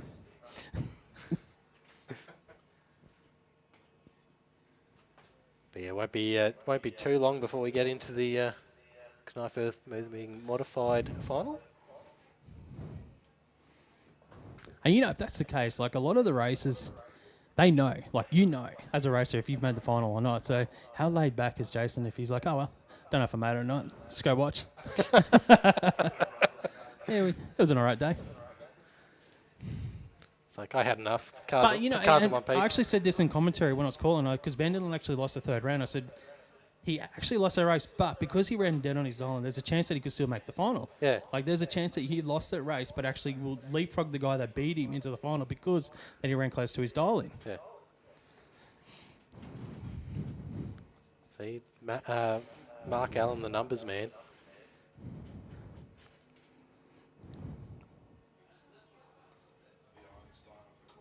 Yeah.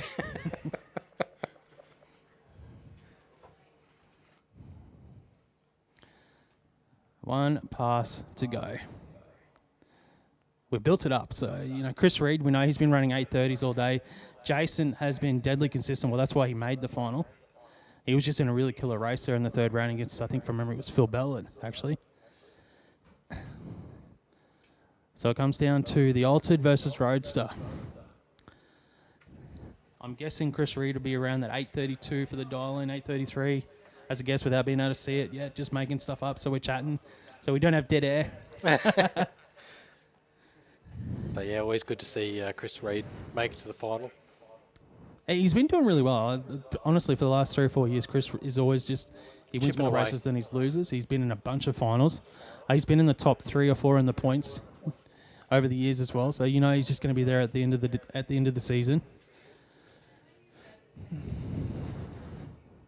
Okay, we can see tow cars moving out now. We can hear fire. We can hear someone firing up. Knijff Earthmoving Modified Eliminator Championship points in front of us. Jason Vanderlyn, well, this is only his second event of the season, so he was down the pecking order. Chris Reed, though, he was 4th coming to this event, so I think he's going to leapfrog possibly Brett Farnell and Andrew Pinkstone with the finals appearance. So he might jump up into 2nd after today. But yeah, just the points are so close in Knijff Earthmoving Modified. Well, there was only 3 points separating Chris Reed with Brett Farnell and Andrew Pinkstone in front of him, so I think he will actually go in front of those 2 drivers with the finals appearance here and chip away at the lead that Lucas Holtz had. Chris Reed will be in the rocket side of the racetrack, moving forward through his burn down the Roadster. Yeah, dialing in 835, 777 for Vanderlyn. Now, when I look at the dial-ins here as just an outsider looking in, I think Chris Reed could run quicker than that 835. I think Vanderlyn's dial-in's good, 777. I think that's about what he's going to run.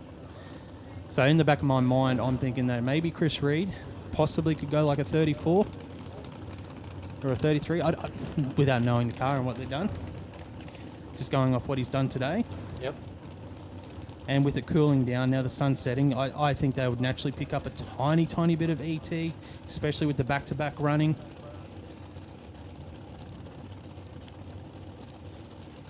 So both drivers into pre-stage. Reed in first.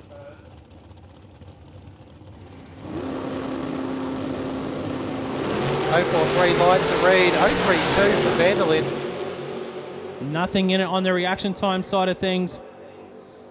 Reed gets the win, goes 8.36 on his 8.35 for the win. Vanderlyn was a bit off the dial in there. You could hear some issues there on the start line. He went 7.86 on the 7.77. Chris Reed is your winner today in the Roadster. 0.43 in the tree. He was behind on the start line. Vanderlyn had the whole shot. Then Vanderlyn was off the dial in by a tenth and a bit there. And Chris Reed gets the win. Safe, 8.36 on his 8.35. A massive, massive thank you to everyone that's here today at the Donnelly Blasting Services Queensland Drag Racing Championships. That brings a close to round 3. Thank you to all the spectators that stayed here to the end of the day. Thank you to all of our volunteers and officials here at Willowbank Raceway. Check the calendar out. We've got more events coming up. Yeah, willowbankraceway.com.au. And we've got the Street Series next in a couple of weeks. We've got the Kender event here at the end of September.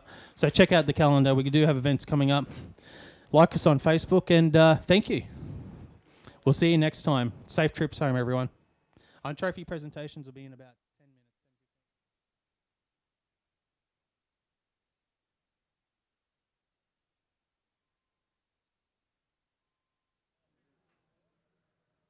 you for joining us here at Overtaking Lane and Willowbank Raceway to enjoy another great event, QDRC.